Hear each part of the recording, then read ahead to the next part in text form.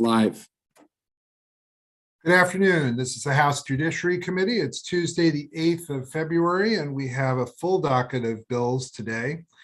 Members, if you would, please make sure that you're set to mute and only unmute when I recognize you to ask a question. When after a witness testifies, you can ask questions by selecting the raise hand feature on your Zoom window.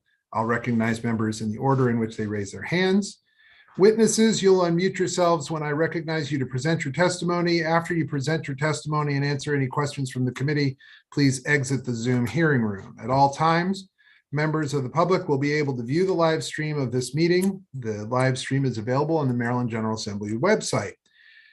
Per our 2022 witness guidelines, 2 of today's scheduled bills are reintroduced bills that will work on the 2 and 1 rule, 2 minutes for the sponsor and 1 minute for each of the witnesses. Those are House Bill 471, Delegate Pitby, and House Bill 427 from Delegate Rosenberg. All the other bills will operate on the 3 and 2 rule, 3 minutes for the sponsor, 2 minutes for the witnesses.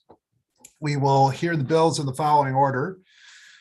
I have a bill of House Bill 441, followed by 411, 412, and 423. Those are 3 bills from the governor. House Bill 527, House Bill 471, 426, 427, 437, 453, 454, and 337. So with that, we'll start with House Bill 441, which is a bill that I have introduced. So I will just get on with it, and then we're going to hear from witnesses in favor of the legislation and other people here to testify. So members of the committee, it's my pleasure to introduce House Bill 441. The bill will require the courts and local state's attorney's offices to provide notice to the arresting law enforcement agency if a defendant charged with a certain crime is released prior to the time that their case goes to trial. Those crimes in the bill include first and second degree murder, attempted first and second degree murder, robbery with a dangerous weapon, and armed carjacking. Under current law, there are no mandatory provisions. There are mandatory provisions that require notification to victims, but no requirement to notify law enforcement agencies. As indicated in testimony from the Baltimore City Police Department, this bill will help enhance communication between the courts and the state's attorney's office to assist law enforcement officers to protect victims and witnesses of crime. I'd like to now introduce my panel to provide their testimony.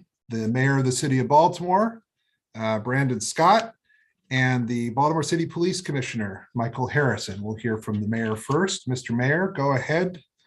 You have 2 minutes. Thank you, Chairman Clevenger, Vice Chair Moon, and members of the committee. As you know, I'm Mayor Brandon Scott, joining in full support of HB 441. First, I want to thank Delegate Clevenger for sponsoring this bill on behalf of the administration and partnering with the city to address important public safety issues. This bill is a priority for my administration and is very needed. The people at the center of gun violence are mostly well known to our criminal justice system. We all know that. In Baltimore City, and we continue to see these tragedies and sometimes high-profile tragedies committed by individuals released on home confinement or under waiting trial or community supervision. On January 17th of 2021, Dante Barksdale was killed in broad daylight in Baltimore's Douglas Homes. Not only did we lose a courageous leader of the anti-violence program, Safe Streets, but I lost a dear friend and brother who shared my deep love for Baltimore. The suspect in his murder case had cases in several Maryland counties at the time of his arrest. He was also being sought on a warrant for cutting off his ankle monitor and absconding from home monitoring on a gun charge in Anne Arundel County. Oftentimes, my police department is arresting folks for high-profile things like murder, like carjacking, like robberies and shootings, to only see them be rearrested in a few months and them not even knowing that they were back out on the streets. In rare cases where individuals charged with serious violent offenses are granted bail, law enforcement should be notified when these individuals at an elevated risk for being involved in violence return to the community. This is especially important when an individual is arrested in a Maryland county in which they don't reside. Local law enforcement may not know this individual is returning to that community. I believe that violence is not an unsolvable problem, but rather a public health crisis that is treatable and preventable through an intentional, coordinated, and sustained effort. This bill is an important step forward in coordination to reduce violence in Baltimore, but across our state. But it's just one piece of the puzzle. We will continue to see a need substantial investment in community supervision and services for our returning citizens. We also must collaborate to implement best practices for intensive home monitoring supervision for violent offenders. Recognizing policing, prosecutions, and prisons cannot stem the tide of violence on their own, we are investing millions of dollars in local, state, and federal money to increase our community's capacity to cope with public safety. And I thank you on behalf of the city in support of this bill. Thank you very much. Commissioner Harrison, please, for 2 minutes. Good afternoon, Chairman Clippinger, Vice Chair Moon, and members of the committee. Thank you for allowing me to speak in favor of House Bill 441 today. A special thank you to Chairman Clippinger for your leadership on this topic. I am proud to stand with Mayor Scott to urge the adoption of this bill that will close the communications loophole that has benefited criminals for far too long. My support of this straightforward but powerful bill comes down to people. This bill will give law enforcement a vital tool that will help us protect the innocent from those who mean to do them harm. Right now, when a suspect is released prior to trial on any of the enumerated charges such as murder, attempted murder, robbery with a dangerous weapon, law enforcement is not alerted. That means we do not alert the victim or any of the witnesses who may be going about their business, feeling that they are safe because the accused is in jail. This bill will change that dynamic by mandating vital but simple communication between law enforcement, the court, and the office of the state's attorney. By requiring the court and the office of the state's attorney to notify law enforcement agency who arrested the defendant within 48 hours of his or her release, you are empowering us to be proactive in safeguarding witnesses and victims in a way that we have never been. Upon notification of the release of the violent offender, we can craft and implement deployment strategies that will allow us to protect those who have been unfairly victimized and those who risked everything to come forward and provide vital information to get justice. It will also help us mitigate retaliatory violence, as law enforcement can now monitor open sources to learn of any planned retaliation upon receiving notification of the defendant's release. Passage of this bill will send an unequivocal message to both the victim and the perpetrator.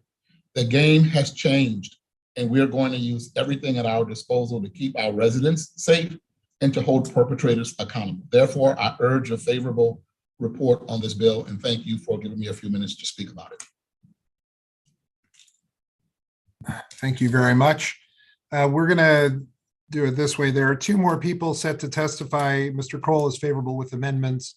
Mary Ann Lima from the Office of the Public Defender is unfavorable. We're going to take those 2 together separately, and we'll take questions to this panel first. So Delegate Bartlett. Thank you, Mr. Chair. And my question is for Chief Harrison. Thanks for coming and testifying for us today. I'm glad you spoke of the witnesses because I had a little bit concern as to how law enforcement would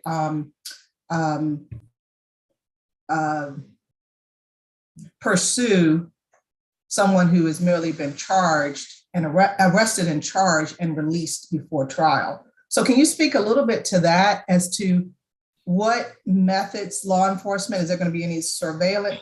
And I don't mean to get into the details of law enforcement. I just want to be assured that this is not intended to be utilized as some type of extra surveillance of someone who is released prior to being, having their trial. Well, thank you for the question. Everything comes down to people, as you heard me say. So when it comes to witnesses, we've often heard about witness intimidation. We've often heard about witnesses who do not want to testify. Most often, witnesses come forward because they believe the perpetrator is remanded or confined in jail. And there's a level of safety, at least from that perpetrator, when the perpetrator is in jail. But when they are released, at a minimum, what we think should be done is the victim should be notified and make an intelligent and informed decision about what they want to do about their safety. And then depending on the information we get from a witness, we may be able to help provide some level of safety or relocation. And maybe, just maybe, we can keep the witness in a very productive state of mind to continue to be able to testify against this perpetrator. Oftentimes, witnesses who come forward early will change their mind about participating in the process and testifying against an individual. We want to stay connected to our victims. We want to keep them safe. But if there is a fear, real or perceived, we want to be able to help. And then we can create deployment strategies to prevent retaliation and make sure those, not just victims that survive, but witnesses can remain safe as well. Delegates McComas, then Cardin, then Grammer. Delegate McComas. Thank you, Mr. Chair. This is for either Mayor Scott or Chief Harrison. Quick question. 48 hours, a lot of bad things can happen in 48 hours. And I'm wondering if it would be better if it was 24 hours or somehow a system could be set up that the officer who arrested the person and perhaps, if it was the alleged victims could be just notified to kind of be on awareness. Certainly in domestic violence situations, things can happen very, very quickly. So if you'd like to comment, thank you. Yeah, I would just say, Delegate, thank you for the question. For us, the faster, the better. It's that simple for us. The faster, in the most efficient way and quickest way we can get the information in will be best for us. I would agree with the mayor. The faster, the better. And while there may be sometimes systems where victims are notified directly, it's imperative that law enforcement is notified so that we can have coordinated efforts to make sure we protect both victims and witnesses. To build on that question, I have a question. Commissioner or Mr. Mayor, just to be clear, when you, with the language of notice in the bill, you're not necessarily looking for full legal notice and documentation sent to people. This could be something as simple as an email, couldn't it? From a state's attorney at a bail review to the police officer who is investigating the case. Is that so? Yeah, a delegate, it could be an email. We know that there's systems, as you very well know, that could be set up to help notify a specific person in a police department that is in charge of those kind of things so that we can notify the appropriate people. That's all. All right. Delegate Cardin, then Delegate Juanita Fisher. Thank you, Mr. Chairman. Thank you guys for coming in and testifying on this important legislation. There was the written testimony from the judiciary basically saying that they are not sure they know how to, they're not sure that there's a way to get the information out of MDEC, and they're not sure which law enforcement agency to contact. Is there some information that maybe can be provided, Mr. Chair, to the judiciary to make sure they know this is just a simple, to the appropriate, it would be the intuitive one, and if that law enforcement agency is not the right one, maybe they can just let the judiciary know, and then the judiciary can get to the right one. I'm just trying to figure out how to solve their problem. It doesn't seem like a difficult one. I don't know that it's a difficult one at all, and I know that in many cases when statements of charges are filed, it indicates which police department and specifically which officer made the arrest, and it indicates what agency they're from. And so I would say that whichever officer made the arrest would be the agency that was on that documentation that's already before the court, and that would be the agency that would be contacted. Delegate Juanita Fisher. Thank you, Mr. Chair, and thank you for bringing this legislation. It's very weird to ask you questions, Mr. Chair, or if your panel is easier. Very, very supported and interested in this bill. My two questions are just, one's a little technical. It would be the same notice for juveniles as well.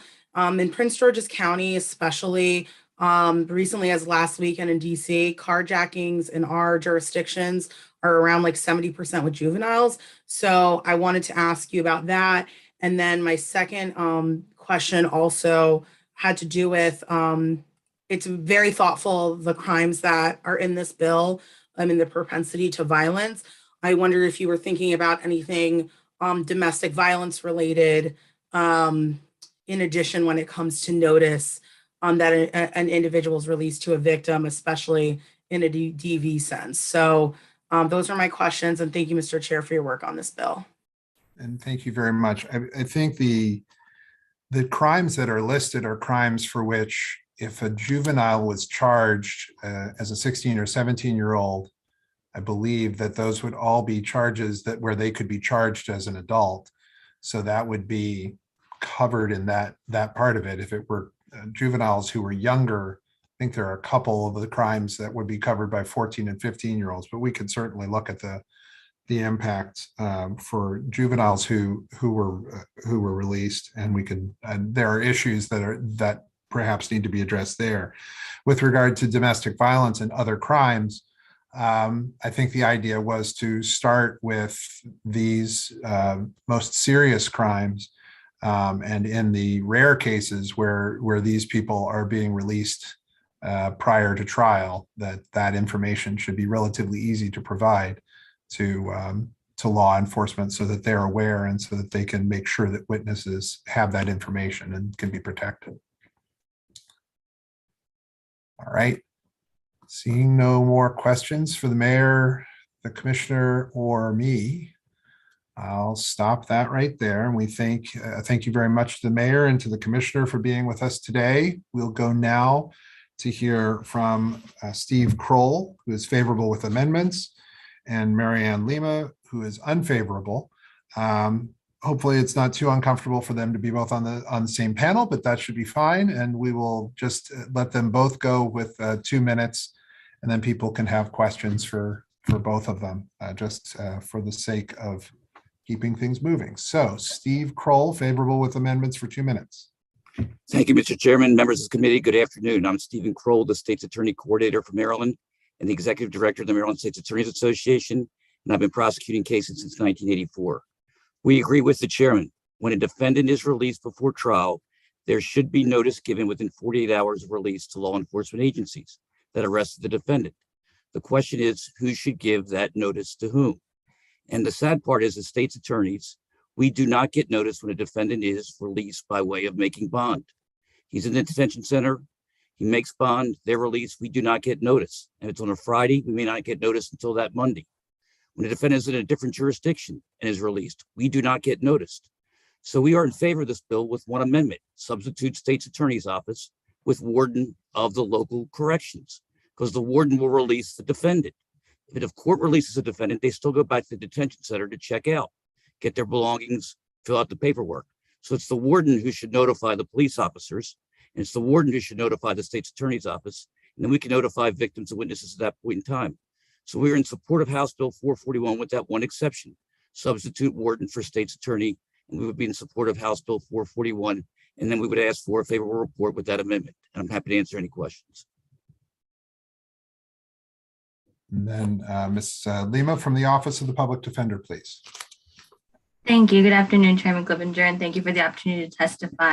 My name is Marianne Lima. I'm an attorney with the Public Defender's Office. I'm the lead attorney for the Pretrial Detention Initiative in Baltimore City. The Office of the Public Defender does oppose this bill, as its passage would promote judicial impropriety. The judiciary is supposed to be impartial. By requiring a notice be given to the law enforcement agency, it could be seen as assisting the prosecution by essentially encouraging additional law enforcement supervision and oversight. Additionally, this passage would undermine both the presumption of innocence afforded to all defendants, regardless of the crime that they're charged with, as well as undermining proper bail determinations by the bench pursuant to Maryland 216.1, which was codified to promote pretrial release. As noted by several delegates, there are very serious charges delineated in this bill. So understandably, the majority of those accused will likely be held pretrial. However, those that are released, typically there are significant evidentiary issues or other factors that show that this person does not pose a continuing danger if released pretrial. Additionally, there are no current bars for law enforcement agency to gain the information sought without requiring the judiciary or other parties to notify them. By way of an example, several weeks ago, I had a woman who has no prior history, no criminal convictions, and was charged with actually just attempted armed carjacking. She maintained she was not involved with the incident. She was ordered released on home detention with the order that she not return to the home in Baltimore City. The next day, according to her neighbors, and this actually might have been recorded on video surveillance as well, a police car allegedly drove by very slowly past her residence, allegedly with the passenger officer covering his face with a piece of paper.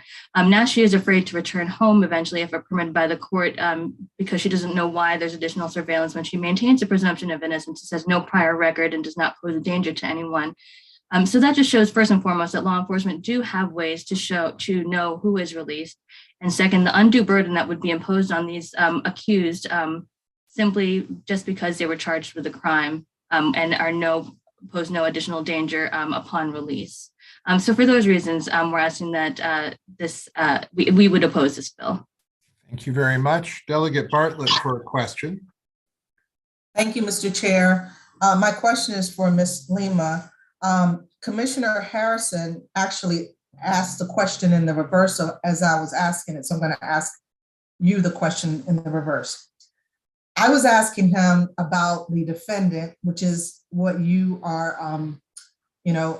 what your testimony is all about. So I'm going to ask the reverse and ask about the witness. So how do you address the issue of witnesses and victims needing to be notified and law enforcement saying they have the ability or they would reach out and protect them? How do you address that issue? Because it's an important one. So how do you balance it? Because that's what it seems like this is about, a little bit of a balancing act. Thank you for the question, Delegate. I believe that should be with the state's attorneys. That's state's attorney's responsibility. I don't believe the judiciary, as an impartial party, should be required to inform law enforcement agencies of the release of the defendant, particularly since there is a presumption of innocence. There's no proof that anything has occurred yet. There's no adjudication of guilt. If there was any concern with the safety of the alleged victim, the court would have addressed that at the bail review with proper pretrial release conditions, or should have been. And I believe that is a issue with the state's attorney and communication with the law enforcement agencies at this time. All right, are there further questions for this panel? Seeing none, we thank you all very much. And that concludes the testimony on House Bill 411. We're going to go now to the first of three bills from the governor, House Bill 411. We'll be hearing from Kiefer Mitchell and Aaron Chase from the governor's office, Bill George, Michael Sanderson, Mike Lewis, and Russell Hamill will also be testifying in this first group, and I think we'll just take them all at once. There is one person signed up in opposition, and we'll take them apart from there. When a slight modification of the 3-2 rule, we're going to give Kiefer Mitchell 3 minutes and treat him as if he were the sponsor, and then 2 minutes to Aaron Chase and 2 minutes to everybody else. So if Kiefer Mitchell, I see Ms. Chase, I don't see Kiefer Mitchell. Morning, Mr. Chairman. There he is. Mr. Chairman. Can you hear Go me? ahead. House Bill 411, sir. Thank you very much. First of all, good afternoon, Mr. Chairman and members of the committee. For the record, I'm Kiefer Mitchell, Chair, the Chief Legislative Officer for the Governor. And we're here today on behalf of Governor Hogan's administration asking for a favorable report, House Bill 411, Public Safety Law Enforcement Coordination Council. Since day one of this administration, Governor Hogan has been focused on building transparent, accountable, and effective law enforcement institutions that bolster police morale, community relationships, and public confidence. The unfortunate reality is that law enforcement agencies in Maryland and across the country are struggling to attract and retain qualified officers. To combat this, Governor Hogan announced that he would be investing $500 million to increase support for law enforcement and increase crime and victim initiatives across the state. Following the announcement, even the President Biden's administration agreed that we needed to be increasing law enforcement funding, not decreasing it. On January 24th, President Biden's press secretary stated, quote, underfunding of some police departments and their need for additional resources, something the president has advocated for consistently through the course of his career. That's something that we need to take action on, end quote. And just last week, President Biden again reiterated his plea to increase funding for law enforcement. Additionally, a recent Pew Research study found that 47% of Americans believe that spending on police in their area should be increased up for 31% since June 2020. With increased rates of violent crime across the country, it is important that we act now to keep our neighborhoods safe and free of violence. Governor Hogan is committed to providing the financial support and tools necessary to protect our citizens and our communities, which this bill will accomplish.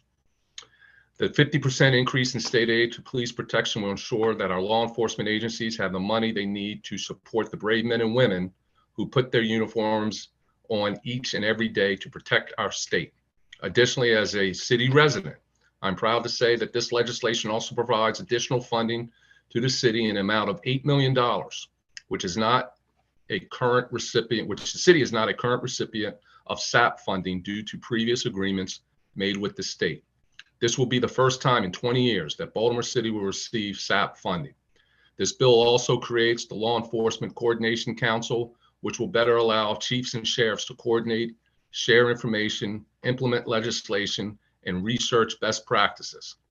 This legislation will add yet another tool in the toolbox for our brave law enforcement officers to utilize as they go out to serve our communities. With that said, Mr. Chairman, I respectfully request a favorable report on House Bill 411, and I'd like to turn it over to our colleague, Aaron Chase, who will walk through the pieces, the sections of the bill for you. That's fine. Aaron Chase for 2 minutes, please. Good afternoon, Chair Clippinger, Vice Chair Moon, and members of the House Judiciary Committee. My name is Aaron Chase, Deputy Legislative Officer with the Governor's Office. As Kiefer mentioned, House Bill 411 makes the Governor's 50% increase in SAP funding permanent. Established in the 1980s, this funding is provided annually through the State General Fund and is used to provide financial support to our counties and municipalities' law enforcement agencies. It's a formula-driven program used to supplement resources for police protection in our communities. Funds are distributed based on a formula that factors in population density and the number of residents. This formula has not been updated in over a decade. In fiscal year 2022, our counties are slated to receive over $74 million, and in fiscal 2023, that will increase by nearly $50 million for a total of $122.5 million. This additional funding will allow law enforcement agencies to increase salaries and wages to ensure we are attracting and retaining the most qualified individuals, maintain and upgrade vehicles and technology, and aid in the professional development of our officers, in addition to all of the various other allowable expenses granted under current statute. The second part of the bill allows for the creation of the local law enforcement coordinating council and the accompanying coordinator position. We share the common goal of reforming our police to protect civil rights and increase public trust in law enforcement. And the creation of this council is an important tool that will greatly assist our local law enforcement agencies and will ultimately better serve our communities. The council and coordinator will be responsible for developing model policies and procedures to enhance coordination, identify resource sharing opportunities, coordinate training that will allow for uniform implementation of standards and programs, develop, implement, and coordinate professional development, and research best practices. The dedicated exploration of these areas will maximize collaboration and foster better partnerships across the state so that each agency is able to create and maintain a culture of service that builds trust and legitimacy in our communities and provides for the safety and well-being of all Marylanders. Establishing this council will mean that our law enforcement agencies can better collect, track, and share data, for example, to track the implementation of body-worn cameras. As the chiefs and sheriffs may mention, they've been working diligently to implement last session's police reform bills, and this council will enable them to better arrange for training and seminars to ensure that our officers are in compliance with the law. Ultimately, this legislation aims to properly equip our men and women in blue to ensure that they have the tools and resources to effectively do their jobs and to keep our neighborhoods and communities safe. With that, Mr. Chairman, we would request your favorable report on House Bill 411. Thank you very much. We'll go now to Bill George, please. Good afternoon, Chair and members of the committee. My name is Bill George with the Maryland Municipal League, here today in support of House Bill 411. As was mentioned, the creation of this new local law enforcement coordination council will help reduce redundancies and improve the efficiency of operations across jurisdictional lines. This is something that municipalities are very familiar with, working with our county counterparts and those entities within the state, particularly when these agencies are working in close proximity to one another. Moving on to the funding piece, municipal police departments rely heavily on this state aid for police protection grants for a variety of operational needs. This bill adds almost $1,000 per municipal officer in additional grant funding. So some quick math across the 90 municipal police agencies and their 1,800 officers, it's about an extra $1.75 million. For these municipalities that have police departments, the department's operation often occupies a significant portion of that municipality's annual budget, generally coming in just behind public works projects. Public safety is oftentimes the second biggest bucket of operational costs for municipalities. So this funding increase will go a long, long way to defraying some of those ongoing operational costs of municipal police departments. For these reasons, the Maryland Municipal League asks for a favorable report. Thank you. All right. I understand that we don't have Michael Sanderson yet. I'm looking to see if we have either Mike Lewis or Russell Hamill.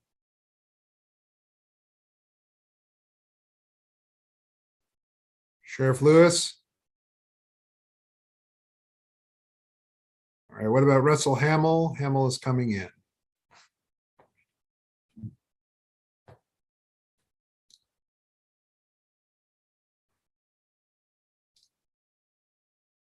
Russell Hamill from the Chiefs and Sheriffs.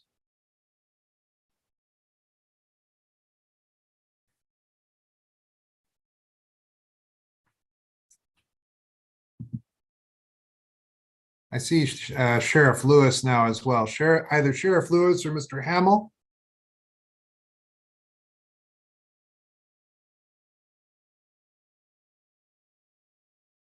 Okay, I see.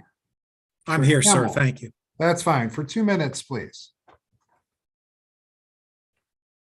You've muted yourself, though. Mr. Hamill, if you'd like to speak, there you go. Okay. For 2 minutes. Thank you, Chair Clippinger and members of the House Judiciary Committee for this.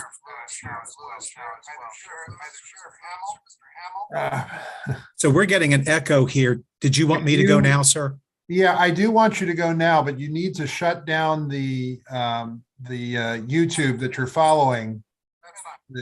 That window. You need to leave your Zoom open, but shut down the YouTube. Did I get that right? I think so. Let's start you over again. 2 minutes. Okay, I apologize. Thank you. So good afternoon, sir, and members of the House Judiciary Committee. Thank you for this opportunity to speak here today.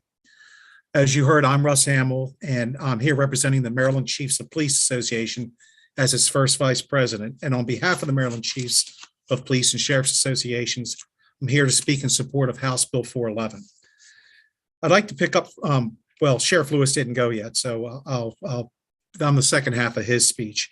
But often questions arise during policy discussions regarding law enforcement around important topics surrounding model policies such as use of force, body-worn camera usage, or even simple questions such as how many agencies are deploying body-worn cameras. This type of information is frequently not known because a single entity doesn't have responsibility to develop model policies and collect such data. Also, while the Maryland Police Training and Standards Commission establishes law enforcement training requirements for the state, there's no single entity that is responsible to focus on leadership training and professional development. When new legislation is enacted, all law enforcement agencies are expected to be informed and prepared to implement the changes, that there's no formalized structure to educate agencies on these changes. If this current legislation is approved, we envision the coordinator will help ensure that these duties are effectively performed and will coordinate with other law enforcement commissions and councils to do so, while working closely with the Maryland Chiefs and Maryland Sheriffs Associations. It's further envisioned that the local law enforcement coordination council will meet throughout the year to discuss appropriate model policies, data collection efforts, and help lead further efforts to enhance leadership training and professional development opportunities throughout the state. Before closing my comments, I'd like to provide a concrete example of how this structure is envisioned to work. Following the enactment of police reform legislation last session, the Chiefs and Sheriffs Associations immediately began preparing training sessions to educate local law enforcement agencies throughout the state of the new legislation, new legal requirements, and the required implementation dates. This was coordinated with the Training Commission to help ensure there was no overlap in responsibilities. A total of 6 in-depth and extensive half-day training sessions were held by a small group of chiefs and sheriffs, and they were held throughout the state. Mr. While Hamel. very effective, preparing for and holding these training sessions took an extensive amount of time. More training sessions were needed to educate agencies on these new laws and their professional expectations. Mr. With Hamel. additional resources, more training sessions could have been scheduled with smaller groups, or additional trainers could have been Mr. trained. Hamel. Important If you would areas. please begin to wrap up, Mr. Hamel. You've Yes, got sir. to So wrap I'll up. just close with, as agencies move forward to implement these new laws, many more training sessions are going to be needed. We envision the council and coordinator to help get this integral part of what we need to do down the road to help increase professionalism, transparency, and accountability. Thank you very That's much. just one example. Thank you for your time. I really appreciate you giving me the time today. Thank you very much. All right, Sheriff Lewis, trying again. Sheriff Lewis, Can you hear me okay? I can. There you go. Sheriff, for 2 minutes, please.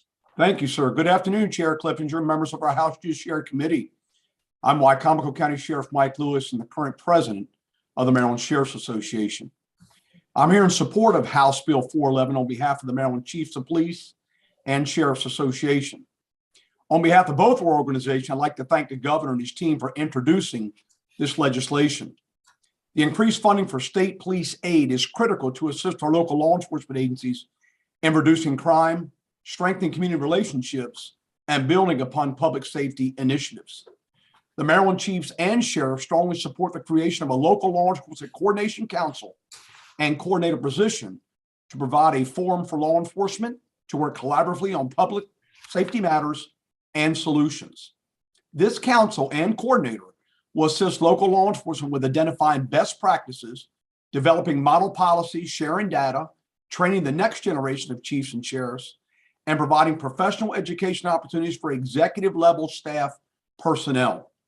These functions are critical as our profession evolves and we begin to implement the many police reform measures enacted during our last legislative session.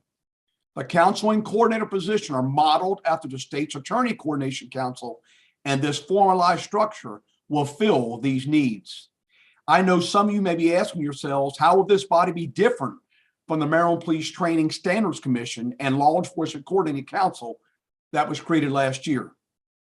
To that, I would say that these entities have a broader focus and do not provide the model policy development, data collection, and training and professional development envisioned by House Bill 411. The Maryland Police Training Standards Commission develops training standards for officers and adopts regulations to implement policy, but it does not address model agency policies or provide leadership training. The Law Enforcement Coordinating Council, with few local law enforcement agency representatives, is about sharing resources, coordinating across state and local agencies, specific to ensuring local law enforcement agencies are building the best agencies they can by implementing these model policies, sharing information, and building the senior executive ranks for tomorrow. I hope you will give this legislation serious consideration. And at this time, I'd like to turn it over, of course, to Chief Russ Hamel and myself if you have any further questions of either one of us. Thank you so much. All right? He was supposed to go second, you went first, and that, or he went first, and that's fine. I understand. We've got it all figured out now. I knew you would, sir. Well, maybe for the first time. All right, let's go to questions. I don't believe we have Mr. Sanderson. So we're going to go to Delegates McComas, Juanita Fisher, and Delegate Grammer. Thank you, Mr. Chair. Just briefly, at one time, Johns Hopkins had a master's program, I believe, for law enforcement, and I think it's been discontinued. And I was just kind of wondering if something that could be infused in there with your coordinating council might be good, so that the folks could get academic credit, as well as kind of a, maybe a different spin than the coordinating council.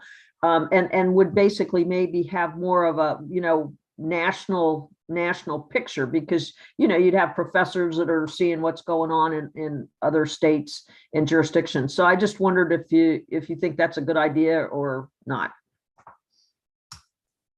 Chief Hamill, did you want to address that?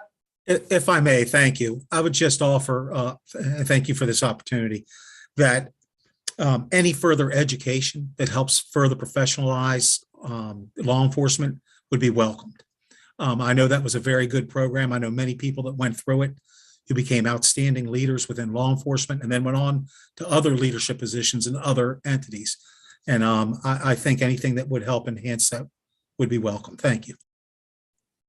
I would certainly echo the chief's comments as well, Delegate McComas. The Hopkins program, a leadership executive program, has been around for many, many years, and there have been many of our current leaders that have been beneficiaries of that program, and we would welcome embedding the Hopkins program with this council. Follow up. It's my understanding, and maybe I'm wrong, that it doesn't exist anymore, that they closed it down. Is that true? I understand the same, Delegate. Yes. Delegate Juanita Fisher. Thank you, Mr. Chair. I wanted to direct this question to Mr. Mitchell. Hi, Kiefer, how are you? It's always so good to see you. I think something that I'm really struggling coming to terms with is, the governor cutting public school money from Prince George's County and Baltimore City, but then is here asking for funding in law enforcement. As we know in this committee, wraparound situations in education affect crime and our outcomes in our children. How do you justify the cuts in Prince George's County and Baltimore City with this proposed legislation? Thanks for the question, Delegate, and it's good to see you. I will take issue with the assertion that the governor is cutting education funding. The governor, since he's been in office, has had record investments in public education in all jurisdictions. And so I'm not sure what you're referring to in terms of a cut in education funding in Baltimore City or in Prince George's County. As it relates to the wraparound services, we have the Office of Crime Control and Prevention, Governor's Office of Crime Control and Prevention, that has invested millions of dollars into wraparound services. For instance, police athletic leagues, safe streets, boys and girls clubs, crime prevention efforts at the local level. So the governor has been consistent on this.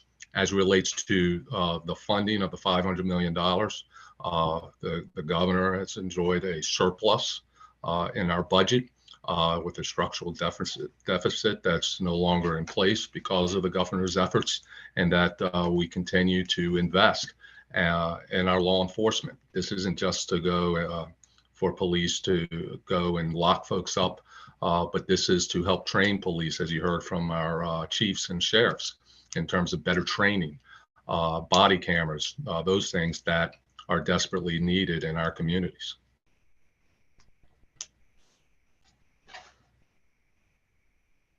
Delegate Grammer, then the Vice Chair. Thank you, Mr. Chair. Kiefer, I appreciate you being here today. A couple questions. So when I go to my community association, our local liaisons come and they talk to us about how many officers they have, what crimes we're experiencing, what they should focus on. And they talk pretty openly about their ability to handle different workloads with the officers that they have. And even in Baltimore County, we're down officers significantly now. So it's pretty well known that there are certain jurisdictions that have massive holes in their police force. Can you tell me, how low are we in some jurisdictions, and in any jurisdiction really, and how would this help fill that need? Thank you, Delegate. I don't have the exact numbers in terms of the attrition rate of each jurisdiction, but with this funding that the governor is proposing, it will help in terms of recruitment and retention of law enforcement officers throughout the state. Last week, the governor had a very good meeting with the mayor of Baltimore and Commissioner Harrison, talking about the incoming recruitment of training classes of police recruit classes coming in that they were very encouraged about. And so, it depends on each jurisdiction. And in terms of answering your question, in terms of how low the numbers are in terms of officers out there in our communities, I'm just not sure. I can get that information to you. I would probably turn it over to the chiefs and sheriffs to see what they have, if they have any information on that. Well, one more question, and then I'll yield. So is this? I'm trying to read the bill quickly here.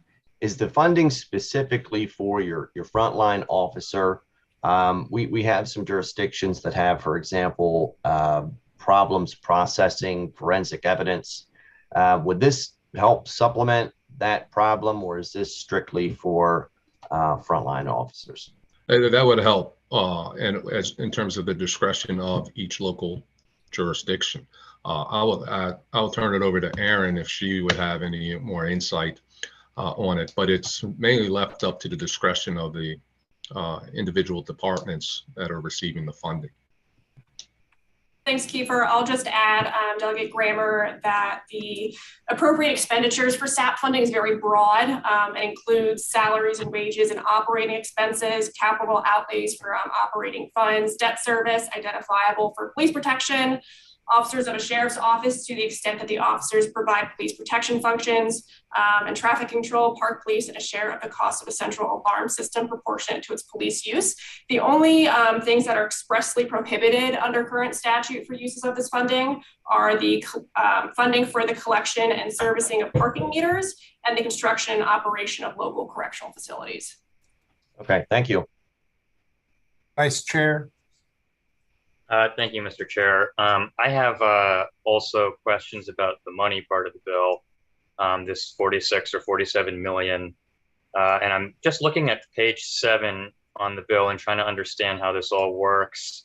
So I guess first question is, and I think you answered this, I just want to clarify that this is not restricted funding, that it could in fact be used for things like body cams.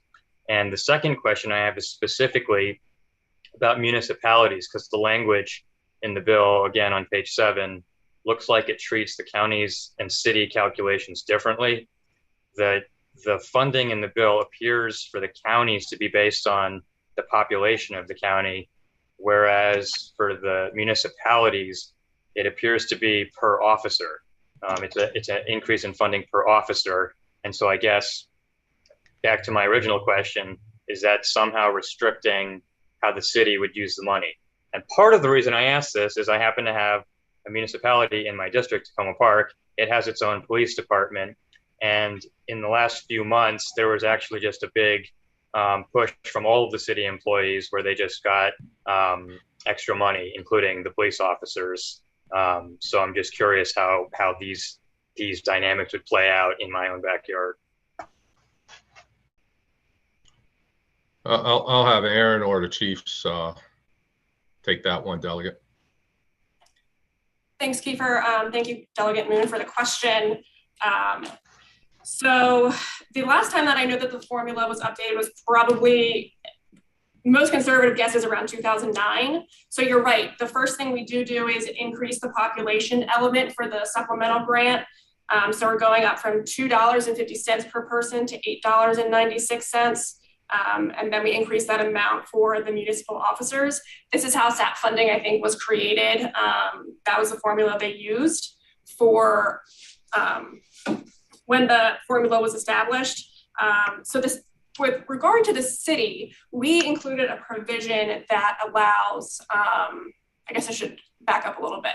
The only thing, there are deductions from each jurisdiction's SAP funding. Basically, I think it's 30% is allotted to the municipalities and the local jurisdictions share of using the police, state police crime lab. We have a provision in the bill that would exempt Baltimore City's money from that. So they would still be getting that $8 million grant. And, you know, as we stated previously, the uses for SAP funding are very broad. And the notice of funding availability that goes out through the governor's Office of Crime Prevention, Youth and Victim Services outlines a number of, you know, eligible expenses. But we try to keep this as broad as possible because we know that each jurisdiction has different needs. And sorry, just to clarify that, I think I had, you know, caught somewhere in a press release of the press that somewhere in this was body cam funding. Is that different from this, or is this the same funding? So this is different funding. In the governor's announcement, he, I think, provided, I believe, $24 million for an accountability resources fund, which can be used for items like body cameras. But when I checked, I believe that body cameras would also be an allowable expense under this fund. So just trying to equip our jurisdictions and municipalities with the tools they need to make sure that we can get these police reform laws that the legislature passed implemented. Okay, so just to be clear, it's not restricted funding. And so, you know, again, in a place like Tacoma Park, where they have, I think they have a salary review coming up soon and separate negotiations, that they could continue doing that and also receive this grant funding and use it as they see fit for public safety. That's my understanding. Like I said, the only things that are expressly prohibited under statute are the collection and servicing of parking meters and the construction and operation of local correctional facilities. Got it. Thank you. All right, are there further questions for this panel? Seeing no further questions for this panel, I did not see Mr. Sanderson is in the waiting room. All right, we're going to give Mr. Sanderson the opportunity. Let's do it this way. We're going to give Mr. Sanderson the opportunity to speak for 2 minutes. The vice chair is going to take over for a couple seconds here as I need to take care of something very quickly. But we'll hear from Mr. Sanderson, and then we'll hear from the one person in opposition, and that is Faye Justice. So if we could have both of them in the waiting room. I see Mr. Sanderson, and if we could hear him for 2 minutes, that would be fine. Thank you. Thank you very much, Mr. Chair and committee members, for the courtesy. I'm sure you've heard the basics and the structure and the merits of the bill. I don't want to duplicate that, so let me just add one extra layer that may not be fully obvious. On the coordinating council in particular, I want to mention that one of the assets where I think this may be useful, a couple of years ago at one of our Mako summer conferences, we did a big emphasis on what jurisdictions and our law enforcement partners have been doing and can be doing about human trafficking. And I remember a central element of that discussion being, this is a classic case of law enforcement work that has no respect for borders and boundaries at all. That if you're trying to focus on human trafficking issues, you got to be thinking about I-95. You can't be thinking about your county lines. You can't be thinking about state lines. It requires a lot of collaboration and coordination. And at that time, there were a lot of, oh, great, good. We need to focus on that. We need more resources, more ways to make that happen. That's exactly the kind of cross-collaborative sort of things that I think would be empowered and supported by the council that's formed under this bill. The funding recognizes the more modern and broader expectations of our agencies and officers, but I wanted to make a particular mention of that council as being, I think, useful for things that we collectively care about. So we're here in support of the bill as well. Thank you. We have one hand up from Delegate Anderson. Go ahead. Yeah, thank you, Mr. Chairman. Hey, could you indulge me? I'd like to ask Ms. Chase a question I couldn't get in earlier. Is that all right? Go ahead. Okay. Hey, Ms. Chase, good afternoon. One of the questions I had with regard to the funding issue was that the bill refers to a specific section of the code that's not in the bill as to the funding that Baltimore City would get. Could you elaborate on how Baltimore City is funded under this? Sure. So under the bill, we kind of gave them a kind of a separate line in the bill to ensure that their funding would not be subject to the 30% reduction that the state would take for use of the crime lab. So that's kind of why it's kind of on its own separate section. But we just wanted to ensure that Baltimore City was getting a portion of this money that the governor announced. And so the city should be getting that, full $8 million. And that's for a particular fiscal year or every fiscal year? It would be every fiscal year, Okay. beginning in, I believe, fiscal 23. Okay. And one of the things that one of the chiefs talked about in terms of trying to communicate and share information between agencies, didn't mention whether or not they share information about when an officer who is disciplined leaves a particular county or municipal police force and tries to join another one in the state of Maryland. Would that be covered under this bill, or should we put something specific in the bill to make sure that that communication exists? Thanks for the question, Delegate. I think I'd have to go back and see. This might be something that falls under the Police Training and Standards Commission. I'm not sure if this does exist. I want to make sure we're not duplicating it. But if in the event that this isn't in place, happy to have conversations with you offline to discuss any amendments you think might make the bill better. Okay, if it's not in the if it's not in the purview of the Police Training and Standards Commission, do you think your folks would be opposed to it, or I mean, because it's part of communicating information, right? Yeah, that's certainly one of the goals of the council, is to kind of share communication and kind of collect that data and make sure that we have this information readily available. Like I said, happy to have conversations about how you think we can make this bill better and more palatable for all Marylanders. Okay, thank you so much. Great. We only had one person signed up unfavorable, Faye Justice, but it does not look like she is here. So I think if that's it, that's the end of questions on House Bill 411 and the end of that hearing. Mr. Vice Chair, I can take it from here if you'd like. All right, right on. Thank you. We'll go to, that concludes the testimony on House Bill 411. We'll go to House Bill 412. And we will hear, again, this governor's bill. So we'll hear 3 minutes from Kiefer Mitchell, then again, Aaron Chase, Russell Butler. And then there are a couple panels in opposition, but we'll start with Kiefer Mitchell for 3 minutes, please.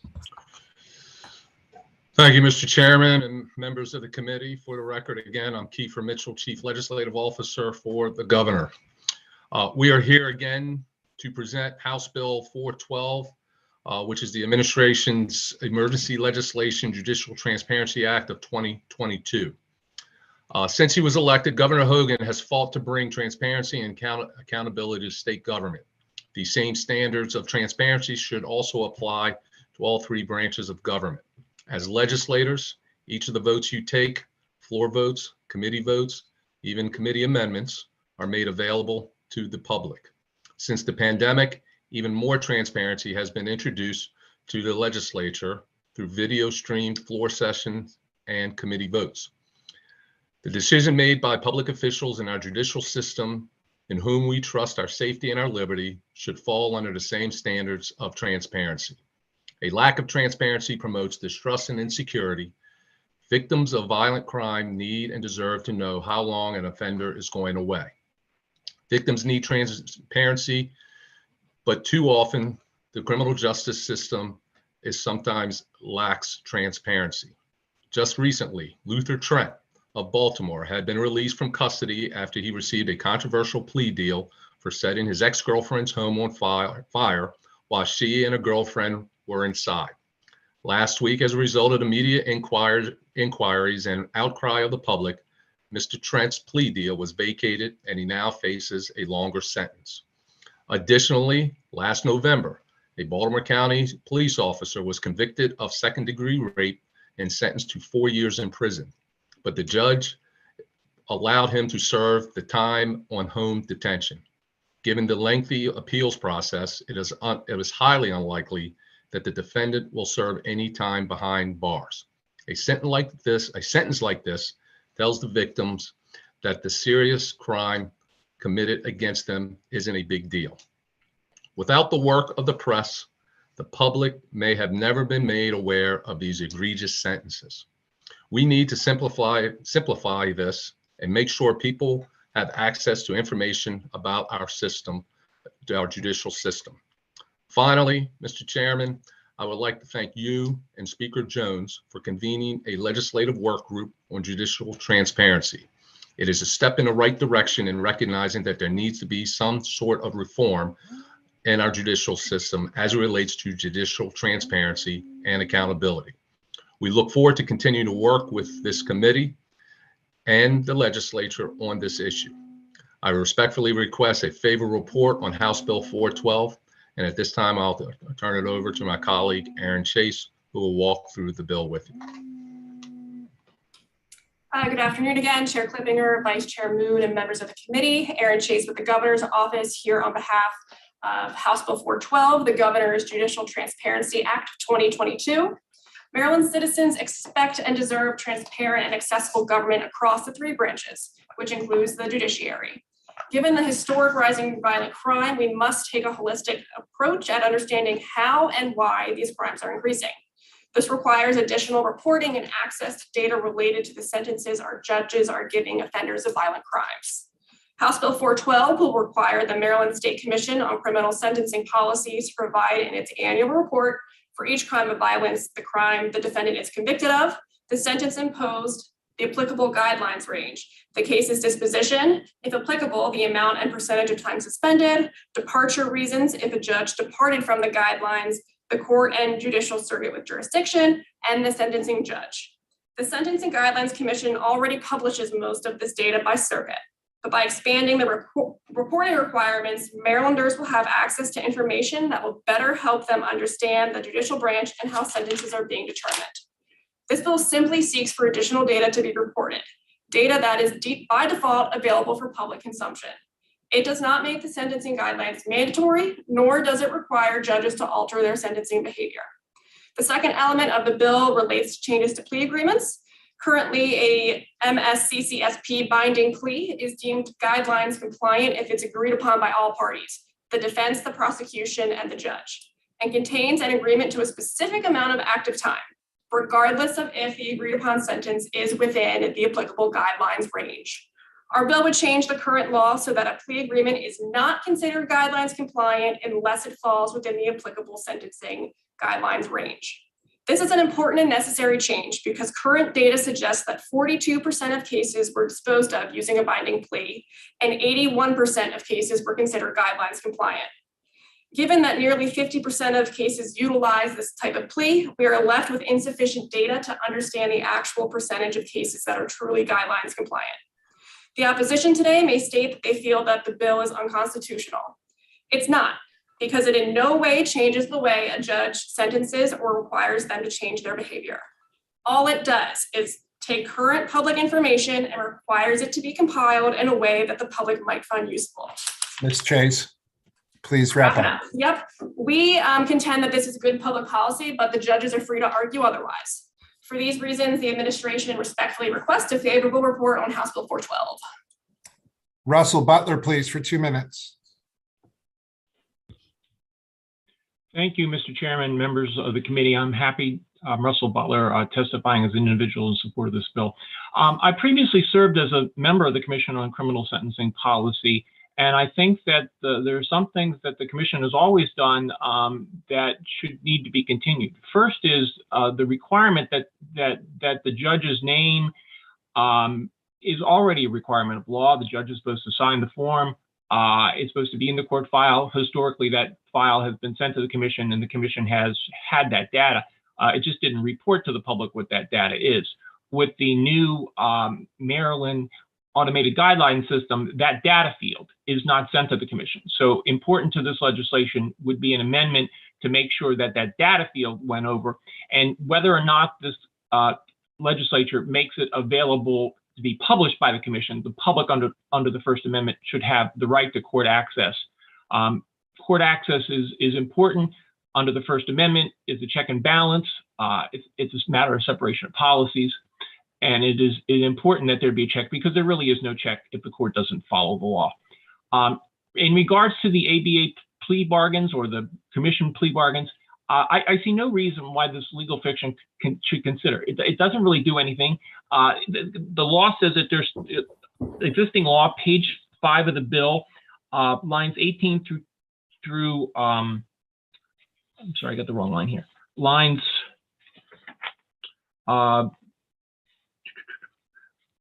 page 4, lines 21 through 27 requires the compliance with the judicial guidelines.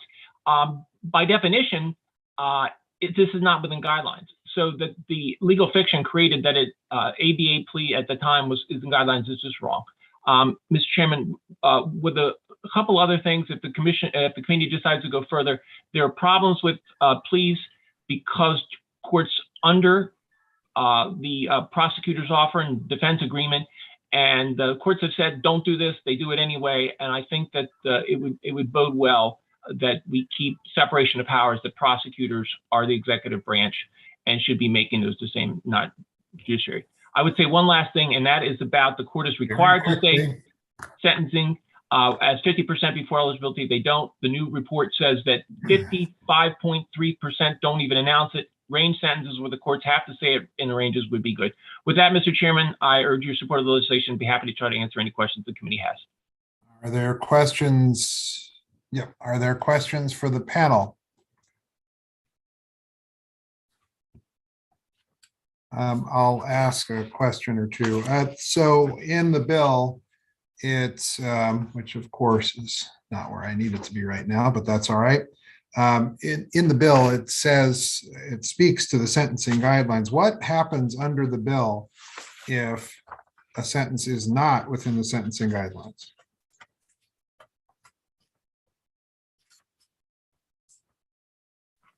So if the sentence is not within the guidelines, regardless of the case's disposition?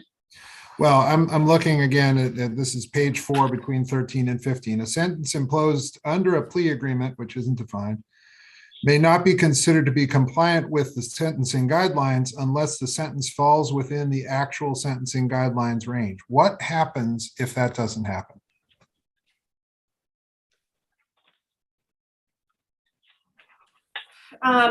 Mr. Chair, I don't have that information right now, but I'd be happy to kind of look into it and get back to you. I think if the guidelines, if it wouldn't be within the guidelines, then I think it would just be reported as non-guidelines compliant, which is a data field that the commission. So it wouldn't result in the sentence being overturned. It wouldn't result in the sentence coming back for sentencing again. It just would be listed as being non-compliant. I think that's the intent of the bill.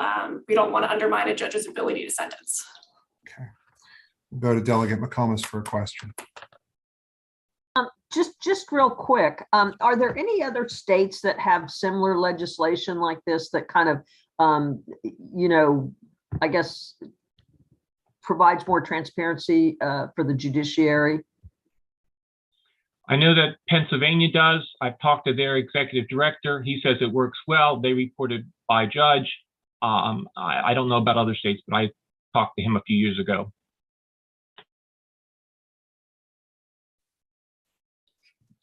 I just add that I think there are about 20 states that have about some form of a sentencing commission, but the scope and the mission of all of them vary quite broadly.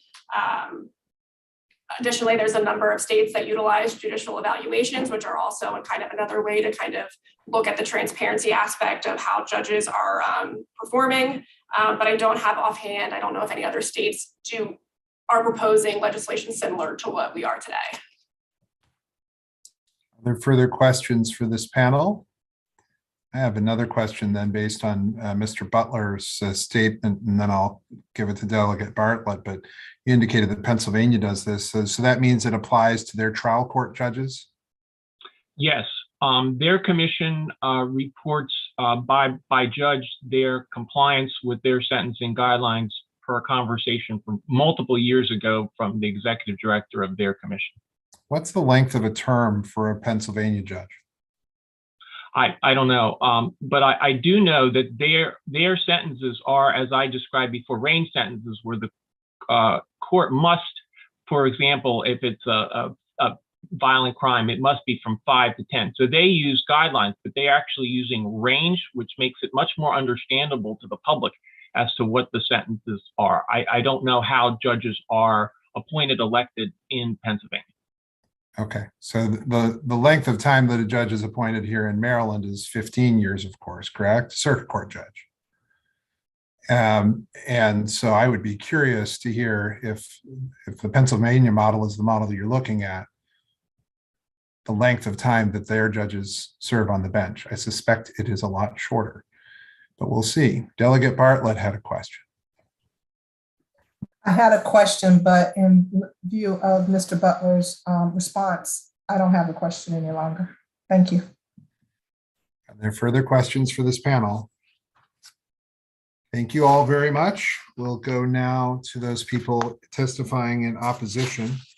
We'll hear from Judge Brett Wilson, Dr. David Soule. We'll hear from Chief Judge Morrissey, Judge Shannon Avery, and we'll hear from, just making sure, and we'll hear from Ronald Weish. So we'll hear from those 5. Each one of them will get 2 minutes, and then we will go from there. So we'll hear first, looking for Judge Wilson. There he is, Judge Wilson, if you wouldn't mind for 2 minutes. Welcome back to the Judiciary Committee. Thank you, Mr. Chairman.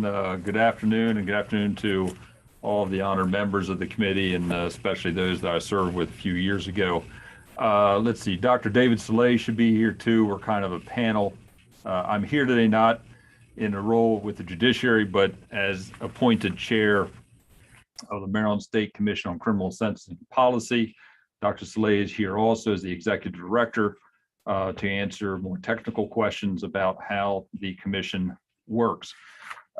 Just so you know, this is a bill that we did discuss 2 years ago when it was, I believe, last filed, and had a very robust discussion, ending up with a majority decision by the commission to speak in opposition to the bill.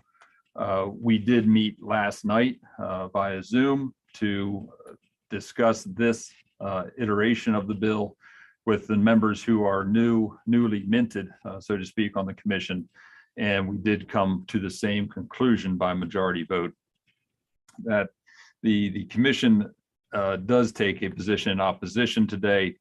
We did file a 1-page summary of that position, and primarily speaking of the judicial transparency portion of it. One of the concerns is that the manner in which judicial transparency is sought is not consistent with the original founding principles of the commission. And it is also, it would be a very taxing proposition for the limited staff that we do have, albeit they do an incredible job with a massive amount of work, but it would be a significant additional imposition on them to complete it. We also did discuss the concern about changing how binding pleas are counted for purposes of guidelines. During my term as commission chairman, we have just not that long ago redefined what a binding plea is, because there is no such thing as an ABA binding plea. It was something that existed in name without any meaning behind it. So we did come up with a definition, and we would like additional time for that definition to be applied to see how that affects the guidelines, if at all. I would Judge like, Wilson. Yep. If you Yes, wouldn't sir. mind wrapping up, that would I'll be. wrap up, and sorry. give it to Dr. Saleh if he could address the one, especially the one portion of testimony about how easily or difficult it would be for the commission to meet these requests. Dr. Saleh? Thank you, Judge Wilson, and good afternoon, Chairman Klippinger. And it's nice to also see some of our current commission members and former commission member, part of the House Judiciary Committee here. Yes, just with respect to the operations of the commission, this is something that does require additional resources for the commission to address. It's been alluded to earlier, so I won't go into too much detail, but the name of the sentencing judge is not a variable or piece of information that is collected as part of the automated guideline system, and therefore it is something that from a programming standpoint would need to be included going forward. And then the report has some significant new reporting requirements related to the data for crimes of violence. Regarding the latter portion of the bill, I kind of divided into two subsections regarding pleas and binding pleas and whether they are considered compliant with the guidelines or not. Additional programming would be necessary to adjust the change to as Max calculates whether a sentence is considered compliant with the guidelines or not. So that is something that would need to be recalculated. And of course, the reports that the commission produces, many of which contain information about compliance with the guidelines, obviously would need to be reconfigured to account for the new definition, if you will, of a guidelines compliant sentence. So I will leave it there. Happy to answer any questions. All right, thank you very much. We'll hear now from Chief Judge Morrissey, please, and then Judge Avery. Judge Morrissey, please. Judge Morrissey, you're muted, though. I owe you $1, Chairman Klippinger. I hope that didn't count toward my 2 minutes. No, we'll start it right now. Good afternoon, Chairman and members of the committee. My name is John Morrissey, and I'm the Chief Judge of the District Court of Maryland. I'd like to thank Dean Weish, my dean from my law school, for being here today, as well as my colleague, Judge Avery. There are two cases that I proffer to this committee as an example of the problems with this bill. The first case involved a woman in her senior year as a church lady who sang in the choir and had no prior criminal record. She came home one day to find her husband with another woman and picked up a 2x4 that happened to have nails in it and beat each of them. She was charged with assault in the first degree, which is not that uncommon, but at the preliminary stage, it was marked down and stayed in the district court as an assault in the second degree. She pled guilty, was remorseful, and was sentenced to a suspended sentence with probation, but with no active jail time. The second case is also an assault in the first degree that was written down to an assault in 2 that involved a knife and injuries. This individual, however, had a lengthy criminal history, including prior crimes of violence or convictions for prior crimes of violence, and was out on pretrial release at the time of the incident. A significant sentence was imposed. These 2 assault cases show how wide the variations can be and how inappropriate comparison would be just on raw numbers.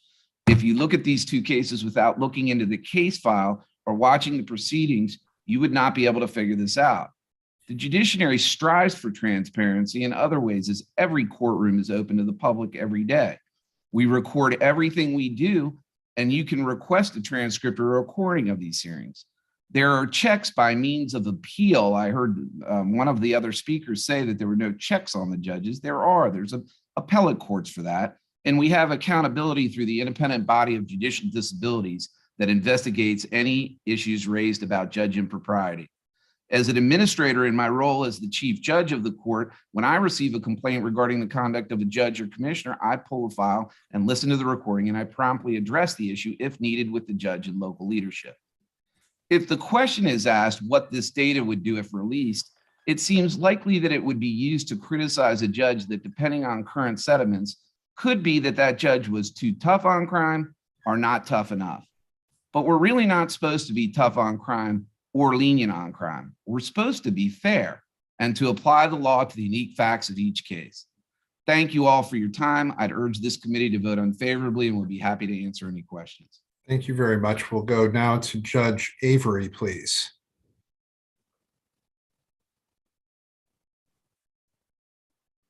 Judge Shannon Avery.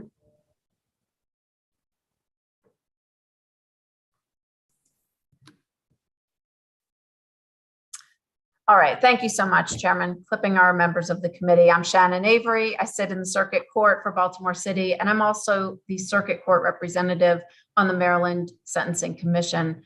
I'm the vice chair of the commission. I'm chair of the Guidelines Subcommittee. Today, I'm speaking on behalf of the judiciary, which joins the Maryland Sentencing Commission in opposing House Bill 412 for two primary reasons. The first of which is because of the provision requiring the Sentencing Commission to identify sentencing data related to individual judges. This provision contravenes the original purpose of the Sentencing Commission.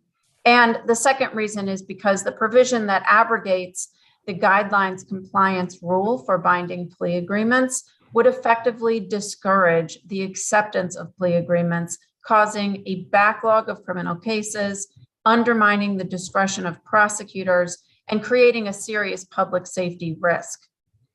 I will cover the first issue briefly and also refer you to the written memoranda that has been provided. The sentencing guidelines have always been expressly voluntary and were never intended to impose mandates on judges with regard to criminal sentencing. Indeed, constitutional due process requires individuated sentences and sentencing decisions where the judge considers the myriad factors relating to the crime, the offender, the victim, the community, etc. The data collected by the Sentencing Commission is used to help judges understand the range of sentencing that is typical in a similar case. The guidelines are meant to help ensure that sentencing is fair and uniform across regional, jurisdictional, and demographic areas. The guidelines are not meant to limit the discretion of judges, but merely to provide helpful information. This bill would require the Sentencing Commission to issue a report card on judges, with the only metric being the length of incarceration. This will not enhance transparency. In fact, it's very misleading to the public because it does not reflect the universe of factors that go into a sentence and/or a sentencing decision. The mission of the Sentencing Commission is a very important one. Judge Avery, we'll need you to begin to wrap up, please. I sure will. The important purpose of the Sentencing Commission is to enhance regional and racial equality in sentencing across Maryland. This legislation would fundamentally change the relationship between the judiciary and the Sentencing Commission, effectively pressuring judges to view sentencing guidelines as mandatory instead of voluntary, and setting up the commission as the watchdog over the judiciary. Really, no one wants that. I don't want to go over my time, but I will be happy to respond to questions regarding this provision or the compliance rule for plea agreements. That's fine. We'll go now to Ronald Weish from the School of Law. Thank you very much, Mr. Chairman, Mr. Vice Chair, members of the committee. My name is Ron Weish. I'm the Dean at the University of Baltimore School of Law, and I'm here today to express my opposition to House Bill 412. I bring two perspectives to the hearing, as more fully set out in my written testimony. I described the fact that before I became the Dean at UB in 2012, I was substantially involved in the federal sentencing guideline system and really had a front row seat to watching that system collapse. It was an unduly restrictive and complex system that pressured judges to impose sentences within a grid and within specified narrow ranges. And in an attempt to eliminate unwarranted disparity, it forced very different cases with many different circumstances to be sentenced similarly. And that was unjust. And ultimately, the system was found to be unconstitutional by the United States Supreme Court, and those guidelines are now advisory. The Maryland sentencing guideline system, as Judge Avery just said, is not mandatory. And I fear that this bill, while it doesn't create a mandatory system, is moving in that direction by pressuring judges to impose sentences within the guidelines and then vilifying them if they don't do so. My second perspective is as a law school dean, where I feel a duty to protect judicial independence and the judiciary itself. The judges are not always in the best position to do that, but as a law school dean, we tell our students that the judiciary is so important to our system, our democracy, and judicial independence is a bedrock of that democracy. And an effort to pressure judges and expose them to public vilification is unwise. And I would urge the committee not to move in this direction, not to repeat the mistakes of the federal system. Thank you very much, Mr. Chairman. Are there questions for this first panel? Delegate McComas. Thank you, Mr. Chair. This is for Dean Weich. Just a quick question. Is there any way that we could get the data, but without maybe demonizing or publishing which judge? Just do it like maybe which district court or which, it's the 9th district or which county circuit court without identifying. And then if there does seem to be, let's say, a tremendously high violence rate, and then basically we'd say, okay, this one jurisdiction, they have a lot of violence, and then maybe a deeper dive is to figure out what's going on. But the point is that it would just be some statistics as opposed to identification, and then maybe a better way to explain to victims the good time and how that works, and kind of give them the mini maximum as to how long the defendants are going to stay in jail. Yes, Delegate McComas, I do think that the judiciary, and specifically the Sentencing Commission, is in a position to provide information to the public and would know how best to structure that kind of reporting in a way that wouldn't expose individual judges to the kind of unjust criticism and vilification that we've warned about. But I would leave it to the judiciary, and perhaps some general call for expanded information would be reasonable. And then I would trust the judiciary to come up with a sensible reporting mechanism that avoids the pitfalls that I and the other witnesses have described. All right, delegates Grammer, Cardin. I'm sorry, wait a minute. So I see delegate, wait a minute. He's not a delegate anymore. He's a judge, and he also wanted to answer that question. Let's go to Judge Wilson, then we'll get questions from delegates Grammer, Cardin, Conaway. Judge Wilson, please go ahead and answer to Delegate McComas. And Judge, Chairman, very, very briefly, the commission does put out an annual report which breaks down statistically sentencing across the state by region, getting into the different types of offenses, property, personal. Dr. Slay certainly has more information on that, but anyone who is interested to see what the commission does produce, and again, the staff does an incredible job of vetting out a significant amount of information every year, but that annual report could answer a lot of the questions that the panel may have. So thank you very much. Now we will go to Delegate Grammer, then Cardin, then Conaway. Delegate Grammer.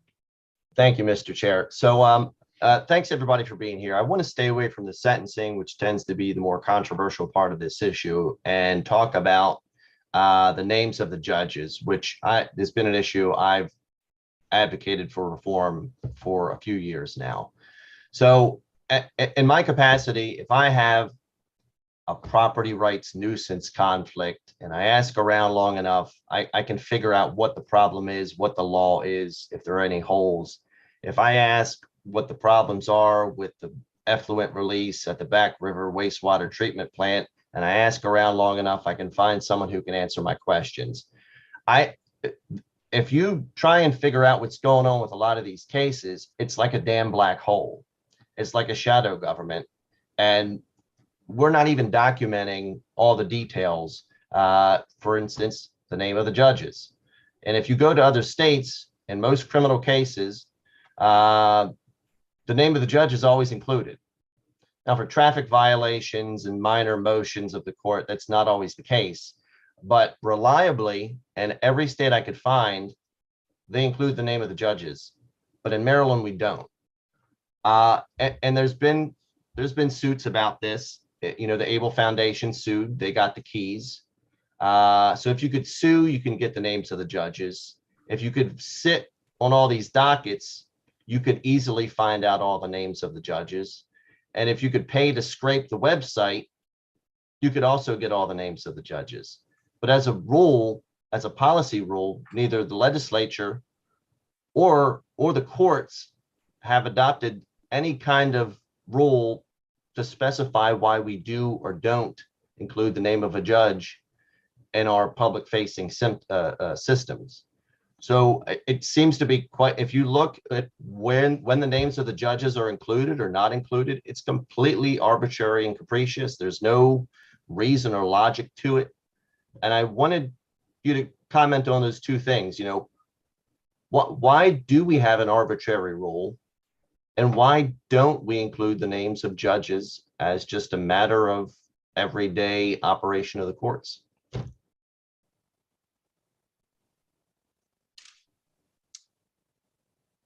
Anyone could comment on that, it's fine. So Delegate Grammer, I'll respond generally, leave it to the judges to say with more specificity. But as I said, the fact of a sentence imposed by an individual judge is a public fact. It's available in court records. There's not an attempt to hide that.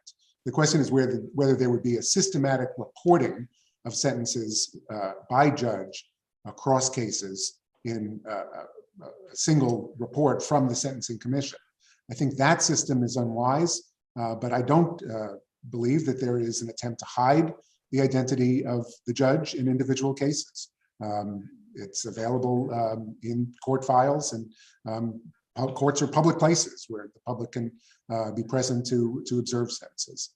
I'll leave, as I say, the individual, the more specific answer to the judges. It's available to attorneys.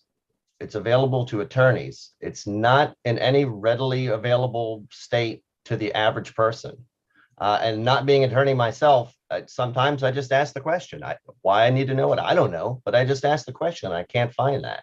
And again, I want to stay away from the sentences portion. I'm not really interested in sentences at this point. Delegate Grammer, you're really talking about the difference between, the court's official record and what's shown remotely. There's nothing that requires the judiciary to show all these things remotely. We've done those of our own free will to try to make it as transparent as possible.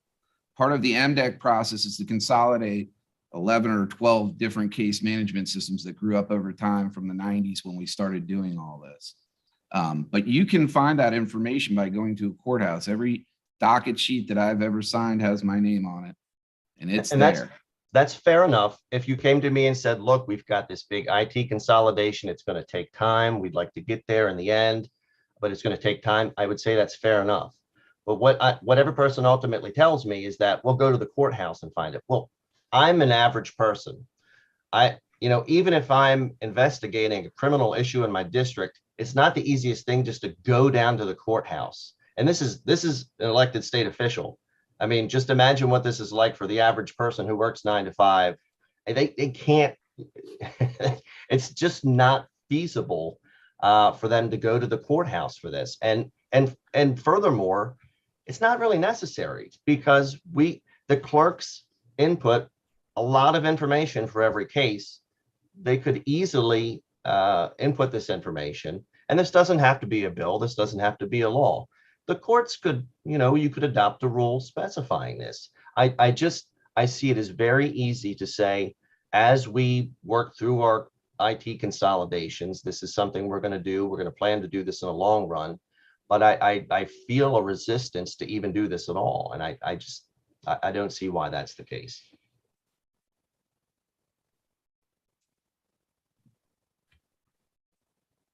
Seeing no response, we'll go to Delegate Cardin, please. Oh, I'm sorry, Delegate. Wait.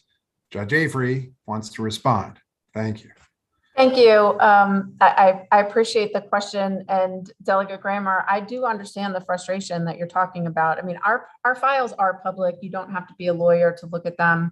Everything that we do as judges is front facing. It's very public.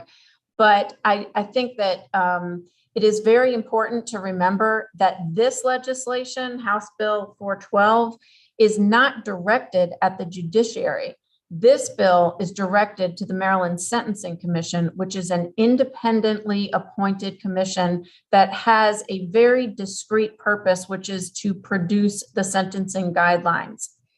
That mission can really only be accomplished with the structure and relationship that that commission has with the judiciary. And so honestly, I think that the availability of the kind of data that you're talking about is inevitable. It's coming, but this legislation has, I think, consequences that go far beyond just being transparent about data. And that is what I'm trying to bring to the attention of this body.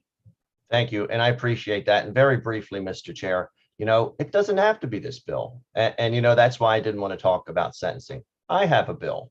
I get resistance for it every year. Just wrapping this up, they mentioned a case in Baltimore County where a cop raped a young girl and got home detention. That is something the average person would never get. And a lot of people have questions about that. And for people just to be able to see these rudimentary pieces of information, I think it's necessary. If we want to do this in another vessel, I think that's fine. I hope someone reaches out to me and we could have a great discussion about how we could get this done in the long term, be it this bill, another bill. I just think it's necessary in the long run. But I appreciate the comments. Delegate Carden. Thank you, Mr. Chairman. Thank you all very much for being here. I think Dean Weish did a really good job of discussing from both an intellectual and from a practical perspective, judicial independence and judicial discretion. And I think it's really important that we do what we can to make sure that those two institutions are maintained. This is, I guess, geared towards Judge Avery, but I guess Judge Morsi might want to react to it as well. If you have, let's just say you had a docket of 10 cases and 9 of them plea out and then you have a trial. And if they were all first-degree assaults, for example, what is the chances that all the sentences are going to be the same? I can tell you that if all the sentences were the same, I would probably be overturned in the Court of Appeals on all of them. Because what the Supreme Court, as well as the Maryland Court of Appeals, tells trial judges is that the decision in a sentencing has to be individuated. It has to be individual to the offender, the offense, the community. You're looking at the criminogenic needs of the offender. What are the options? There are just endless factors. And if I, as a judge, come into court and I say, well, in every case where someone is harmed in an armed robbery, I always give them the max, or I always give a minimum of 15 years. That is an abdication of judicial discretion that will result in an automatic reversal. And that kind of information wouldn't necessarily be communicated in what is being put forth in this legislation. Is that fair? There is only one data point that comes from this legislation from a third-party agency, and that data point is the exact length of incarceration for certain offenses. That is one factor of endless factors that should be considered if you're evaluating the effectiveness of a judge in a sentencing proceeding. And it's very misleading. It's misleading that's not transparency. Delegate Carden, just one other thing is that I know as recently as a couple months ago, we've invited this committee and other committees to come watch sentencings in our court. There's an indescribable air in the court that when you watch the judge and the allocutions from all the sides and everyone taking in all of the factors as to how a sentence is pronounced. And I just encourage everyone to do that. And you can see when we do it that we're looking at each individual that's before us and that each case is unique, and it would be, I would bet the probability of me getting 9 out of 10 at the exact same sentence on any given docket is 0. Judge Marcy, I had a case just a few weeks ago where there was cross complainants, and my client was everybody would consider what his offense much more serious than the cross complainants, and yet he wound up being his sentence wound up being quite different than hers, and it was a very interesting case that you would see that it's not necessarily what you have to understand the background before you can understand sentencing. But Judge Avery, I have one last question for you.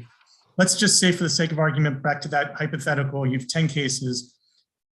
If somebody wanted to come in and watch in your circuit court room, they wouldn't be denied that opportunity, would they? They could come in and watch the cases and how they proceeded, right? We have public courtrooms. Everyone is welcome, except with COVID, there's social distancing. And it would be most likely that, well, while there might be some bench conferences, that for the most part, the mitigation and other factors as to why a lawyer may be advocating for a certain sentence over another would all be public in that courtroom, wouldn't they? Even the bench conferences are recorded and would be available for public scrutiny. So somebody would understand maybe why one person with the same charges, one person might have gotten a different sentence if they just would observe, right? That's correct. Thank you. Delegate Conaway, then Delegate McComas.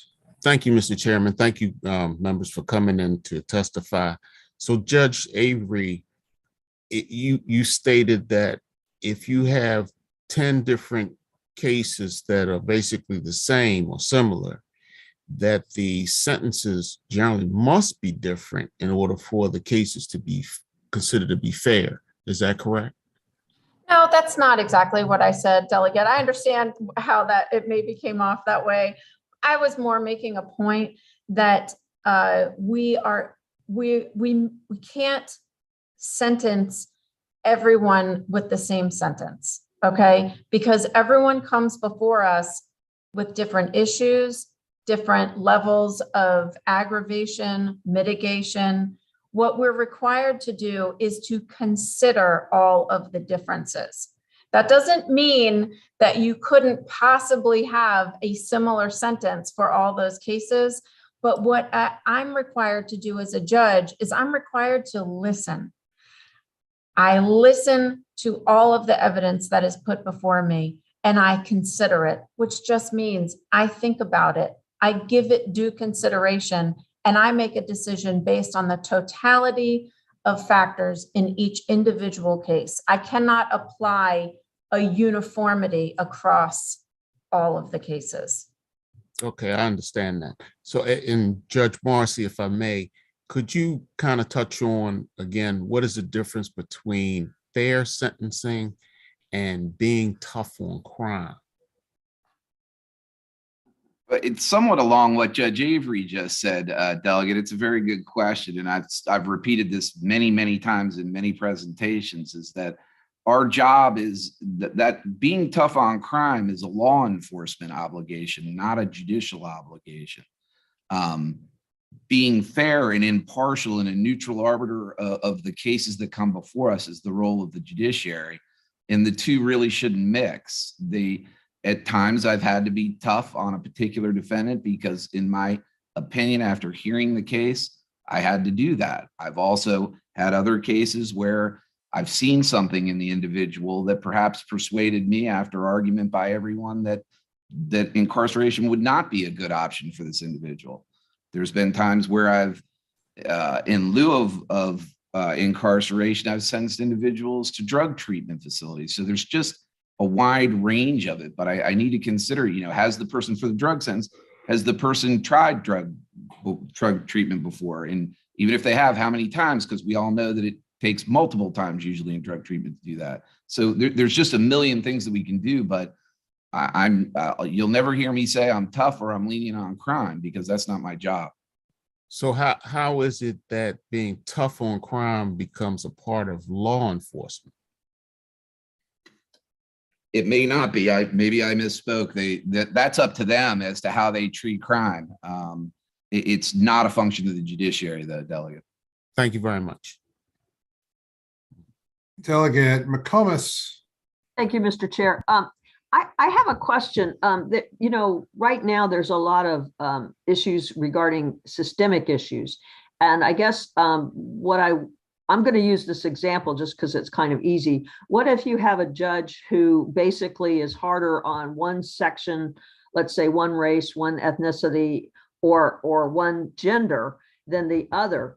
And so how would you monitor that? I mean, and unless it just goes to judicial disabilities, and that would be kind of like on an individual basis, as opposed to that there's a systemic problem with a particular judge or even a particular jurisdiction, the way that the things are handed down.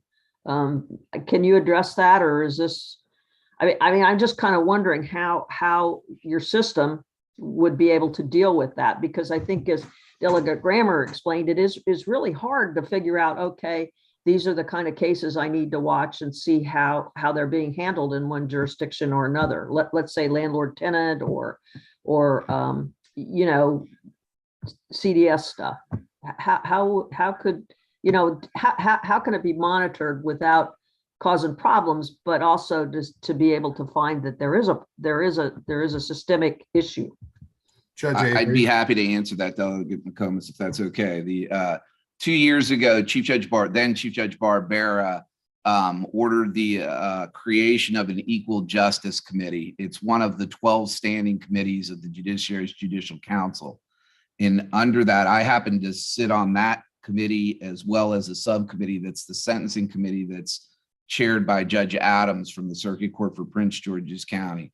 And we meet every 2 weeks in an attempt to understand systemic issues in the judiciary and address those issues. We've met 15 or 20 times in the last 2 years, and we're trying to work through some of the data points to establish those things. We also do it through training and developing a training plan that addresses some systemic inequities, and we're making progress along those routes.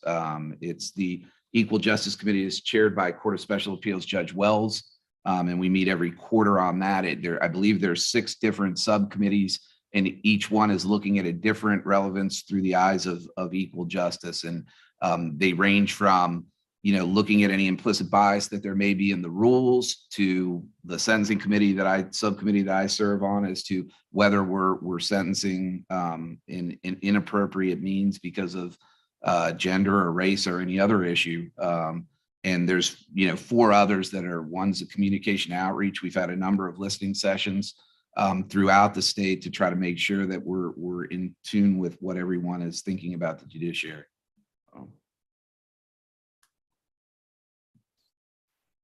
All right, Judge Avery, you wanted to say something?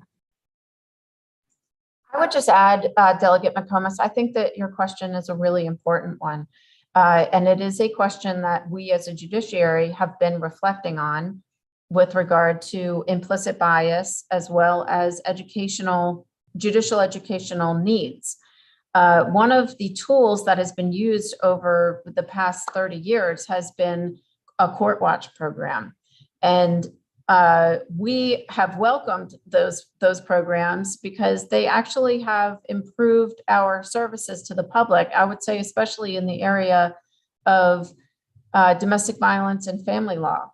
So again, we are public. What we do is public, and organizations have come to observe our practices and then reflect back to us what they think could be a problem. In addition, yes, judicial disabilities is available if there is if there's reason to believe that any of us is acting improperly across any demographic.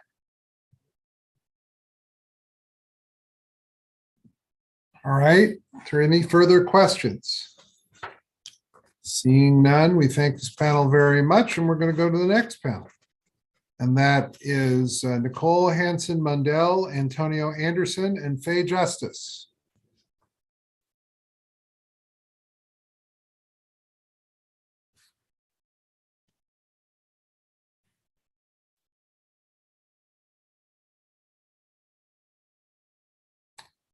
See if they're there. Nicole Hanson Mundell. Nicole is in. There's Nicole. Hold on, I'm testifying. Sorry. Not I yet. apologize. Can you see me? Can't see you. There, we can see you. All right, Okay, that's so I was in fine. the waiting room. I didn't hear what bill number we were on. House Bill 412. Sorry? House Bill 412. Is this Judicial transparency. judicial transparency? Yes, this is 2 the minutes. administrative bill, right? Am I correct? Yes. 2 minutes, yes. Let's be really clear that we need to make sure, first, my name is Nicole Hanson Mundell. I apologize.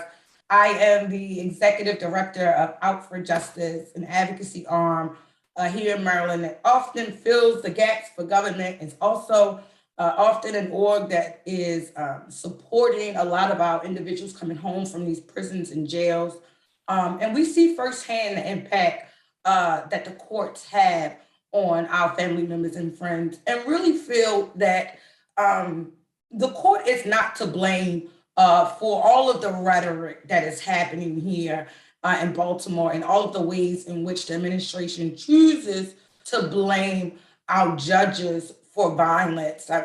We saw the language in the bill that spoke a lot to what is happening in Baltimore. What we do know, Mr. Chair, is that when you invest in people, the return is indefinite.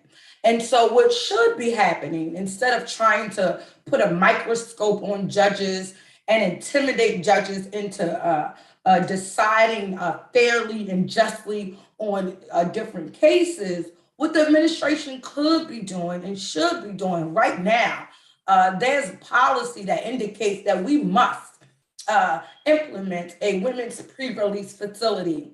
You all made that a law. You all recognize that women coming home from our prisons and jails are being ignored, and they need a successful reentry. The governor has not indicated how he will invest the necessary dollars to ensure that this thing happens, so that we can continue to reduce recidivism, so that the mothers and the sisters and the aunts and the grandparents of our communities are able to come back whole and are able to pull their babies in and ensure that our communities are safe.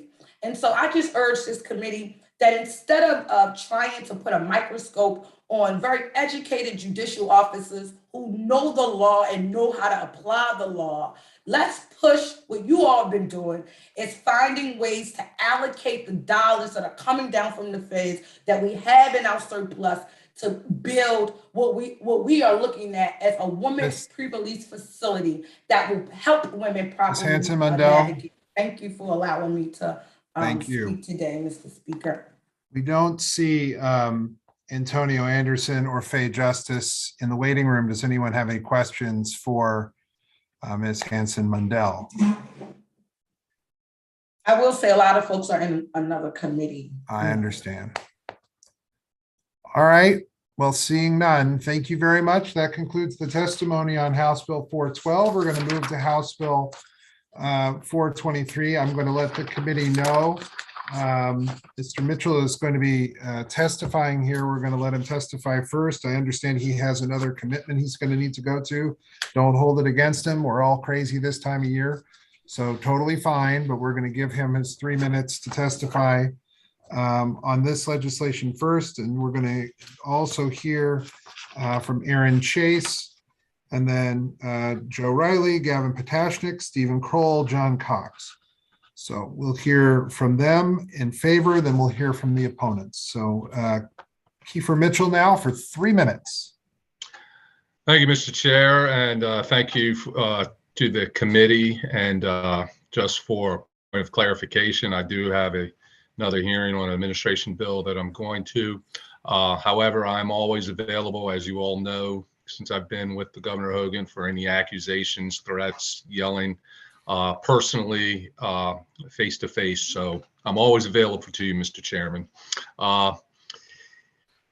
The House Bill 423 is the last of the administration bill regarding public safety that the governor has put forth. Again, for the record, my name is Kiefer Mitchell, Chief Legislative Officer for the governor. House Bill 423, the Violent Firearm Offenders Act, is the administration's emergency legislation to increase penalties for criminals who use and repeatedly possess illegal firearms, as well as those who supply those guns to criminals. Public safety, not only here in our country, but also in our state and the city is in crisis. Last year, we lost 336 people in Baltimore City to violent crime. 88% of them were killed with a gun. So far in 2022, 40 people have been killed in Baltimore City. Just last month, Baltimore recorded 36 homicides, the most in January in nearly 50 years. Tackling the devastating violent crime is a top priority for Governor Hogan. Since taking office, Governor Hogan has dedicated resources to fighting violent crime in the city. The governor has provided more than $1 billion for public safety and crime control efforts, and that's just not law enforcement. That also includes programs like I had mentioned before, Boys and Girls Clubs, police athletic leagues, and also victim services and crime prevention programs like Safe Streets. In partnership with Baltimore City, state law enforcement agencies have provided enhanced visibility patrols and initiatives through which state law enforcement officers patrol high crime areas to detect and deter criminal activity. The governor has expanded Project Exile to provide state funding for additional federal prosecutors dedicated to charging repeat violent offenders with federal crimes. The governor has pushed for a joint strike force comprised of more than 200 law enforcement officials from 18 allied law enforcement agencies focused on disrupting and dismantling violent crime organizations. Governor has also helped create the Maryland Criminal Intelligence Network to allow for better data sharing among local, state, and federal law enforcement to better target criminal enterprises. But we continue to see the violence rise. And it's not only in Baltimore City. Jurisdictions across our state and across the nation are struggling with increased homicide rates. We have reached a crisis point, not just in Baltimore, but nationally as well. If we're going to get a handle on the rampant violence, we must work together to get repeat violent offenders off of our streets. With that, Mr. Chairman and this committee, I respectfully request a favorable report on House Bill 423. Again, I'd like to turn it over to my colleague, Aaron Chase, who will walk through the bill with you. Thank you. We'll go to Aaron Chase now for 2 minutes. Thank you again, Mr. Chair, Mr. Vice Chair, members of the committee. Aaron Chase with the governor's office here asking for a favorable report on House Bill 423. The bill contains numerous provisions aimed at those who use and repeatedly illegally possess firearms, as well as those people who supply guns to criminals. Criminals are using and repeatedly carrying firearms to commit violent crimes. Of the homicide suspects in Baltimore City, 84% had a prior record, and 43% of homicide suspects had a previous arrest for a gun crime. As you know, the costs of crime, particularly gun crimes, are too significant to avoid considering every possible measure for reducing the toll. To that end, House Bill 423 proposes to increase penalties for criminals who not only use firearms to commit crimes, but also those who repeatedly illegally possess firearms. This legislation will help us address the violent crime crisis that is terrorizing our communities by ensuring that these violent criminals are off of our streets. Specifically, on the sentencing side, the bill provides for enhanced penalties for second and subsequent offenders by doubling the minimum penalty for those offenders who use firearms to commit violent crimes. The minimum penalty remains the same for first-time offenders. The legislation makes conforming changes to ensure these penalties are the same for machine guns and assault weapons as they are for firearms. Additionally, the bill increases the maximum penalty for repeat illegal gun possession by persons prohibited from possessing a gun due to some factor in their background, such as a disqualifying crime. House Bill 423 also adds gang convictions to the list of disqualifiers for the current felon in possession of a firearm penalty, which carries a 5-year sentence. The bill also proposes important procedural changes aimed at tackling the use of illegal guns. The bill provides the state with the right to appeal a decision of the trial court to exclude evidence during a trial for a number of firearms offenses, including illegal possession, illegal transfer of a gun, and many others. This interlocutory appeal provision simply allows for the opportunity for the state to appeal an evidentiary decision by the court during trial. This right currently exists for crimes of violence and drug felonies. All the bill does is propose to add gun offenses to the existing provisions of law. This is a tool that our prosecutors desperately need to help ensure conviction. Ms. Chase, begin to wrap up, that'd be great. The bill also increases penalties for those who illegally supply guns to criminals, classifies the theft of a gun as a felony and establishes minimum penalties for stealing a gun or possessing a stolen gun, and increases penalties for purchases to minors or prohibited persons. Through all of these provisions, the bill increases accountability for those who pose a danger to our communities by using and illegally possessing firearms. The legislation also increases penalties for those who facilitate guns getting into the hands of criminals who should not have them. We look forward to working with the committee to pass meaningful legislation to reduce the violent crime crisis and hold criminals who use guns to commit these crimes accountable. And with that, Mr. Chairman, the administration respectfully requests a favorable report on House Bill 423. Gavin Potashnik now for 2 minutes, please.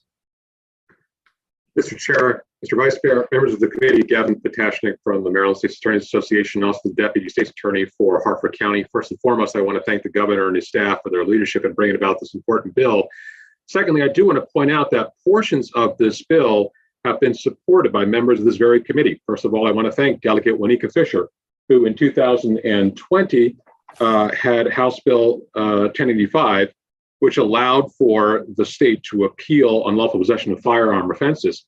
Would also like to thank Delegate Chair Chip Clippinger, who also brought the same bill in 2016 under House Bill 1085. I would also note that other sections of the bill close loopholes against violent felonies, including the theft of a firearm, which makes it a felony, which gives it the weight that it deserves, because much of the violence from firearms occur from stolen weapons. And I would also say that I am also pleased to see that inside this bill that there are provisions that would hold accountable people who would provide weapons to violent offenders for purposes of crime. All these provisions are important to maintaining public safety. All these provisions are important to trying to stem the tide of gun violence. And I ask this committee for a favorable report. Thank you. Thank you. Go to Stephen Kroll. Mr. Chairman, members of the committee, good afternoon. I'm Stephen Kroll, the State's Attorney Coordinator for Maryland, the Executive Director of the Maryland State's Attorneys Association, and I've been prosecuting cases since 1984. Like Mr. Potashnik, I want to call on page 4 of the bill. It provides for an appeal by the state for when a judge suppresses guns. At this point in time, we cannot appeal that. It's not fair. It's not equitable. We should have every right if a judge makes, and it happens sometimes, a wrong decision to file an appeal. This bill gives us that right. Finally, how many times does the chair, Delegate Fisher, and myself all agree on a bill? Doesn't happen very often. We all agreed on this appellate procedure that the state can't do. So it's good to see us all get together, at least in this part of the bill, and say we ask for a favorable report as to House Bill 423, and I'm happy to answer questions. John Cox.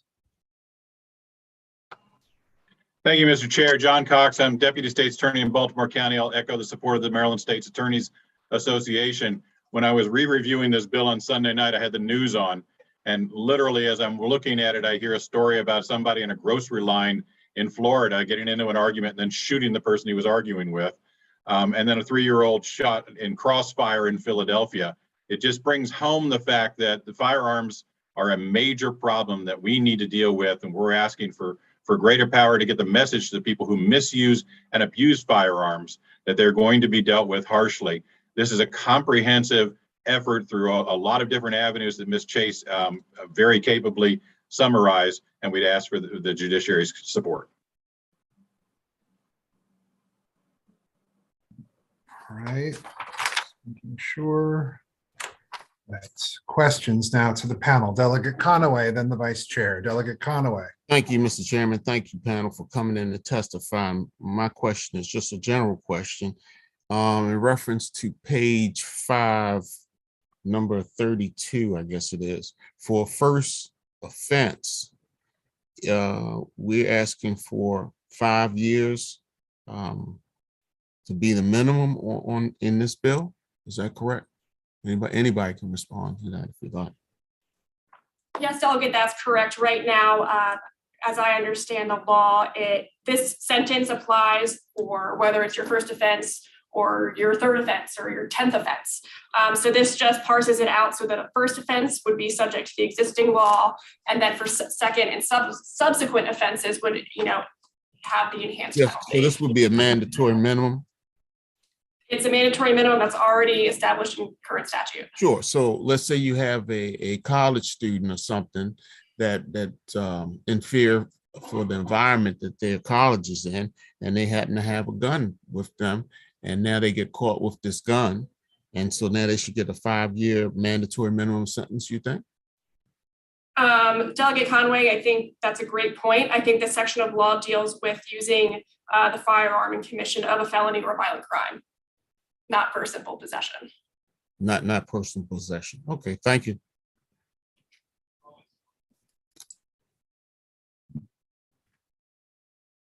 The Vice Chair. Thank you, Mr. Chair. I just want to say, of course, we need to tackle violent crime, firearm theft, many of the topics in the bill. My concern and question relates to the use of mandatory minimum sentences to achieve this. And in particular, it looks like you are creating a new mandatory on theft of a firearm, but the language specifically talks about antique firearms and replicas of antique firearms, and then later says you have to return that firearm or its value, looking at this from the lens of a financial motive, but it comes with a 2-year mandatory minimum on that. And I guess I see these mandatories discussed throughout the bill. And I guess that just makes me squeamish. I'm curious what the policy rationale is for the mandatory nature to the sentencing. And I see it's new both to the theft of the firearm and the attempted sale, maybe of that same replica antique. So that's one question. And then the second question I have is, didn't we already do this a few years ago or something like this with respect to the penalty enhancements? I seem to recall something like this happening. I think folks at the table suggested it, and it would have been when— You changed the battery, Jane? How? Delegate Conway, thank you. Vice Chair. So again, the first question is on the mandatories, specifically with respect to the sale and theft of firearms, replicas, antiques. And then the second is, didn't we already do penalty enhancements? And it would have been when Senator Zirkin was chairing JPR, so several years ago.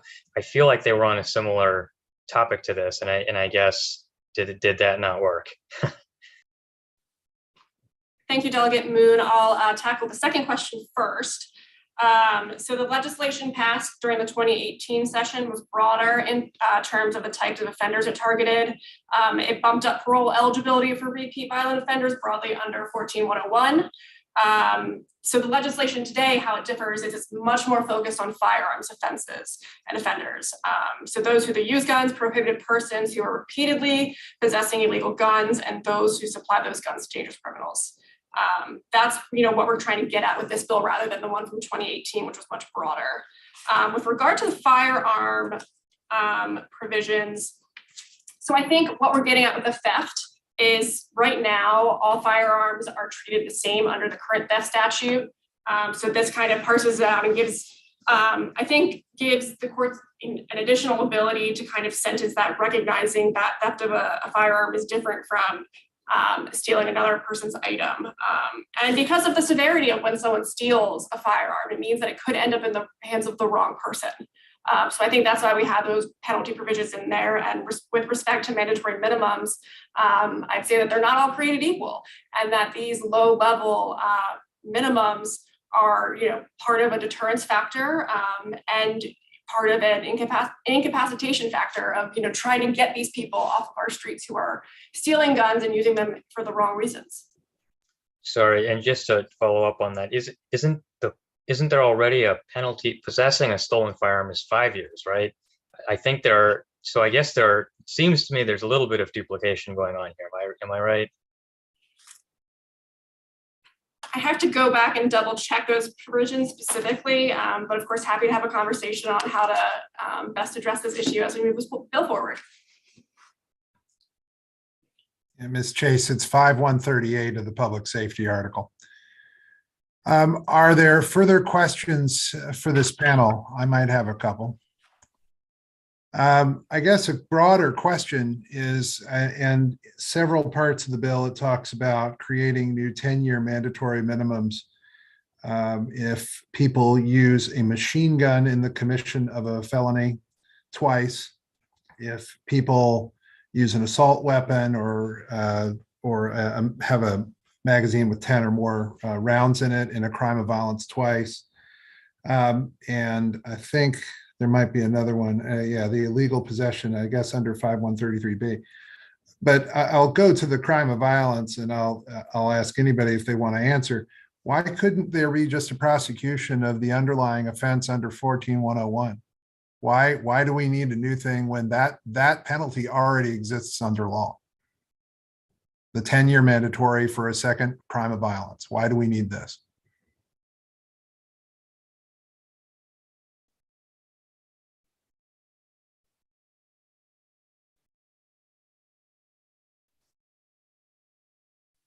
Mr. Chairman, again, I think this is just a way of how we think, we need to tackle the violent crime crisis. As Kiefer and the other panels have said, we need additional tools in the toolbox for our prosecutors and our courts to make sure that these people who are repeatedly and illegally possessing firearms are off of our streets and not able to commit these crimes more than once. But as I read 14101, specifically 14101D of the criminal law article, case you've got it there, if somebody was convicted of armed robbery and then convicted of armed robbery again, would they be subject to a 10-year mandatory minimum under current law? I don't have that available right now, Mr. Chairman, but happy to go back and look at it and have a conversation with you to follow up. That's fine. Thank you very much. All right. Are there further questions for this panel? Seeing none, we thank you very much. We'll move on here, if I can find it, to further people to testify. I believe there are people who testify in opposition. We did not see them in the waiting room, but I'm going to call out for them just in case, including Terry Collins Green from the Office of the Public Defender, Nicole Hanson-Mundell, Elena McWilliams, and Faye Justice. Just going to give them a couple seconds. Again, Terry Collins Green from the Office of the Public Defender, Faye Justice, Elena McWilliams, Nicole Hanson-Mundell. Okay, they are not here. We are going to keep moving because we have another 10 bills to go today, everybody. So we'll do that. That concludes the testimony on House Bill 423, and we will now move on to House Bill 527, and Delegate Morgan is here. And this is a St. Mary's County delegation bill, and it's just him. Not that, we need more than just him, but it is just him. Delegate Morgan, for 3 minutes. Hey, thank you, Mr. Chairman. I know you all have a busy slate today, so I'm going to be very quick. This is a St. Mary delegation bill, full support of our county commissioners. And what this bill tries to do is, down in St. Mary's County, we were on a complete volunteer basis for our EMT and EMS. And now we're starting to transition into actually hiring EMT and EMS because basically we're out of volunteers. And what this bill allows the county to do is to go ahead and polygraph those EMTs and EMS prior to hiring them. We feel like this would be provide a greater protection for our citizens, and request a favorable report. And I'd be happy to answer any questions. Well, that was ridiculously quick. So all of us aren't ready now. We appreciate it. I guess we do. Does anyone have any questions for Delegate Morgan? All right, there we go. Delegate McComas, here she comes. Delegate McComas. I'm trying to build up my reputation in judiciary because I know the chairman just loves it. Not. No, I mean, we do have world records that you could break this year. It's That's right. We'll see. Delegate Morgan, do you know if other jurisdictions polygraph their candidates for their emergency medical EMTs? Yeah, I have no idea. This is, follows what they do with many of the police officers and what we passed last year in the police officer reform package.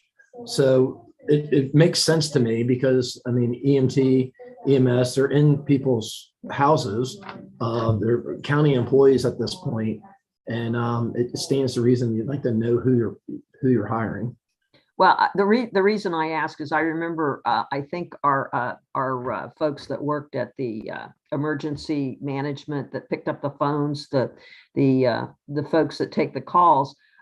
There was some suggestion that we should polygraph, and it was a big brouhaha up in my county. So I kind of had to ask that. I think it's a good idea. I'm going to support your bill, but I just kind of wondering. In the fiscal note, there is a list of counties and different positions that are allowed for polygraph. I'd refer you to the fiscal. Okay. All right. Thank you. Delegate Morgan, you were far too brief because now there are many questions. Delegate Cardin, then the vice chair. You're in trouble now. The Delegate Cardin. Thanks, Mr. Chair. Thanks, Delegate Morgan, for bringing the bill. Just you may have partially answered my question with your last statement, which is, do the professional firefighters or the clerk's office or other county employees get polygraphed? It sounds like you say the police do. I mean, it may be some information that you might want to look into. If in fact it may help your cause, if in fact we find out that all the other county employees are already being polygraphed. So if you refer to the fiscal note on there, it has a laundry list of employees there, from corrections officers for state and local to communication officers in Calvert County to correction officers and the detention centers and Senate facilities in Baltimore, Cecil, Charles, Frederick, Hartford, and in St. Mary's. So yeah, we think this is a common sense deal as we transition from a volunteer force over to a paid force. The vice chair. Okay, I'm a little bit confused. Thank you, Mr. Chair. I'm a little bit confused now. Just to set me back to square, because I'm stupid. You're trying to get the paramedics in St. Mary's County to take a lie detector test or not to take a lie detector test? To take a lie detector test if they're going to be a paid employee of the county. Okay, and so I see my question surrounds two things. One, it's how we pick this profession out of the rest, and I get it, and so I'm curious if it's consistently applied across all the other professions where one might have access to sensitive areas. I just curious about that. The other question I have is how this policy area was created, because I'm looking at the other sections of law that are cited in the bill, and it lists the counties, correctional officers, but only in Baltimore County, Cecil County, Charles County, Frederick County, Hartford County, and St. Mary's County. And I have to wonder how these counties were chosen. Is this just a series of local bills where we're creating? You're talking correction officer? I have no Well, idea. just, yeah, the St. Mary's is in there for that to begin with. And I gather this area of policy has been decentralized and is am I right that this is just local bills that are making this policy? It's a local bill. It only applies to the county or St. Mary's County. Okay. I mean, yeah, interesting. It's interesting to me. It seems like this is begging for a statewide consistent policy, but whatever. I mean, and I guess it really depends on what the county wants for their policy, because while there is no state policy, this is the reason why the legislation exists. So thank you. See what happens when you have a simple bill. All right. That's why you never jinx yourself. Thank you very All right. much. Seeing no further questions, Delegate Williams somberly agrees. That concludes the testimony for House Bill 527. We thank you very much for your time, very much. He's already gone. All right, we're going to go now to Delegate Pippy and House Bill 471. And it is him, it is he, Joe Riley, Lisa Jordan, John Cox. We'll hear from all four. This is a reintroduction from last year. So this is a 2-in-1, 2 minutes to Delegate Pippy and 1 minute to everybody else. Delegate Pippy. Thank you, Mr. Chair, Vice Chair, committee members.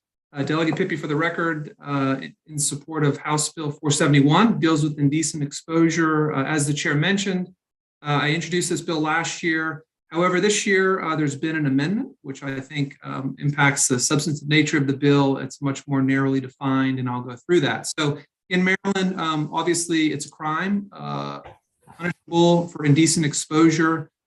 The problem is it doesn't really measure different types of indecent exposure. So for example, if you have an individual that, let's say, flashes somebody at a bar versus an individual that, hate to be graphic, but that masturbates in front of children at a school playground. Clearly, there is a difference in the degree of offensiveness there. And what this bill does is, in a very narrow scenario, if you have an individual that is an adult who exposes himself to a child that is under the age of 14, a judge would have the option, in addition to fining the individual and potentially jail time, but to add them as a tier 1 sex offender, which is the bottom of the 3 tiers. And again, it's at the discretion of the judge. But what this does is it gives us an opportunity to hold those accountable in the event of a very egregious exposure to a child. I worked with IMCASA over the interim, as well as the Maryland States Attorneys Association, to find language that could potentially work. Last year it was more broad. This year is more narrow. And I hope the committee will consider this. I think it's important. The fiscal notes said that there were almost 1,000 indecent exposure incidents in 2019, 1,000 in our state. So this is a real issue. It's happening, and we need to hold sexual predators accountable. So I thank the committee for listening to the bill. Okay, and let's go to Joe Riley. Joe here. Don't see Joe Riley. I'll go to Lisa Jordan and then John Cox. Lisa Jordan. Thank you, Mr. Chairman, Mr. Vice Chair, members of the committee. I'm Lisa Jordan with the Maryland Coalition Against Sexual Assault. We're here in support of House Bill 471. Thank you especially to Delegate Pippy for really taking into consideration the concerns that we had about this bill last year and incorporating them. In particular, we were very concerned that indecent exposure is a charge that's often brought against people who are engaging in sex work, and that we did not want to have those sorts of cases ending up with people being on their registry.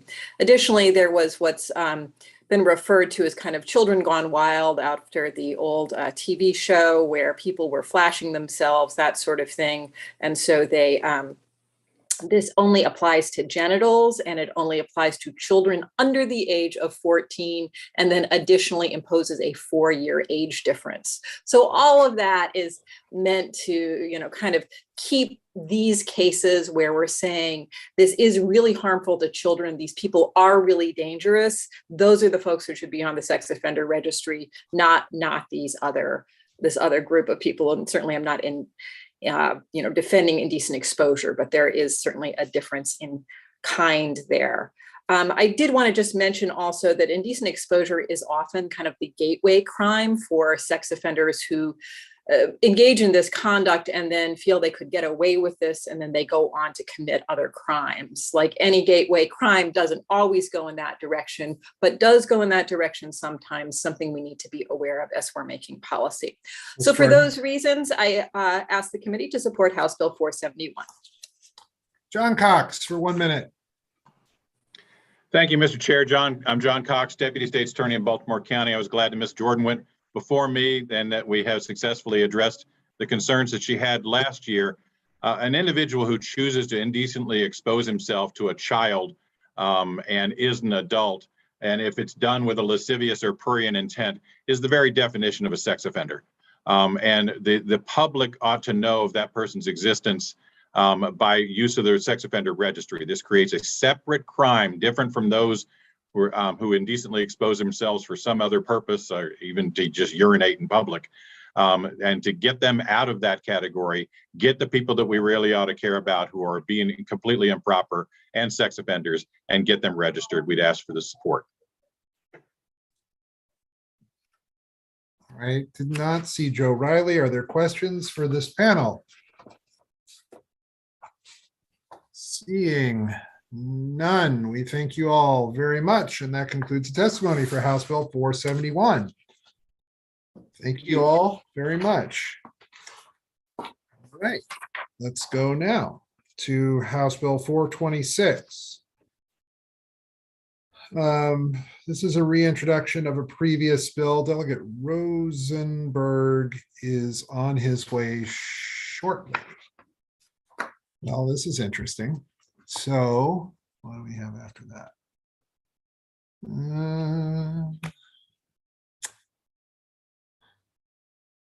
I'm going to ask staff. I know we haven't been able to put out, I switched to committee members' bills, but I don't think we've given people heads up to start to gather. So I'm kind of hesitant. We do have Hill. Okay.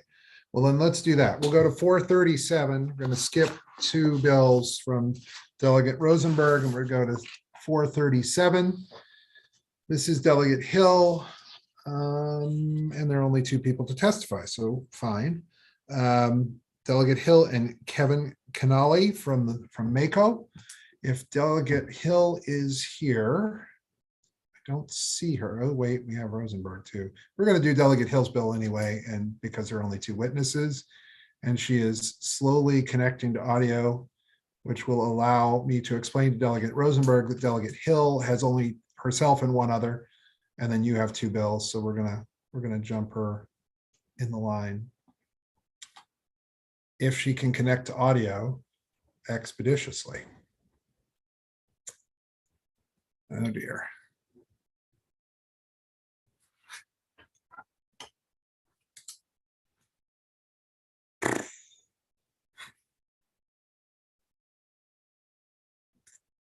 Well, yeah, we're going to give her another minute or so to get her on here, because we are, although I think we're going to be able to move. Well, I know better than to say we're going to move quickly through any bill. Just not willing to live like that. All right. Delegate Hill.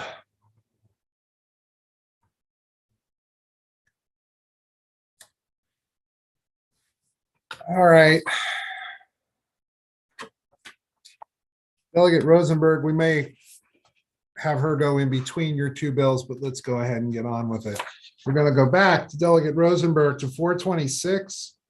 There are 2 people testifying in favor, 1 unfavorable, and another person who has signed up on a number of bills but has not been here today, so we'll see. Delegate Rosenberg and Jennifer Sutton. Well, I'm assuming Jennifer Sutton just signed you up, right, Delegate Rosenberg? Okay, that's fine. Then we'll hear from you for 3 minutes, and we will, oh, I'm sorry, 2 minutes, because this is a reintroduction. Please, Delegate. Thank you, Mr. Chairman. This is a reintroduction. It would extend our existing law regarding traffic stops on the basis of race to all other categories, classifications that are protected under our civil rights law. The point being that if we believe as a matter of state policy that it is essential that we mandate a particular caution and aggregating the instances when people are stopped potentially because of the categories which make them subject or make them protected under our civil rights law, that we should do that for other categories in addition to race. which we have done under existing law. This is a provision that was in the George Floyd bill that passed the House of Representatives. It was supported by the Leadership Council on Civil Rights, the leading civil rights entity for many decades on Capitol Hill. So a broad cross-section of civil rights groups supported the bill there. And it is just, I think, an important step for us to consider. The committee, in light of the testimony from last year, and some of this year raising concerns, I certainly would trust this committee's judgment as to whether certain characteristics should not be are better kept private and should not be subject to part of an interrogation by an officer who stops a car. But clearly for gender, that is a visible characteristic to the same degree that race is under the existing law. So we are in this bill would build upon existing law, build upon legislation that passed one house of the Congress at the federal level, and would be consistent and build upon our existing law. So I would urge a favorable report. Thank you. Thank you very much. Are there questions for Delegate Rosenberg? All right, seeing none, we will go to the panel of one person. Oh, wait, Delegate Cardin, and then we'll go to the panel. I can wait for the panel, Mr. Chair. Well, no, All right, the just panel very in quickly. favor is Delegate Rosenberg. So we got a Just question very- in favor. Yeah. Sure, very quickly. If we expanded to, let's say, to gender, and I understand your argument that it may be difficult to expand it to religion because you wouldn't necessarily be able to see religion. What about like a Sikh who clearly is noticeably different with the headdress or the head the type of clothing they wear, or a Muslim who may have a face, some sort of facial covering that would be noticeable? Wouldn't that be appropriate as well? Or it could be someone wearing a yarmulke. So I mean, I leave that up to the committee. What I did in drafting the bill last year and this year was include all classifications, or at least that's what I attempted to do, all relevant classifications under our civil rights law. And if the testimony is such and the committee's wisdom is such to only add certain characteristics, I think that would be an important step forward. Thank you. Further questions for Delegate Rosenberg? Seeing none, we'll go to, thank you very much, Delegate. We'll go to John Cox testifying in opposition to the bill, and we'll give him a couple minutes to talk. John Cox.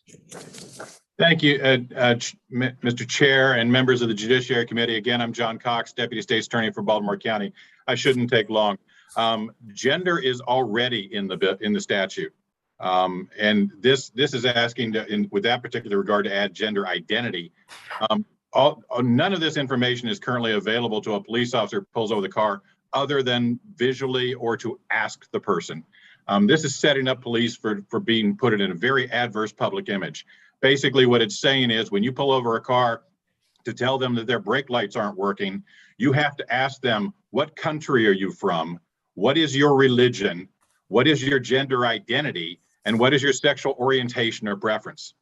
That would create just an incredibly bad image or perception of the police department when they pull over a car, that these kinds of questions are being in fact interrogated of an individual that's being pulled over. It is absolutely something that would create a bad image of people who don't deserve to be placed in that circumstance. There's no other way they could report this. This would require them to report it. We'd ask for an unfavorable report. All right, are there questions for Mr. Cox? Well, seeing none, then that's fine then. We'll say that that's the end. Well, let's just make sure. Faye Justice, Fay justice? No Fay. All right. That concludes the testimony of House Bill 426. We thank you for that.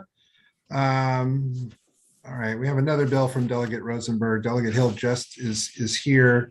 Delegate Rosenberg's bill has a grand total of 3 witnesses. Let's go ahead with apologies to Delegate Hill. We'll go to Delegate Rosenberg and this is a new bill, 3 minutes for Delegate Rosenberg. And then I know that Michael Sanderson from MACO is favorable with amendments, but we'll take him first next and we'll hear from him and then we'll take questions. So Delegate Rosenberg for 3 minutes on 427. Thank you, Mr. Chairman. It is already against the law to obstruct or impede actions, proceedings in the judicial branch. That has been the law in Maryland for a century. But recent events, I would submit, make it imperative that we extend the existing law to the 2 other co-equal branches of government, to the executive branch and to the legislative branch.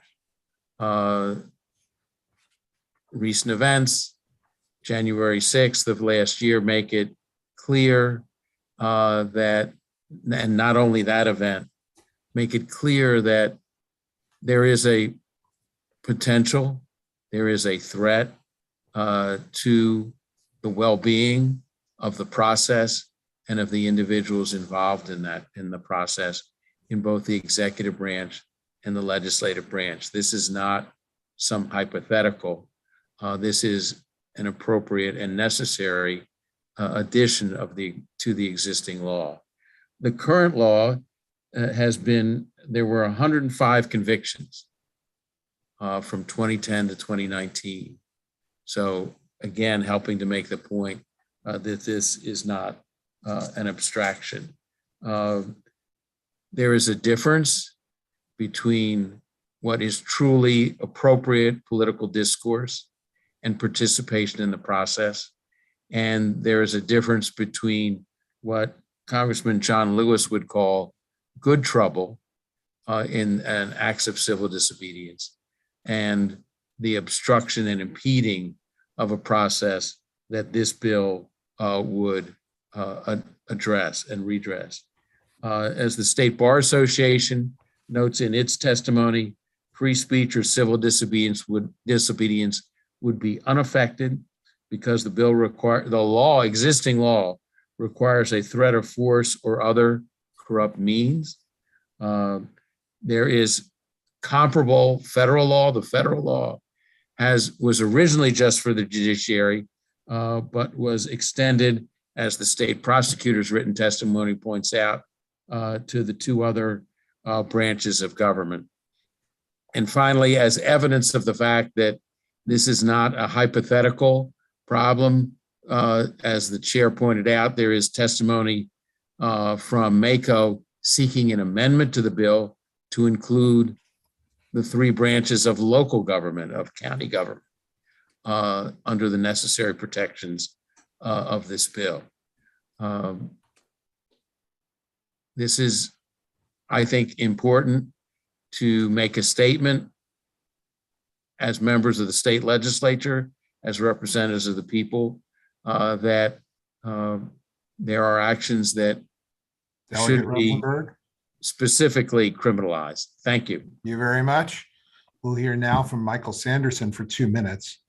And then we will take, I think there's one person, well, we'll take questions and then we'll go to the people in opposition. Favorable with amendments, Michael Sanderson. Thank you very much, Mr. Chair and committee members. I'm Michael Sanderson with the Maryland Association of Counties. We're grateful to the sponsor for the bill and also for talking with us in advance about local government's interest in having the same argument extended to official proceedings of a local governing body. And that's what we would seek as an amendment to this bill. If you're persuaded that Maryland already has this concept right and that we already have a good and effective standard for when a person goes past civil discourse and into the terms in the bill are by threat, force, or corrupt means that they're obstructing or impeding an official proceeding of government, Right now that affects our judicial branch. If you are persuaded that that same standard ought to apply to the conduct of public affairs in the General Assembly and by official proceedings of the state executive branch, we think the same argument ought to apply to the governing bodies of our local governments. We would request an amendment to that effect. Questions for this first panel? Seeing none, thank you both very much. We will go now to the one person signed up in opposition, Vince McAvoy. Is Mr. McAvoy coming in? He is coming in.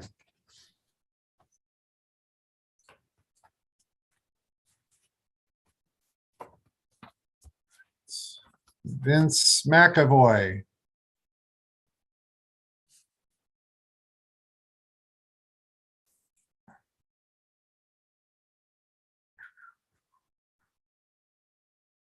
There we go. Thank you so much, 2 committee. minutes. Right. I'm opposed to this bill. I'm looking at what's been going on societally. And this is a horrible approach. We have a number of people in this state who have been decimated. Their business is decimated. Their personal fortunes decimated. And I was just on a bill hearing where they're giving judges $20,000 or trying to, $20,000 a year, year after year for 4 years. All our constitutional officers are getting increased. Now, what I see from this is a kind of tier system that is being set up. That's not how it is run. And I greatly am disturbed by how we've had people who were denied federal benefits for unemployment that have been suffering. And here we're looking at basically, no, the public officials they're the new Pharisees. They're the new high-level people you can't talk to and don't interrupt them. That's not what we look at as representative democracy. We used to have delegates and senators and the governor out pressing the flesh when they weren't doing campaign jaunts either to go ahead and promote their policy. And I don't think this is in accord with what we've done in the state. I urge an unfavorable. Thank you. Questions for Mr. McAvoy? Seeing none, we thank you all very much. And that concludes the testimony for House Bill 427. We're going to go now to House Bill 437 and Delegate Hill. And again, this is Delegate Hill and Kevin Canali from MACO. We're going to hear 3 minutes from Delegate Hill. It's a new bill, and then 2 minutes for Mr. Canali. Delegate Hill, are you ready? Yes, sir. Good afternoon, Mr. Chairman, and good afternoon, Mr. Vice Chair, members of the committee. For the record, I'm Delegate Terry Hill, and I sit on the Next Generation 911 Commission, and I'm honored to serve with Chair Senator Cheryl Kagan and with fellow Delegate Susan Krebs and Senator Riley and former Delegate, now Senator Michael Jackson. This commission has ended its 3-year duty to try and update and transform Maryland's infrastructure and systems with respect to Next Generation 911 so that our emergency answering system statewide put Maryland in the best position to optimize public safety. This bill before you is our effort to address the problems with swatting. And for members of your committee, I think most of you know, but for those who do not, swatting is frankly the malicious and malintended contacting of 911 to make a knowingly false accusation with the hopes of getting a police response to go to whoever you're targeting. This has been publicized a lot in recent years with celebrities being targeted, political leaders being targeted, frankly, gamers being targeted, and it's done for revenge, it's done for kicks, it's done for a lot of things, but it puts people at risk. And it not only puts the target at risk because there are certainly cases where SWAT shows up and people are killed in their own homes, where SWAT shows up and members of the law enforcement are injured themselves. And frankly, when you're having unnecessarily uncalled for employment of those resources, there's also risk to the general public. So it's a problem. And the commission has looked at this, and we're suggesting the bill before you, which puts penalties in place to people who engage in these activities. There is an amendment that we will be offering to put in line with an amendment that was put on in the Senate. And essentially, it takes most of the language out of page 3 of the document, and instead on page 2 inserts as a third element that it would be illegal to use a public safety answering point, which is a 911 center or personnel, with the intent to initiate an emergency response and annoy, abuse, torment, harass, or embarrass another by knowingly providing false statements. So that's essentially what the bill does. And you've got my written testimony. I hope you'll take the time to read it. And I think Mr. Canale will really speak more to why this is important. Thank you. All right, Mr. Canale, please, for 2 minutes. He's here. There he is. Good afternoon, Mr. Chairman. Kevin Canale here on behalf of the Maryland Association of Counties in strong support of House Bill 437. I think as the delegate laid out, this is coming from the Commission to Advance Next Gen 911 across Maryland. And, this bill is really designed to protect our 911 call centers and to prevent people from maliciously interfering with their ability to do the public business that they're sworn to do and that they do every single day, and protect our residents. We know this is a problem. We've seen it across the country, that this is on the uptick. And I think Maryland needs to be out front and make sure that we do have adequate protections in place for our 911 call centers. Again, I think this is just a sort of a loophole that we need to treat this more seriously. And for those reasons, we're in strong support of House Bill 437, and I'm happy to answer any questions. All right, Delegate Cardin with a question. Thank you very much, Mr. Chair. Just briefly, Mr. Canale, you may know the answer to this, you may not. So presently, there is no civil or criminal penalty for knowingly or falsely calling 911 for malicious purposes? I believe that there is. I don't think that it reaches the scale of what we're talking about in this bill. I believe it makes it a felony to do so. And I don't think it's just, somebody prank calling 911. This is much more sophisticated, if you will, in terms of people with that intent and using sophisticated technology to shut down a 911 call center. I think that's different than, somebody just prank calling or. So the goal is, so if you are not only doing something that's malicious to another person, but you're actually impeding the ability for law enforcement to be able to respond to other important emergencies because they're dealing with this unimportant one, the fraudulent one. That's the essence of this legislation. I think this is more so not somebody necessarily prank calling and saying that there's something going on. Swatting is a thing, but also the people who are using TDOS and DDoS attacks, which they'll call 911 100 times in a row and jam up the system. And so I think collectively between swatting and TDOS, DDoS, these are things that I think rise to a higher level, and I think they need to be treated as such. Okay. But definitely it impedes the ability to respond. Thank you. And to that point, we have another bill that you'll be hearing to deal with the TDoS, DDoS. All right, but not today, sadly. But we will see you again soon, it appears. All right, I think I don't see any further questions, and that concludes the testimony on House Bill 437. We thank you very, very much for being here today. Thank you. All right, so now it's the Delegate Leslie Lopez show with 3 bills: House Bill 453, 454, 337. So we're going to start with House Bill 453. And, oh my, okay, 1, 2, 3, 4, 5, 6, 7, 8. Well, yeah, let's try this. There are several people, with no offense, there are several people who have been here and haven't been here. So we'll hear from Delegate Lopez for 3 minutes, then Janae Tyler, Jamie Grace Alexander from Free State Justice, Nicole Hanson Mundell, Elena McWilliams, and Faye Justice. And not making light that Faye Justice has not been here earlier, but if she doesn't show up, we may go to the next couple people on the list and then take questions. So we'll just wait and see where we are. But actually, if we can, why don't we go ahead and bring in Malcolm Ruff and Jessica Emerson, and we'll just bring all of the favorable witnesses in first. Then there's a panel in opposition. So with that, 3 minutes to Delegate Lopez and then 2 minutes to everyone else. Thank you. Thank you, Mr. Chair, Vice Chair Moon, Judiciary colleagues. For the record, I'm Delegate Leslie Lopez, here to ask for your favorable support on HB 453.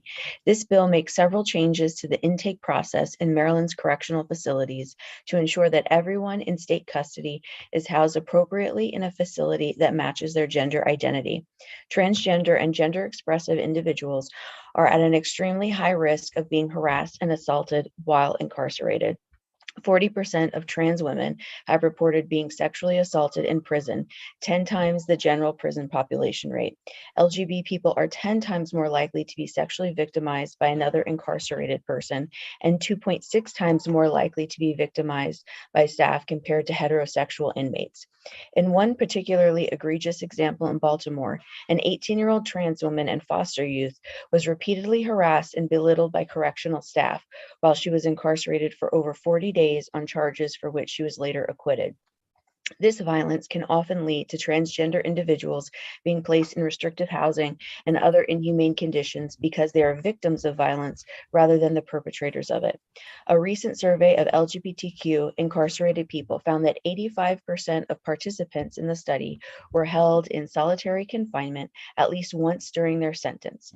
Half of the individuals in that study were placed in solitary confinement said that this was done for their protection, but against their will.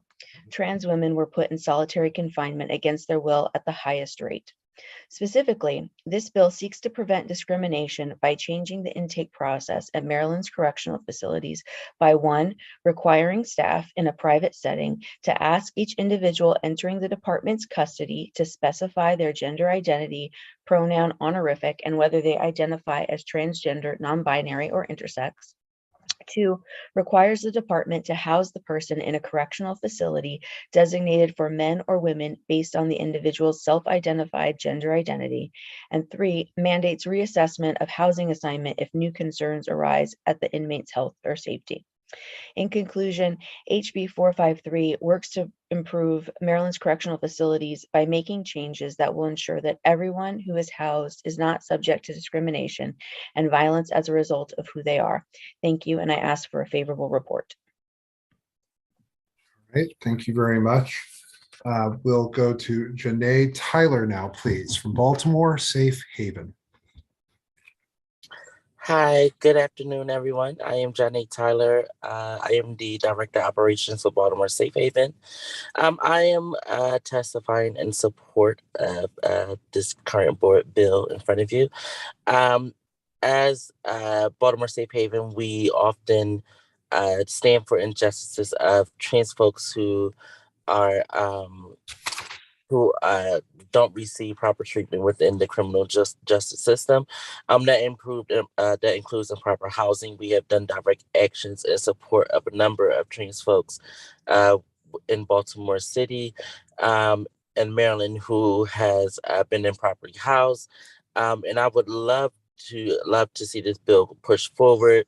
I stand in support of this bill and would love to see it push.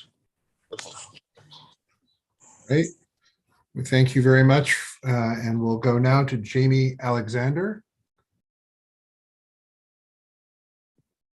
Hello.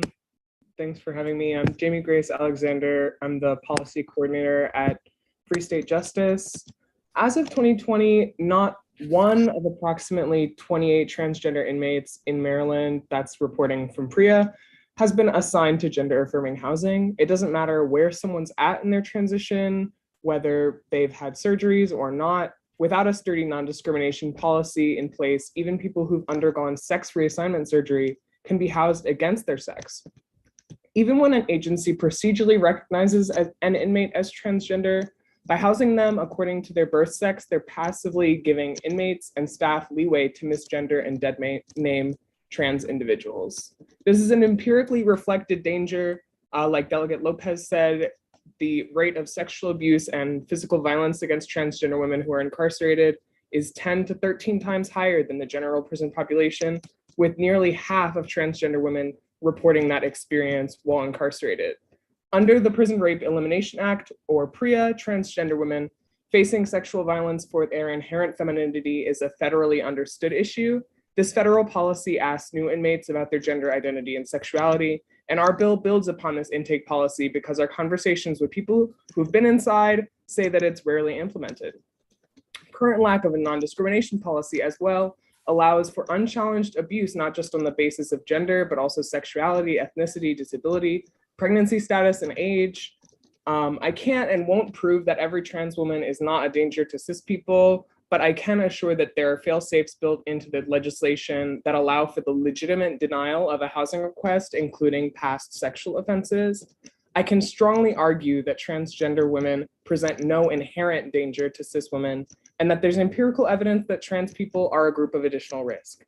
Any individual, trans or not, should have their personal safety factored into their housing assignment while incarcerated, and that's what this bill is for. I urge a favorable report on HB 453. Thank you. Thank you very much. We'll go now to Nicole Hanson-Mundell, please. There she is. Good afternoon. I will just echo my name is Nicole Hanson. I am the Executive Director of Out for Justice. I am here in support of HB 535, of course, as an organization who supports formerly and currently incarcerated individuals. We get numerous calls from behind the walls on how our family members and friends who are transgender or from the LGBTQ community are being unfairly treated, especially in the Baltimore City Detention Center.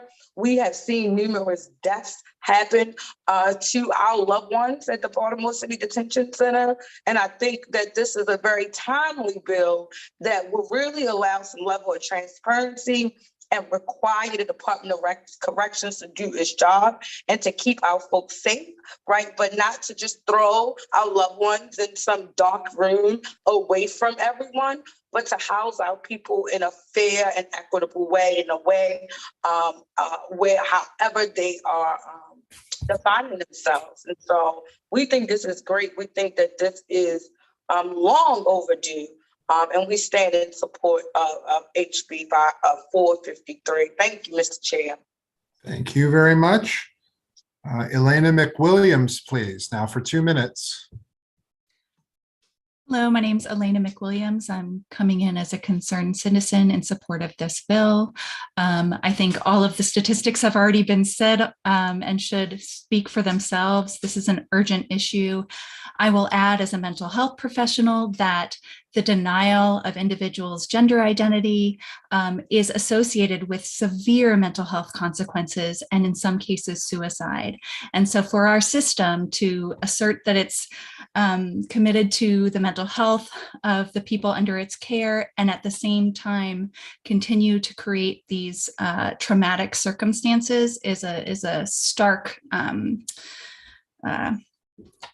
I don't know the word, but it's a starkly problematic thing. And we really hope that now is the time to rectify this issue. And this is a great bill that can do just that. All right. We'll go now. I believe Faye Justice not in the room. So we'll keep going and we will hear from, if I can make my fingers work, Malcolm Ruff, please. Malcolm Ruff. Good afternoon, everyone. Mr. Chair, Mr. Vice Chair, the entire committee. My name is Malcolm Ruff, and I'm a civil rights, personal injury, and criminal defense lawyer at the Murphy firm here in Baltimore. I'm here in support of House Bill 453, and I ask you that this committee report favorably on this proposed legislation. I echo Ms. McWilliams that this is indeed an urgent issue. The mechanisms of this bill must be implemented within our state correctional system because as a state, we have not and seem unwilling to come to grips with the overwhelmingly clear fact that transgender inmates are a significantly vulnerable community of detainees that must be provided specific protections based on the historical data that was highlighted by Delegate Lopez. Transgender inmates face physical violence and discrimination on a constant basis, not only from fellow inmates, but widely also from correctional officers and institution staff members. A case in point, I currently represent a transgender woman named Amber Cantor, who is housed at the Roxbury Correctional Institute. Prior to her stay there, she was housed at the Baltimore City Intake Facility, Central Booking. And there she was subjected to discriminatory treatment and harassment by correctional officers on account of her gender identity. She continuously stood up for her rights and also for the rights of other transgender inmates. And as a result, in June of 2019, when she was protesting being denied services based on her gender, Ms. Cantor was viciously choked unconscious. She was dragged across a room and dropped on her face onto a concrete floor, breaking her eye socket. This was just completely inhumane treatment that occurred at the hands of an officer named Zanelle Santana, who's no longer with the department. However, the state of Maryland has taken the position that the system is not responsible for this vicious assault, but this type of legislation will prevent the state from burying their heads in the sand when correctional officers violate the rights of transgender inmates. If Maryland is committed to the humane and fair treatment of all inmates, including members of the LGBT community, as guaranteed by the 8th Amendment, then we must believe the real plight of the transgender inmate community. And we must act by applying the provisions of this bill to ensure that the standard is clear for correctional officers. Just one last statement. Sure, to close, that'd be fine.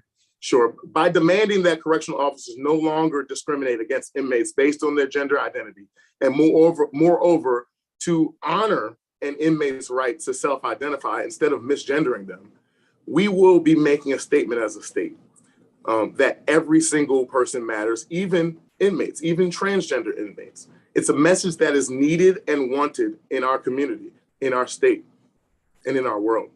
And I ask that the committee vote favorably in order to adequately protect these people. We have one more. Jessica Emerson, please. Jessica Emerson. Yes. Hi, my name is Jessica Emerson. Good afternoon, Mr. Chairman, Mr. Vice Chair, and members of the committee. My name is Jessica Emerson, and I direct the Human Trafficking Prevention Project at the University of Baltimore School of Law. In partnership with the Maryland Volunteer Lawyer Service, the HTPP works to reduce the collateral consequences of criminal legal involvement for survivors of human trafficking and those populations put at highest risk of exploitation. I'm also here in support of House Bill 453. I want to highlight the intersection between the risks that transgender individuals face generally and the risk of human trafficking. The discrimination and isolation that trans and gender nonconforming people so commonly face translates into circumstances that put these individuals at heightened risk of both arrest and human trafficking, including financial instability, homelessness, and survival sex. And once incarcerated, these individuals are subject to the stigma of both being transgender and having traded sex, and accordingly experience disproportionate amounts of discrimination and violence at the hands of other inmates, as well as prison officers and staff.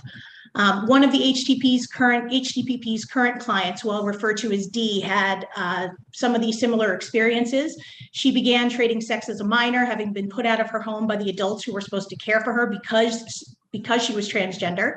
In her early 20s, she was arrested for prostitution for the first time. She was housed with male inmates who were verbally abusive and physically threatening towards her. The prison guards called her it and talked in dismissive and dehumanizing language about her in her presence. The threats and taunting from her fellow inmates escalated from physical violence to threats of rape, but she kept her mouth shut because the guards had clearly indicated to her that her safety was not a priority. Following her incarceration, which was thankfully not that long, she began to experience PTSD, which compounded the depression and anxiety she was already struggling with. And finding herself homeless once again, she became terrified at the thought of being arrested again and subjected to the violence she had recently experienced.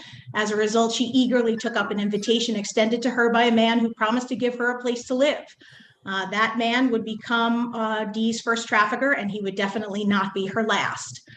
Dee's story is not at all uncommon. The experiences of transgender and gender nonconforming people as they cycle through the criminal legal system is deeply and tragically unjust, and often results in these individuals losing any sense of trust or Ms. faith. Emerson? Yes, I will wrap up. Thank you. Or faith in the systems or the actors with whom they interact. No single piece of legislation can undo this. But this begins the conversation. So for these reasons, the HDPP supports House Bill 453, respectfully urge a favorable report, and thank Delegate Lopez for her leadership in sponsoring this bill.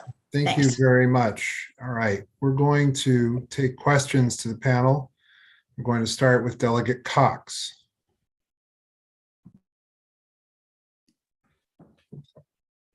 Thank you, Mr. Chair, and thank you, panelists. A couple of clarifying questions, if I may. At this time in Maryland law, if a transgender person requests to be transferred or housed in a different facility based upon their identity, is that denied presently under Maryland law currently, without this bill?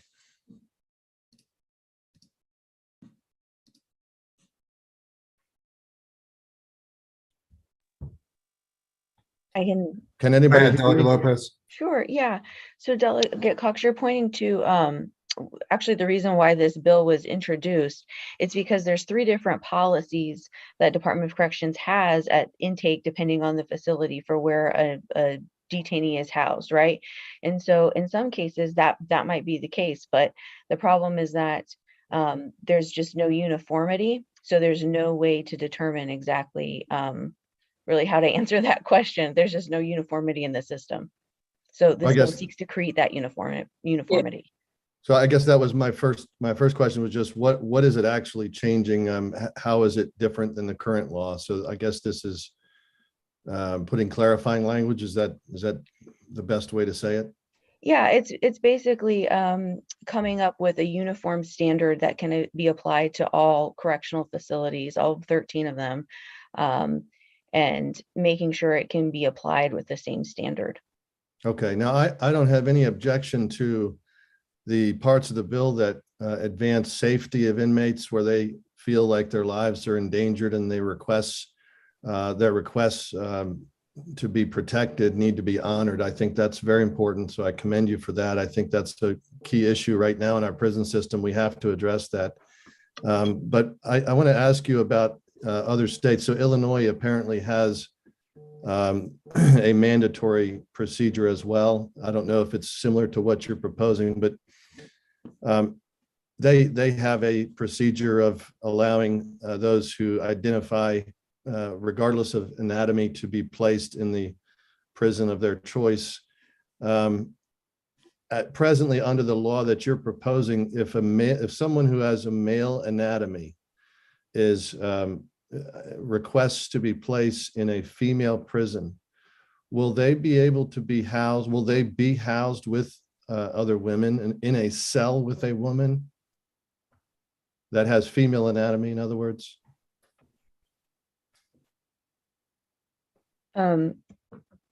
There's no specifying in this bill where they will be housed. It's a general facility. Well, that was a concern, and maybe it's something that should be addressed in terms of an amendment or cleanup or something, because in Illinois, there's an article here that an individual named Monroe and someone else sued the Illinois corrections to be placed, even though they had male anatomy, they identified as women. They sued to be placed in the women's facility. Monroe was then placed in the women's facility represented by Uptown People's Law Center in Chicago. So they placed Monroe in the women's facility in a cell with a woman with a female anatomy. According to the lawsuit, it says Monroe began expressing interest immediately in the plaintiff. The plaintiff was terrified of the inmate because the inmate was much bigger and stronger than the plaintiff, and the plaintiff also heard that the inmate had assaulted prior cellmates and had been convicted of murder. That same day, she was raped by Monroe, and following the incident was moved to the healthcare unit in the prison. It goes on to explain the concern there. So I think my concern is that if you're going to be mandating that those who identify as female but have male anatomy are placed within the cells of females with female anatomy, that we're going to have similar major concerns develop that could occur. And I think that there could be some safeguards that should be looked at carefully when you proceed, with this legislation. Do you have any And thoughts on also, that? Delegate Cox, California has done something similar in their legislation just this year that just passed the Transgender Respect Agency and Dignity Act, where what it really did was have folks like you and us and all come to the table and have a real discussion about the best ways to do this and to put in more policy, more practice that protects us all. But we stand on the fact that if you identify as a woman, then you are a woman. And I think that's a hard, conversation to have with folks who don't necessarily agree, but that's what it is. And so, how does the Department of Corrections figure out ways to make sure they're keeping folks safe? Because it's not just transgender folks who aren't, I think what you're highlighting is maybe a 1 in a million case. This is not the typical thing that happens, and especially in Maryland's prisons. I don't look at our transgender community as being the population behind the walls that we have to look out for. And so while I hear you, this is not something you see on a regular basis in Maryland's prisons with the transgender community, not, attacking other people. Right. And to follow up on that, I think we just have to again highlight the data that indicates that trans people are far more commonly victims of that type of abuse than they are the perpetrators. And I mean, that sounds like a horrible situation, but again, to make legislation based on that, on a situation like that, when again, the data over and over proves that these individuals are put at far higher risk of being the victims of that type of abuse rather than the perpetrators, has to be forefront in our minds. Well, I appreciate that. I would just urge that we can protect both. I think that's the point of my question, but thank you very much. Thank you. We'll go now to Delegate Arakan. Thank you, Mr. Chair. Thanks to everybody for coming to talk about this issue. I'm particularly disturbed by Mr. Malcolm Ruff's client's experience, and I'm sorry for what she went through. My question is the exact sort of opposite of Delegate Cox's question. Would this bill, or do people that support this bill want people with vaginas that identify as men to be in the men's prison as well? Could that also occur? What the bill does is it just creates a standard where people can be asked what their gender identity is. And right now there's only 2 different types of facilities. There's male facilities and women's facilities, right? What happens and where they're placed in those is up to the correctional facility, right? When we mentioned solitary confinement, the issue there is that trans women are being held in men's facilities in solitary confinement because there's no other place for them to be put because they've been misgendered. And from the testimony that we've heard today and many years from being on this committee, we know that solitary confinement or restrictive housing is not a great place to be for all of the reasons that we've heard. So that's when we get into what happens within the jail or the prison, that's what we're talking about. But ultimately what this bill does is it just sets it up to say, we're going to come up with a system to figure out which of these 2 places you can go. Okay, so theoretically, but has there been any feedback? Like are people that do not have male body parts trying to go to, because I would be very concerned for someone with female body parts to be thrown into a prison with a bunch of men. That to me is scary, and I think will put the transgender person at a higher risk. So I just want to make sure we're not setting up a potential situation for someone to be the victim of a lot of probably grotesque crimes.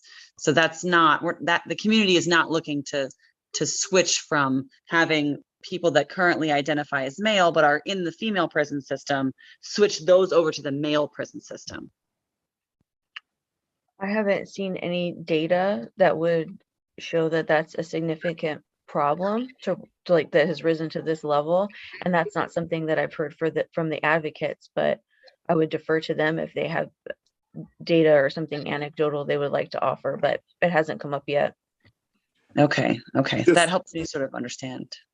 Yeah, just in my conversations with Ms. Cantor, I don't think that anecdotally there are a lot of transgender men looking to go into the male prison.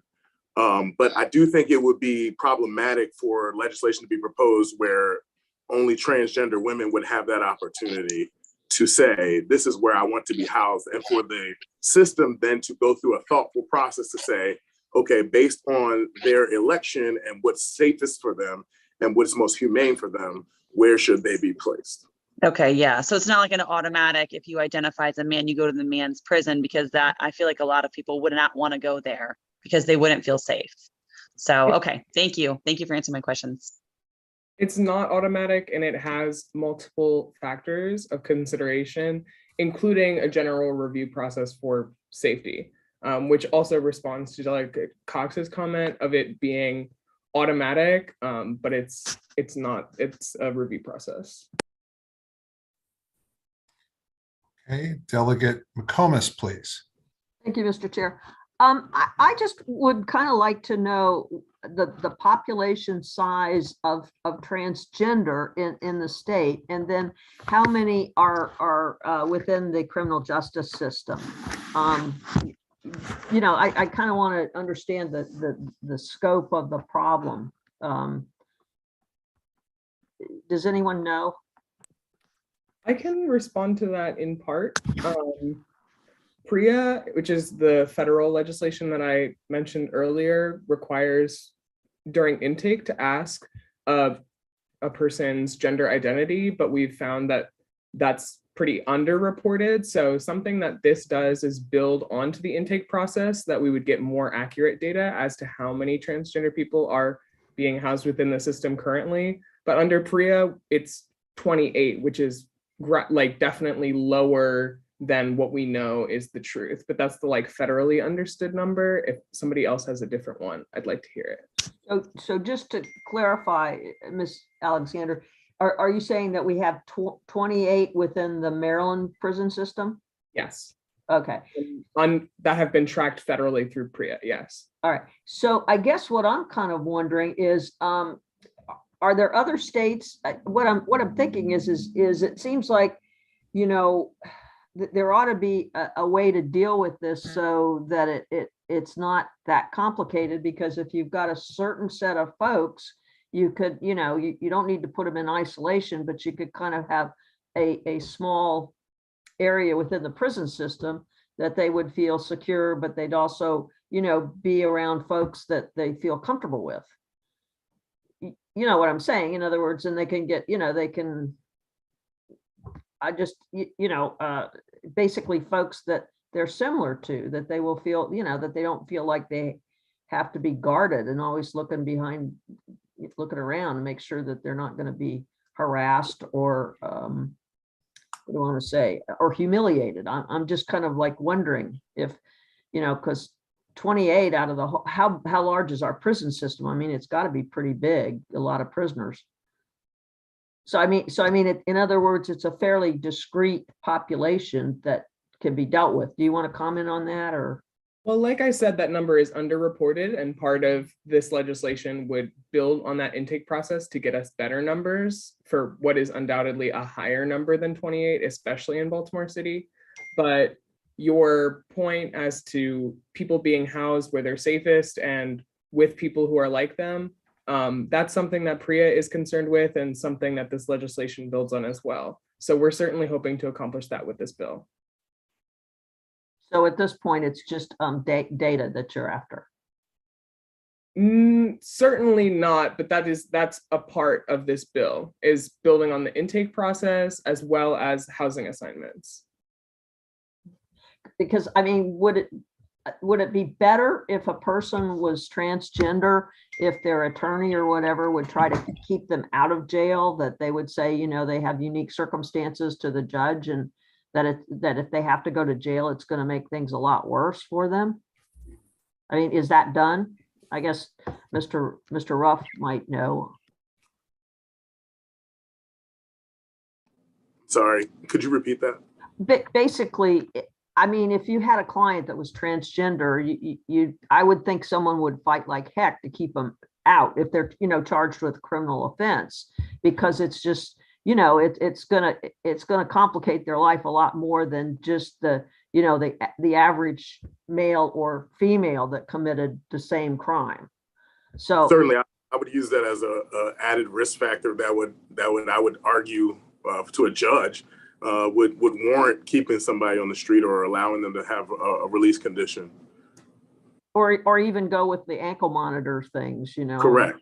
Yeah, and community, you know, going to community AA supervision. Yep. Yeah, community supervision. Yeah. Okay. Thank you, sir. Further questions for the panel, please? All right. Seeing none, we thank you all very much for participating here today, and we're going to go to those people testifying in opposition now.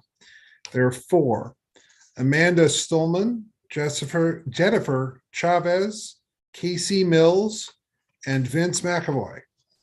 We'll let those 4 people in to the room.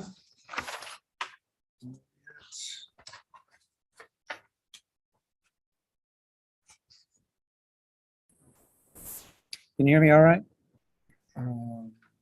I can. We're going to start with Amanda Stolman. Amanda Stolman. There you go. That's fine. We're going to hear from you for 2 minutes, please. Thank you, Chairman and members of the committee. My name is Amanda Stolman. I'm the USA Director for Keep Prisons Single Sex. Thank you for the opportunity to speak in opposition to Maryland House Bill 453. Why do we have separate prisons for men and women? Because everything you know, everything all of us know, without having to study biology or law, tells us that men and women as sex categories are physically different in size, in strength, the particulars of our bodies and bodily functions, and in reproduction. Gender identity compared to the stable category of sex is not objective, verifiable, or disprovable. One's gender identity does not transform one's sex. It is the stable, objective category of sex, not the vague, mutable category of gender identity, which should dictate prison housing placement. Now, the federal PREA Act, which is the Prison Rape Elimination Act standards referred to previously, which Maryland adheres to, permits but does not compel cross-sex housing on the basis of transgender status. Under the PREA standards, such housing placement is contemplated following screening for a risk of victimization and in consideration of individual safety and health concerns. In contrast, Bill 453 is not grounded in a safety risk assessment. Rather, it's grounded in the mere preference of individuals in a multitude of self-declared gender identity categories. This fails to take into account the constitutional rights of your female inmates. Further, in Bill 453, anatomy explicitly may not be a reason to deny cross-sex housing. Other discriminatory reasons also may not be a basis to deny cross-sex housing. This would include legally protected mental disorders, which may include sexual paraphilias. No crimes render someone off limits for cross-sex housing in this bill. If you support this bill, you are signing on to males with intact genitalia or with sexual paraphilias or incarcerated for violent sex crimes, or all of the above, being housed with women if that's their preference. That may sound outlandish, but those are all scenarios permitted under this bill, and other states which have implemented similar law or policy are housing such males in women's prison. But even males who don't fall into any of those categories, men of any kind, still remain male regardless of any gender identity. They absolutely deserve safety, but this should not come at the expense of your female inmates. They do not belong in women's prison. Thank you. Thank you.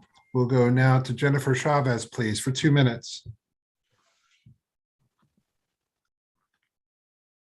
Have to unmute yourself, Jennifer Chavez.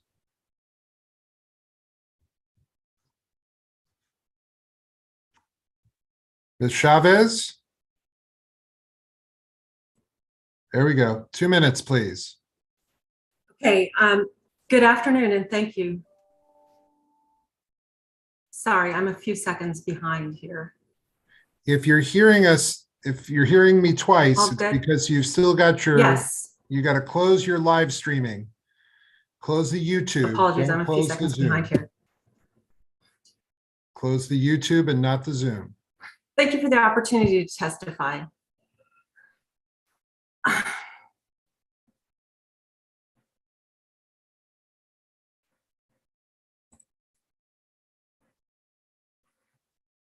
Okay. Is this, can you hear me? Yes. Okay, apologies so much. Here we go. Good afternoon. Thank you for the opportunity to testify. My name is Jennifer Chavez, and Maryland has been my home for the last 13 years.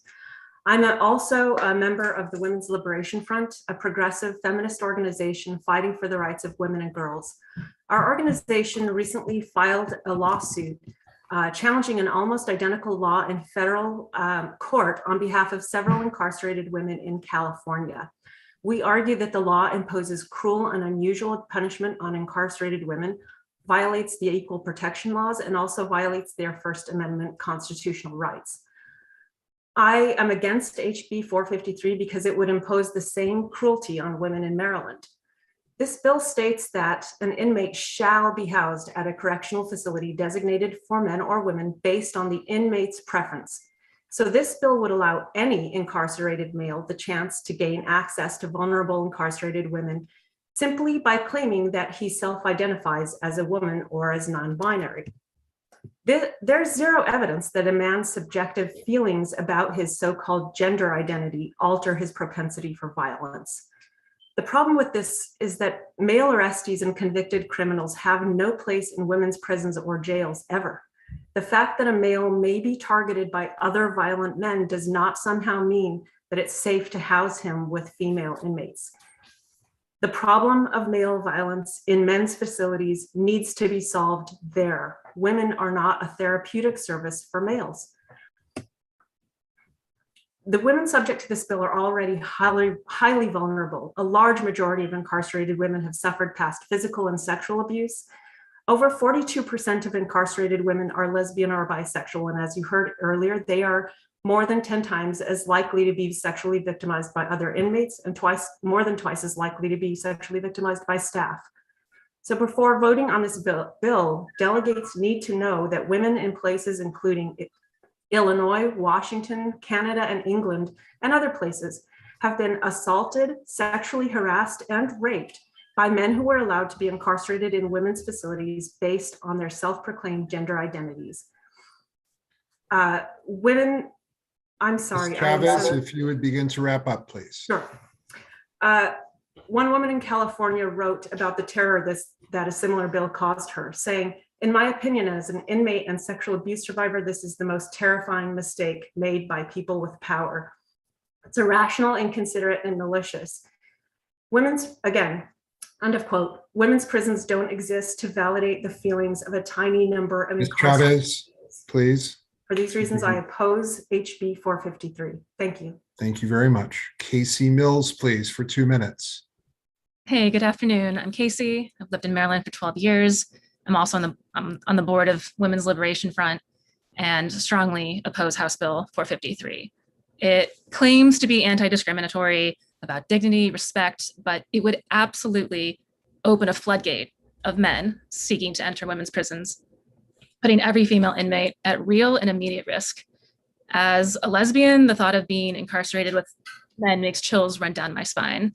And I'm honestly in disbelief that Maryland would even consider allowing males to be housed with females based on nothing more than his say-so. Identifying as non-binary or transgender does not change your biological sex. And this fringe notion based on what? A feeling, sexist stereotypes, nothing at all, will be one of the greatest embarrassments of our time. I'm a woman with short hair wearing a suit. Does that make me a man? Of course not. If I identified as a child to not pay my taxes, what about that? Or identified as Black to receive a scholarship meant exclusively for people of color.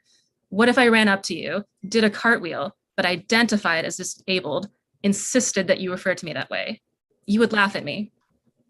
And I'd laugh at this proposed bill if its consequences weren't so serious, because it will be men, violent, sick men, and many of them who will take advantage of this bill. And we are already seeing this play out in other states and countries, and it is not pretty. My heart goes out to all the women trying to heal from assault who will be re-traumatized under constant threat of rape. I worry about my lesbian and bi sisters who make up a disproportionate amount of female inmates and who are many times more likely to be victimized. And I think about female correctional officers forced to perform invasive body searches on males and cater to their whims. None of this sounds like dignity or respect to me. I urge you to oppose. Thank you. Thank you very much. We'll hear now from Vince McAvoy for 2 minutes. Thank you so much, committee. I want to echo what these three women have just said, particularly what Amanda said. I don't think I've ever heard it put so eloquently. To Casey's point, I just sent you all an email showing some of the problems that they're having in California already. I think it is beyond any level of sane compassion that for 28 people you would disrupt or even contemplate disrupting. You all know I'm in Baltimore. Our prison complex, it's a lot of people. To have this kind of monkey in the wrench situation is just abominable. Since I can go ahead and just say a me too to the previous ladies that spoke, I'll go ahead and leave it at that. Please vote unfavorably on this mess. Are there questions for the panel? We'll begin with Delegate Erican. Thank you, Mr. Chair. My question is for Ms. Mills. Could you just explain a little bit about the Women's Liberation Front? I had heard about it a couple years ago, but I haven't gotten any updates on the, people might appreciate understanding what your group really does and what they're about. Yeah, thanks so much. In a sentence, we are a radical feminist organization. That means going to the root of oppression, thinking about it as a class of women, these structural oppressions that women face, all women, and we fight to protect the rights and boundaries of women and girls. This is a really big issue we're dealing with right now. We are at the forefront of it in California. You can learn so much about it on our website, and we are happy to talk to you more about it. Yeah, and did your group work on the issue of female erasure of language, that kind of issue? Okay, that helps clarify it. Thank you very much. Thanks for being here. Delegate Grammer. Thank you, Mr. Chair. I just wanted to ask Ms. Mills, you had cited that this was a problem both in other states and other countries. And it would be very helpful for me if I could read up a little bit about some of these cases, the problems that we see. Is there any way you could maybe email me some information that I could kind of read up about the consequences of these policies? Absolutely. Can get it to you this afternoon. Thank you. Further questions for the panel in opposition? Delegate McComas. Sorry, I think if you're going to send information, send it to all of us because that would be very helpful. And also, since you all are engaged on this issue, if you could kind of, if you know kind of what size of population we're dealing with here. And maybe because it is a complicated issue and it's not, it's not an easy way to do this. Why aren't the courts and let's say, in other words, are the crimes that are being committed by those that are transgender, are they so serious that they have to be incarcerated? I mean, in other words, what I'm thinking is that it's just, the fact that these folks are going to prison is what causing kind of the problem, unless they are a danger to society, and then you've got to deal with that. But in other words, if it's drunk driving or if it's, drug addiction, those all could have other workarounds. So I'm kind of curious as to how big a problem size-wise is this, that we have to upend everything. So anyway, thank you. If I could speak to that, the current numbers for Maryland as of spring of 2021, in terms of your prison inmate population, which identifies as transgender, as of last spring, it was 38. So I think the prior panel said 28, but I think that was referencing a number from an earlier year. So most current I'm aware of that's available is 38. To your question in terms of the types of crimes which are committed, I can't speak specifically to Maryland, but it may be illustrative to learn about data being collected by the Federal Bureau of Prisons, which does very carefully track the transgender inmates in their population.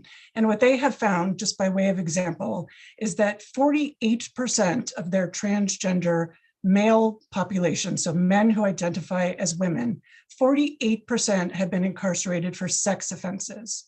That compares to 11% for their general population, and compares to 4% for women who identify as males.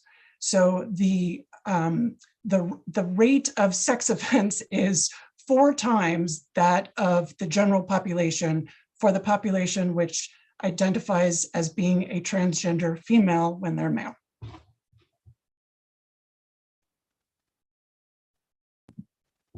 I wonder if I could add a bit more in response to that, Delegate McComas. Sure, go ahead. It's really important to understand that this bill places absolutely no limitations on the individuals who can assert that they have a gender identity. Of course, we all know that the very nature of gender identity is that it's completely subjective, unprovable, and of course, it's considered to be a sign of bigotry if you question someone's assertion of gender identity. So there is absolutely no room for questioning the sincerity, nor is the severity of the individual's criminal conviction given any particular consideration.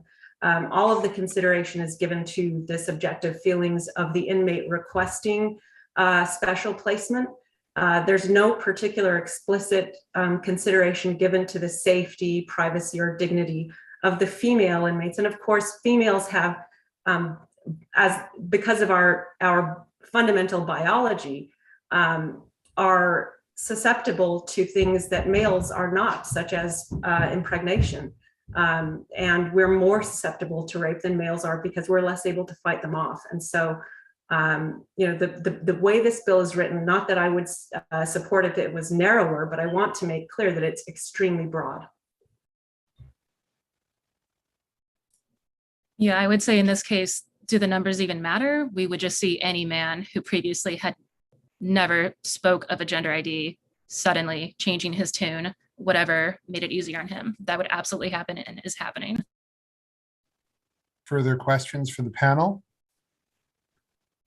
Seeing none, we thank you all very much for testifying today, and that concludes the testimony on House Bill 453. We're going to go now to House Bill 454, also Delegate Lopez's bill, and we're going to hear from Delegate Lopez, Kim Haven. Yeah, okay. 1, 2, 3, 4, 5, 6. Oh, maybe not 6. There's a couple duplicates. All right, we're going to hear 6 on the first panel and 5 on the next.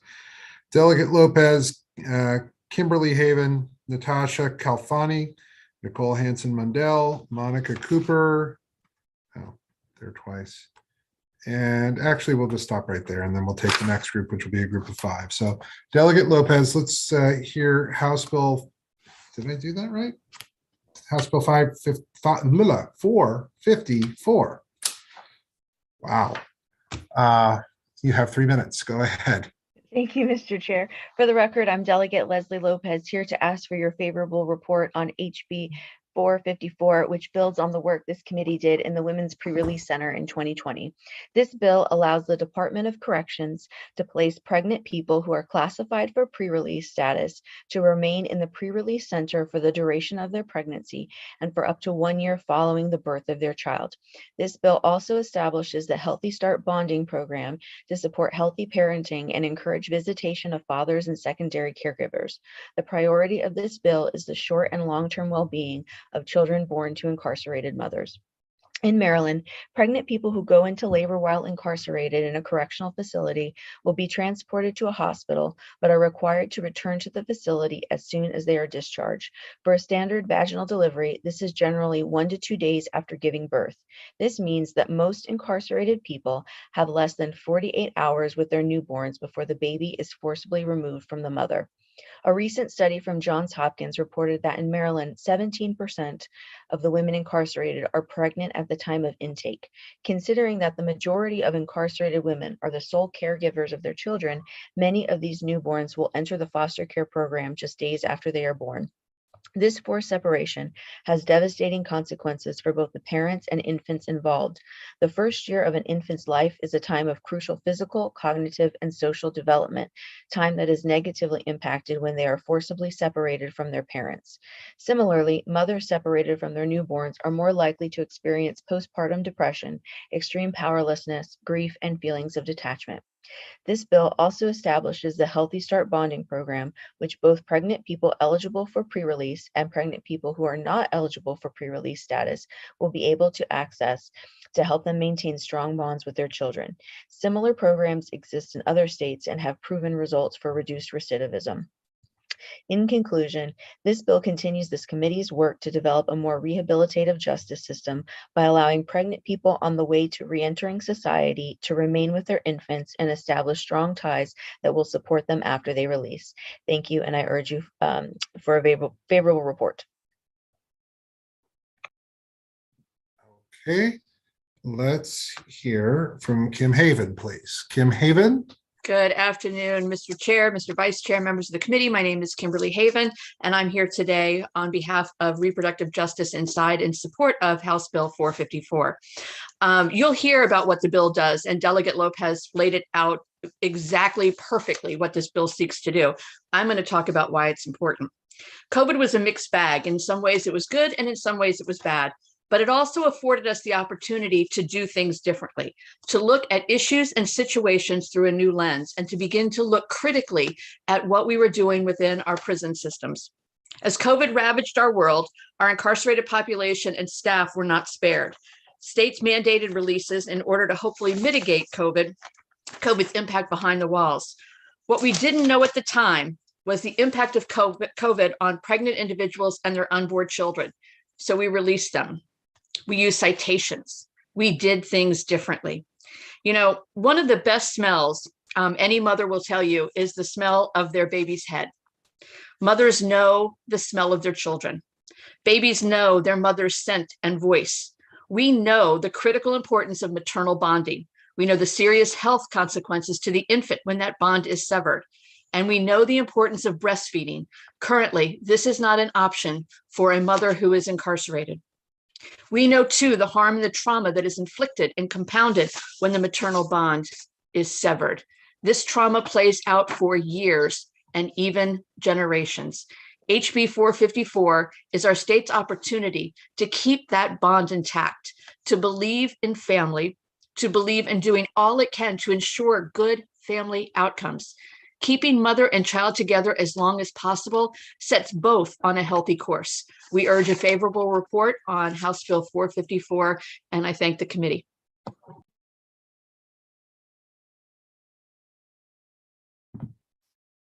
All right, let's go to Natasha Kalfani, please, the Office of Public Defender. Good afternoon, Committee Chair, Vice Chair, and the committee. My name is Natasha Kalfani. I'm an attorney in the Parental Defense Division of the Office of the Public Defender. I'm testifying in support of HB 454 and asking for a favorable report. The goal of the Parental Defense Division is to keep families together and preserve the rights of all parents to parent their children. We support this bill because it is another means of doing so. This bill treats incarcerated women and their infants like they matter and has the potential to keep families together. If a woman who gives birth has a year or so to serve in her sentence and is allowed to spend that year with her infant, this dramatically reduces the possibility that the family bond is severed forever. On the other hand, when a child enters foster care, the court must consider changing the child's permanency plan to adoption after the child has been in care for 15 months. Where infants are concerned, most courts in Maryland do not wait the full 15 months and will usually change the child's plan much sooner. For a woman who is serving a sentence of longer than 6 months in her incarceration will almost always mean that she will lose custody of her child permanently. This fact is even more devastating in situations where by law, they should have had the opportunity to reunify with their child, but in practice, those family ties are severed. Often there is a stigma attached to incarcerated people. When that stigma is coupled with the stigma associated with parents involved in child welfare, these mothers are more likely to suffer. Specifically, when a child is adopted, they will likely not be allowed to have any contact with their child after they are adopted. The Prevention of Forced Infant Separation Act would allow mothers the opportunity to maintain custody of their children and give them a year to be with and to establish a bond with their infant. As a result, even if their child has to go into foster care, the statutory timelines would work in their favor. Should their child enter the foster care system, this law would give them a jump start on receiving the services needed, making it more likely that reunification is timely. It is for these reasons that we are asking for favorable support on HB 454. Thank you. Thank you. We don't see Nicole Hansen-Mundell, although she's testified previously, but we'll go to Monica Cooper now and we'll hear from her. And if Nicole comes back in, then we'll call her next. But Monica Cooper now, please, for 2 minutes.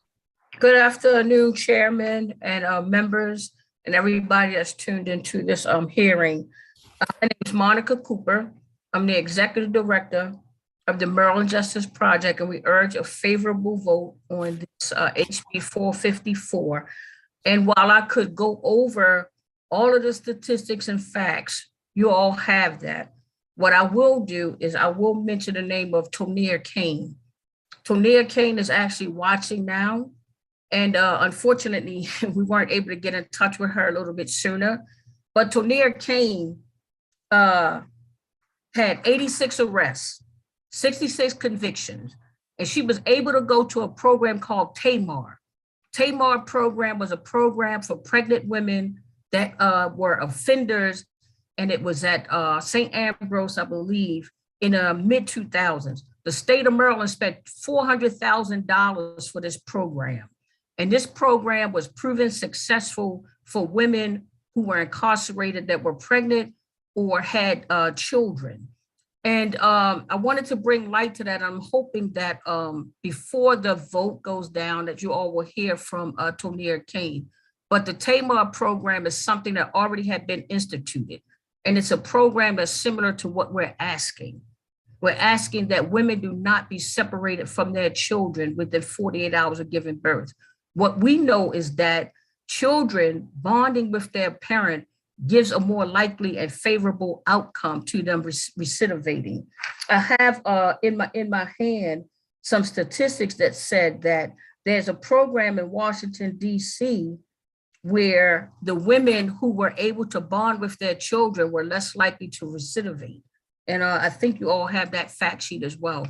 So I'm not going to go on for my entire 120 seconds because it goes by so fast. Is it 90 seconds? What is it? But whatever it is. 120 just now. Oh my goodness. You're fine. Thank you very much. Thank you, sir. But I just urge a favorable vote because it will lower recidivism and it will keep families together. And I will provide you with the information for that TAMAR program that the state of Maryland already had in place. And it only cost $400,000. I'll make sure you get that information. And thank you, sir. You look great. I love the tie. All right. Stop ingratiating the chair. All right. Trying to make nice with the chair now and talk about his tie. It's been a long day. All right. Thank you very much, Ms. Cooper. And let's go to questions. I don't see Nicole Hanson-Mandel here. If she happens to get here, I think we have a few more people to testify after this. But for the first panel, Delegate Arakan to begin. Thank you, Mr. Chair. My question is for Ms. Kalfani. I hope I'm saying that correctly. You mentioned that you're part of a group or an organization. I was wondering if you could tell us a little bit about your organization, what other kinds of work you do, and if you've touched on the subject area of people in Maryland who've had their children taken from them at birth because they tested positive for COVID. I've had a conversation yesterday with somebody who had that happen to her close friend. For 14 days, she was separated from her child simply because she had a positive COVID test in the hospital, even though she was asymptomatic. Thank you, Delegate Arakan. My name, I work for the Office of the Public Defender in our Parental Defense Division. And what we do is represent parents who are at risk of having their children removed from their care or their custody, or parents who've already had their children removed from their custody. And we represent them in the efforts of them regaining custody. We also represent parents who are facing the termination of their parental rights, which is one of the reasons we have such an interest in this bill, because that is definitely what women who are facing certain sentences and have their children placed in foster care would definitely have to deal with. As it relates to the issue with COVID, I personally have not come in contact with any cases in which parents were losing custody or their children were coming into care because of COVID specifically. We do have cases where parents are hospitalized for many different reasons, which make them unavailable to care for their child. And for that reason, their children may come into care. And again, the timelines are the same. And hope our goal is always to, get them out of the hospital and get their children back. But the situations vary. Thank you. Thanks for clarifying. Are there further questions for the panel? I have a technical question, and we don't have DPSCS in to testify, apparently. I'm reading the bill, and in the first part of the bill, page 1, 21 through 24, and then page 2, 1 through 4, talks about how the division shall allow pregnant women classified to be in pre-release status to relocate to the pre-release unit. How long is someone in pre-release status prior to their being released? I'm sure it's different. It's not the same for every inmate, but can somebody give me that number? Yeah, Chairman, this is Monica Cooper, as a formerly incarcerated person who actually went to the pre-release center before I was released. It's generally sometimes 24 months and sometimes even 4 years before you actually get out, because you have minimum, pre-release, and work release. These are all step down portions of you actually getting out. So a person who is 3 years prior to their release date, they wouldn't actually be able to go out to work, but they can participate in job readiness. They can participate in things that's getting them prepared for that next level. And it varies. The Department of Corrections had varied in that number. But I know when I was incarcerated, you had to be at least, I think, about 3 years within your release date. So you're looking at a possible person being in the facility pre-release for like 3 years. But like I said, it varies, but it's definitely no less than 2 years within your release date. And the legislation is meant to apply only to the Department of Public Safety, to the Department of Corrections. I don't see that this applies to local facilities. That's correct. That is correct. Okay. And you have 1 year. Delegate Arakan, I think, came back with another question. Yes, second bite. Sorry, sir. That's all right. So I'm trying to remember what the timeline looks like for building our pre-release center, because I don't think we have something currently. So what's the timeline look like for implementation of this bill And what's the timeline look like for actually getting our facility off the ground? Fortunately, that's a question I could also answer, because that's a bill that the Maryland Justice Project been working on since 2016. And what I can tell you is that there hasn't been money put in the budget, but before this session is over, there will be money put in the budget. We are on a roll with it. And I know that leadership in both the Senate and the House has been very supportive of this happening, even though our governor failed us on several attempts by not putting money in the budget. But I give it maybe 2 years, and that place will be up and running. 140 beds, probably a brand new facility, and it will be able to house this particular program that we are pushing. So maybe the sponsor can tell me if the effective date, how would they implement it if the effective date is before? I mean, usually it takes about 2 years of actual planning before you actually break ground, and then the actual construction can take a year or two. So even if it did get done in 2 years, what's the plan in the bill for if it's not ready by the time it's the effective date on the bill? Yeah, well, the intention for introducing it this year is really just to put a stake in the ground to say that as plans go forward, there needs to be some type of facility with this population in mind, because it is more considerable than people would first assume. And then also make sure that there's a healthy start and bonding program that's put into place. So that's kind of like the short-term answer, is like, as they're planning this out, hopefully that's sooner rather than later, but the intention is to make it clear that this needs to be a part of those future plans.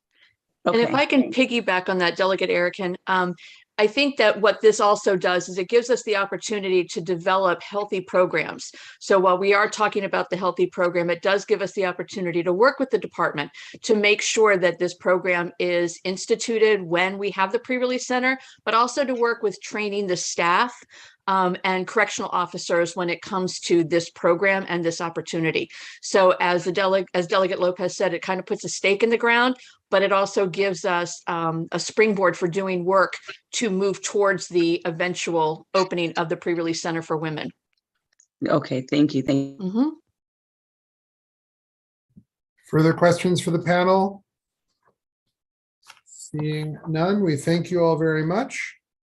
And we're going to move on now to Shanta Trivedi, Elena McWilliams, Jessica Emerson, Faye Justice, and testifying favorable with amendments, Leslie Milano. We'll hear from this group with the understanding that Leslie Milano is signed up favorable with amendments, and then we will go from there. So if we have Shanta Trivedi.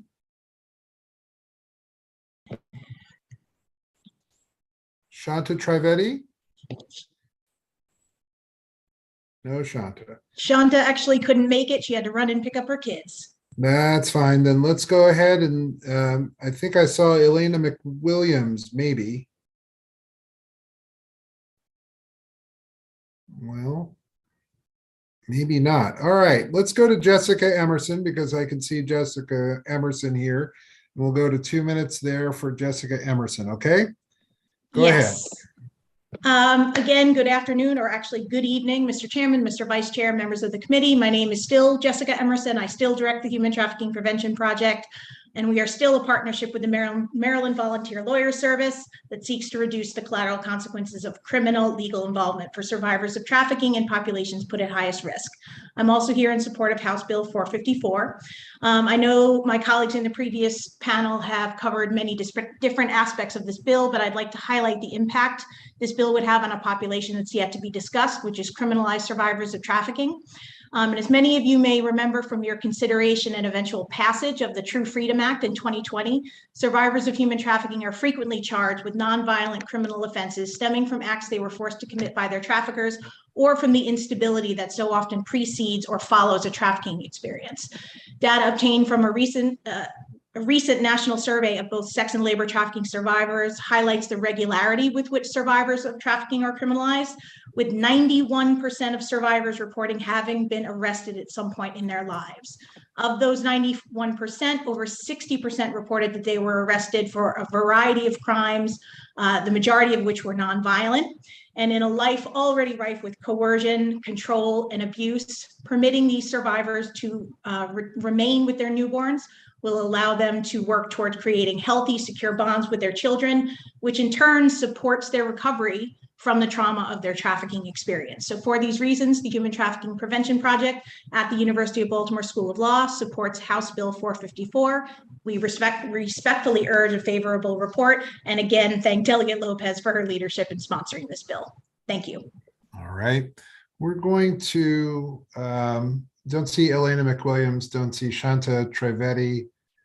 We're going to go ahead. And so with favorable with amendments, Leslie Milano, please, for 2 minutes. You're on mute. Sorry about There you that. go. Yep, trying to unmute there. So thank you so much.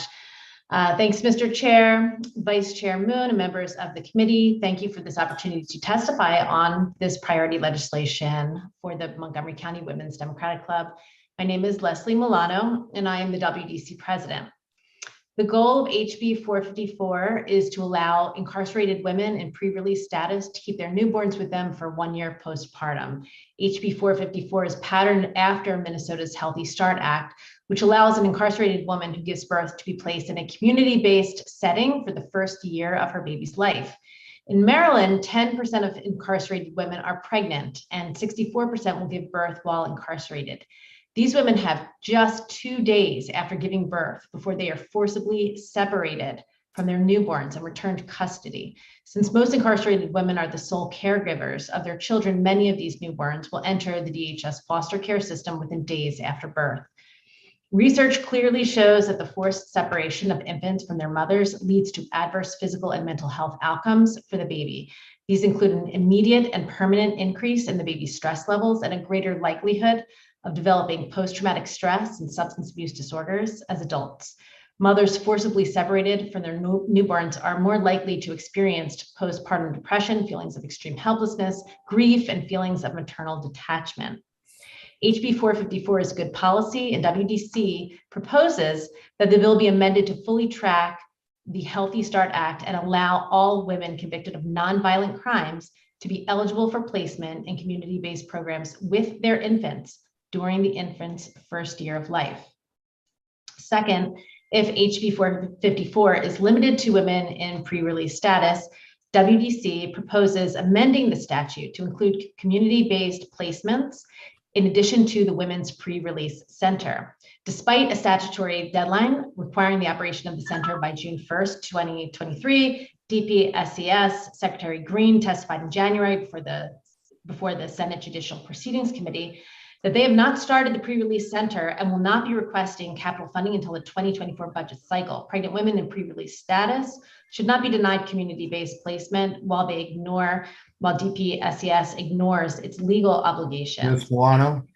Support for HB 454 with proposed amendments and strongly urge a favorable committee report. Thanks so much for your time. All right, thank you very much. We don't see the other two people who were identified here, either me or staff, so we're going to go ahead to questions. Are there questions for this panel? Seeing none. We thank you all very much, and that concludes the testimony on House Bill 454. We're going now to House Bill 337. Delegate Lopez and the last bill of the day. Delegate Lopez's bill 337 has a total of 13 witnesses. Let's go ahead with Delegate Lopez, Leslie Milano, Natasha Kalfani, Kim Haven, Nicole Hansen-Mundell. We'll add Spencer Hall and Latasha Faison as well. And then we'll go to another, well, wait a minute. Did we have a panel in opposition on that last bill and did I miss it? We did. Okay, wait a minute, stop the train. We did have somebody signed up to testify in opposition. That's Vince McAvoy. And we're going back to 454. Oh, wait, we don't have Vince in the waiting room, so never mind. So we're going back to 337 to completely confuse the people who will splice the tapes later on. Let's begin with Delegate Lopez for 3 minutes, and everybody else will get 2. Go ahead. Thank you, Mr. Chair. For the record, I'm Delegate Leslie Lopez here to ask for your favorable report on HB 337. This bill allows for people who have been convicted of a nonviolent offense and are primary caretakers for a child or vulnerable adult to file a motion with the court to have their caretaker status considered in sentencing. This will formally allow the court to consider sentencing them to community-based alternatives to incarceration. When someone is incarcerated, their entire family is impacted by their absence. This is especially true if the incarcerated person has dependents that rely on them for any number of needs, including housing, health, education, family ties, and custody. When primary caretakers are incarcerated, their families are immediately destabilized and left on their own to replace the lost income in caregiving. In some instances, this may result in children being sent to foster care, an often traumatic experience for both parents and children. The negative consequences have short and long-term impacts. Incarceration of a parent has been repeatedly identified as an adverse childhood experience and often leads to many negative impacts for the child later in life, including decreased future income, physical and mental health problems. This bill works to keep families together by requiring the court to consider a person's status as a primary caretaker. If the court makes that determination and it identifies an appropriate community-based alternative to incarceration, such as drug or alcohol treatment, they can sentence that person to the program instead. These programs not only keep nonviolent offenders out of our prisons and jails, but also help reduce recidivism. In Washington state, women who participated in the Parent Sentencing Alternative Program had a recidivism rate of 8%, whereas women who were incarcerated and separated from their children had a recidivism rate of 29%. While judges can currently consider caretaker status, there is currently no legal requirement to do so, which means that defendants must rely on the personal generosity of judges to determine if they are incarcerated or sentenced to these community-based programs. This bill simply standardizes that process. This bill will help thousands of Maryland families stay together. In our state, 90,000 children have a parent under some type of correctional supervision. Studies estimate that about 60% of women in prison and 80% of women in jails are mothers. In 2021, approximately half of the women incarcerated in Maryland's correctional facilities were convicted of a nonviolent offense. In conclusion, this bill helps nonviolent offenders receive access to the supportive services they need to make a positive change in their life, while also allowing them to continue to provide for their dependents. Thank you, and I ask for a favorable report. Thank you very much. We're going to go now to Leslie Milano for 2 minutes, please. Thank you so much. Thank you, Chair, Vice Chair Moon, members of the committee. Thank you for the opportunity to testify on this priority legislation for the Montgomery County Women's Democratic Club. I'm Leslie Milano. I'm the president of WDC, and WDC advocates for legislation that will improve the lives of Maryland's women and children, and HB 337 would do both.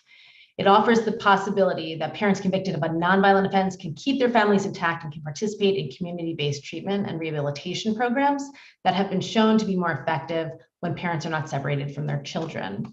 Moreover, this bill will help break the cycle of intergenerational trauma caused by the over-incarceration of people convicted of nonviolent crimes, which is very important.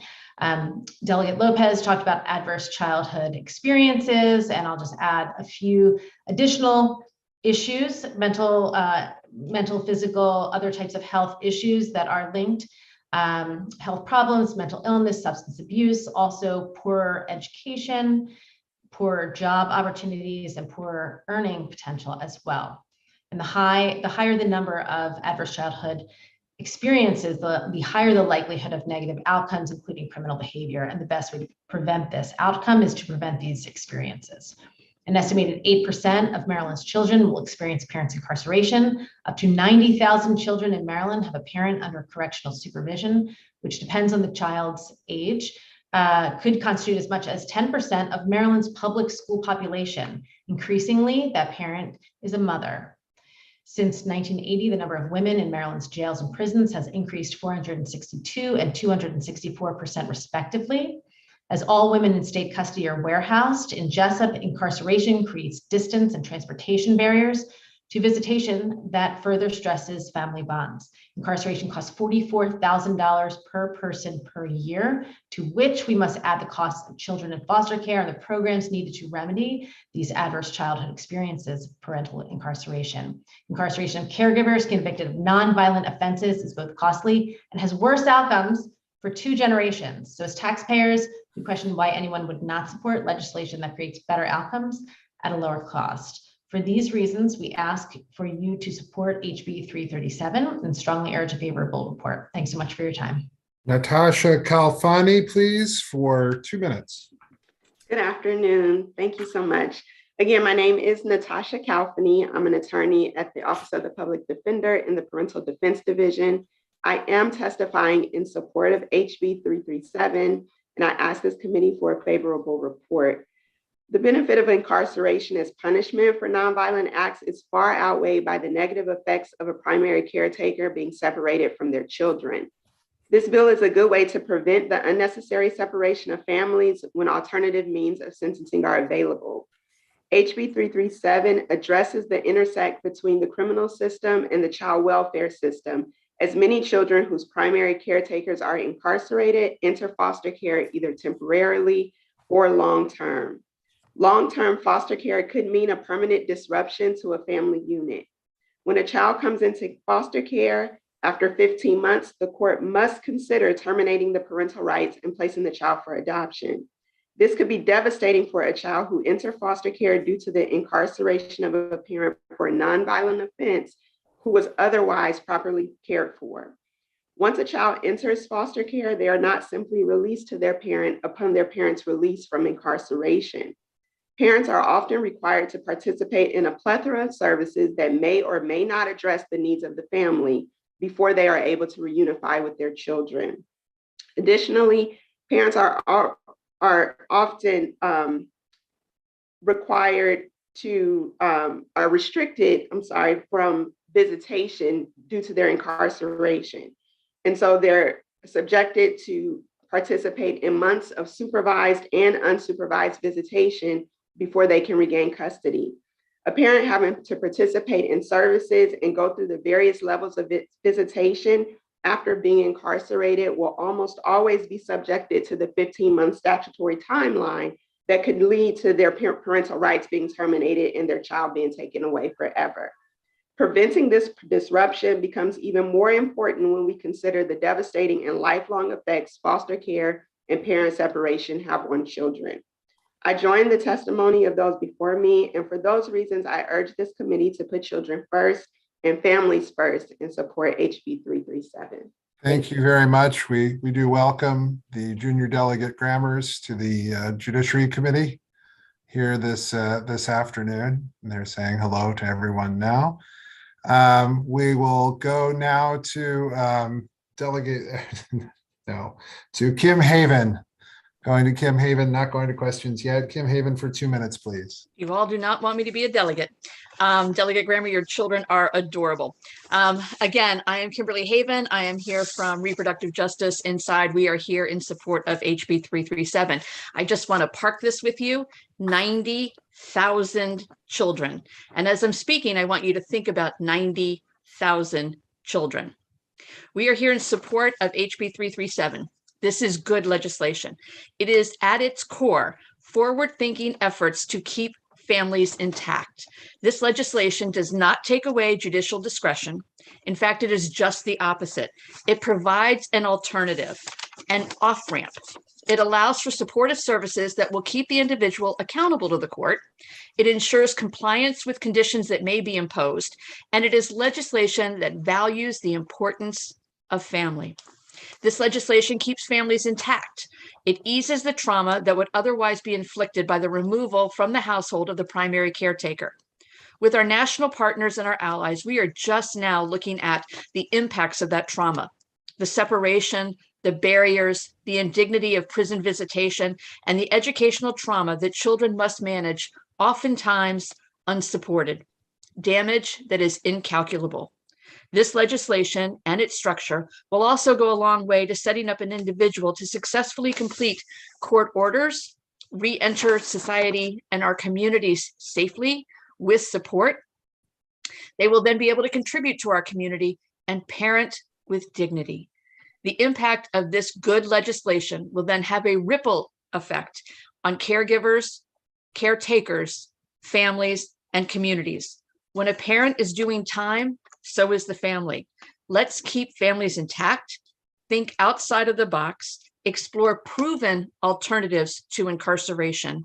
For these reasons, we urge a favorable report on this House bill. And again, we're speaking for the 90,000 children. We urge a favorable report of this House bill. Thank you very much. Right, thank you. We don't have Nicole Hansen Mundell. We do not have Spencer Hall or Latasha Faison. We do have Monica Cooper. We do have Elena McWilliams, and we do have Jessica Emerson. So we're going to go ahead and we're going to hear from Monica Cooper, then Elena McWilliams, and then Ms. Williams, or I'm sorry, no, and then Jessica Emerson. So we'll hear from each of them for 2 minutes. So let's go with Monica Cooper now for 2 minutes, please. Oh, and I also need to add Frank Patinella as well. We're just gonna, that'll be all of the people I think testifying in favor. All right, so let's go with Monica Cooper, please. Wait. Okay, I got it. There you go, 2 minutes. Thank you very much. Well, as folks have already testified that having this primary caretakers bill put in place would, to me, push offenders to be more proactive in getting services. One thing that I know, being a previously incarcerated woman, is parenting classes, drug treatment classes, and all of those things that will help you be a better person. You don't get that inside. You have a better chance of getting those types of things that make you move forward in your life in a community. All of these programs that's listed in this bill is already in a community. The state don't have to spend a dime. It's already there. You get an opportunity to keep families together, and you have a better chance of women and caregivers moving forward in a positive way in their lives, rather than sending them behind a wall for 18 months. Then you have to pay for foster care. Then you have to pay for all of these other things. Whereas if you ensure that these people can be at home in a community, of course monitored, but be at home in a community, I'm almost 100% positive from my own personal experience that those therapeutic programs and those things that help to make people move forward in their lives, they have a better chance of getting it in the community than they would if you incarcerate them. And plus it's cheaper. You can spend either $40,000 a year or you can spend $120 a week, if that much. So it's cheaper. And I guess that's all I have to say on this last bill. All right, thank you very much. Yes, sir. We'll go to Elena McWilliams, please. Hello, my name is Elena McWilliams. I'm here in support of House Bill 337. I'm wearing both my researcher as well as my mental health professional hat here. Back 17 years ago, when I began my career as a mental health professional, I worked at an inpatient facility treating folks with trauma. And one of the most impactful people that I spoke with was a woman who had become incarcerated and separated from her children. And that was the traumatic experience that went above all other of the many traumatic experiences she had had. This is a real severe issue that influences the mental health of these women and also of their children. The research also speaks to this. Incarcerating mothers and not preparing them for successful reentry through pre-release leads to elevated risk of child arrest and later incarceration, increased risk of living in poverty for both those mothers and their children, increased behavioral problems for those children, reduced educational attainment for children. Childhood poverty also negatively impacts those children when their mothers are incarcerated and then later unable to find employment.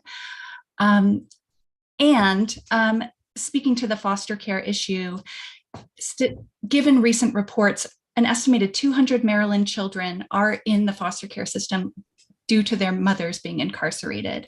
If we multiply that times the $25,000 a year that it costs to hold a child in foster care, that number is scary. It gets to about $5 million.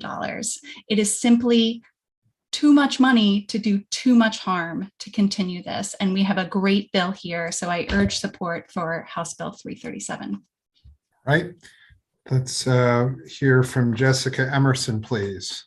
And then Frank Pantanella. Again, good evening, Mr. Chairman, Mr. Vice Chair, members of the committee. For the last time, my name is Jessica Emerson. I still direct the Human Trafficking Prevention Project, and I am once again here in support of House Bill 337 with a simple amendment that I know Delegate Lopez is already aware of. My colleagues have already covered the impact of incarceration on children. As far as our interest in the bill with regard to survivors of trafficking, I can direct committee members back to my testimony from just a few minutes ago, where I highlighted the impact of criminalization on survivors and the data that shows that approximately 91% of survivors reported having been arrested at some point in their lives. Allowing for alternatives to incarceration will support these survivors' resiliency, while at the same time allowing them to remain with their children, an outcome which benefits both children and parents. Before I close, last week in the Senate hearing on the cross-file, it was suggested that women with children should have thought about the fact that they were parents before they committed the crime that they were charged with. And what I can say with absolute certainty in over 20 years of working with survivors of trafficking and incarcerated women is that their children are often exactly who they are thinking about at the time they are engaging in the conduct that leads to their arrest, whether that be in terms of our clients following the commands of a trafficker so their child isn't harmed or is withheld from them, or resorting to nonviolent, and here's my furry child, nope, gotta go, resorting to nonviolent crimes of survival in an effort to meet their child's needs. Painting systems involved mothers and caretakers as not caring about their children is simply inaccurate, and it dredges up decades-old stereotypes that are most commonly directed at mothers of color. As far as proposed amendments, we are asking for a tightening of the definition of primary caretaker located in section A31 of the bill. I know that Delegate Lopez is aware of this and is willing to consider this, and we're happy to work with her on this as we did on the Senate cross-file. So for all those reasons, and seconding the reasons of my colleagues, the Human Trafficking Prevention Project supports House Bill 337. Respectfully urges a favorable report. Thank you, and thanks again, Delegate Lopez. Frank Pantanella, please. Good afternoon, Mr. Chair, Mr. Vice Chair, and members of the committee. I'm Frank Pantanella, Senior Education Advocate with the ACLU of Maryland. We support House Bill 337, and for the sake of brevity, I won't repeat all the points in my written testimony, many of which will be covered by the lead advocates from the Maryland Justice Project. Instead, I'll share my experiences as a social worker in a Baltimore City school from more than a decade ago. I work directly with city students and families in the Brooklyn-Curtis Bay area. The school population here was relatively equal in terms of race, white, Black, and Latinx students divided into thirds. Many of my students, regardless of race, had an incarcerated parent or have experienced being separated from their primary caretaker at some time in their life due to them serving time. I can tell you firsthand that the harmful impact of children being separated from their parents aligns with the research and reports that I referenced in my testimony. On many occasions, children have spoken openly about the trauma that they have endured from having an incarcerated parent, feelings of depression, hopelessness, and anger. This trauma plays out in the classroom in the form of low academic performance, high absenteeism, and dropout rates, behavioral infractions such as fights that lead to missed time in school. Many of these children are also in single parent households, and it's not their fault that they were born into these circumstances. If we continue with the status quo, the trend shows that they will be more likely to repeat the cycle when they become adults. I see this bill as protecting children and making sure that they have contact and as much support as possible from their primary caretaker as they engage in school and develop socially and emotionally towards adulthood. And this also gives an opportunity for the parent or primary caretaker who's not been convicted of a violent crime to get the support they need to improve their situation. And studies show that community-based programs for housing, drug treatment, employment, and other services can greatly reduce recidivism. And that should be the goal. Lastly, I want to touch on the topic of mass incarceration. Although some progress has been made in recent years, Maryland's incarceration rate is still atrocious, and it's an immense financial burden on taxpayers without positive outcomes to show for it. We have to keep working to change our prison and correction systems, and HB 337 is a common sense next step in that effort. For these reasons, we ask the committee to give HB 337 a favorable report. Thank you. Thank you very much. Now we'll take questions for this extended panel. Delegate Shoemaker, please. Thank you, Mr. Chairman. I guess this is for the sponsor. Yeah, I've done a fair amount of criminal work over the last 30 years, and I can tell you that one's status as a caregiver is something that defense attorneys like me routinely raise to judges already.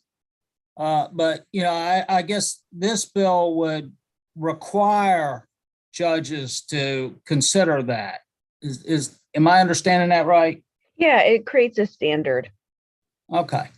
But couldn't you see this as like as one of those slippery slopes that we always hear about in Annapolis? You know, I mean, earlier we heard judges wringing their hands about having their discretion thwarted through that the governor's Judicial Transparency Act that we heard a little earlier. I mean, couldn't this be setting the stage for requiring judges to consider a whole host of things? This could be just the first one of those prior to imposing a sentence. I mean, you know, maybe the Veterans Caucus would want judges to consider one's status as a veteran. Maybe that's the next bill. I don't know. I mean, couldn't you see that as, you know, this is setting a trend in that direction?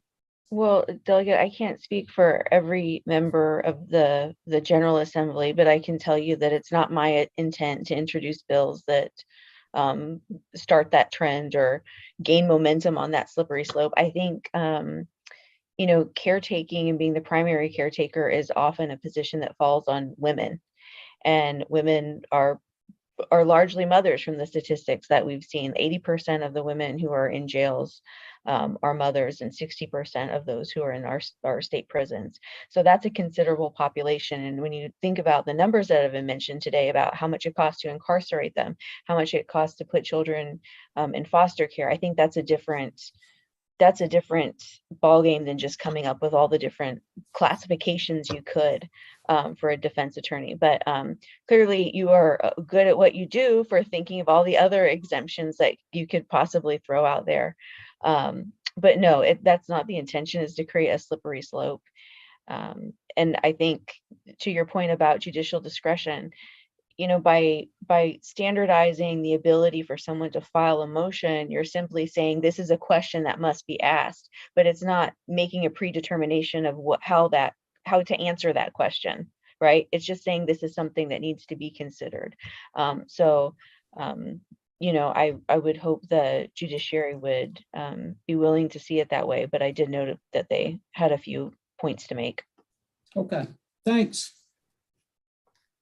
All right. Further questions for the panel? Seeing none, thank you all very much. That is going to conclude the testimony for House Bill 337 and conclude the testimony for today. There was a person signed up in opposition. However, he is not in the waiting room, and we are therefore done. We will see you tomorrow at 1 o'clock.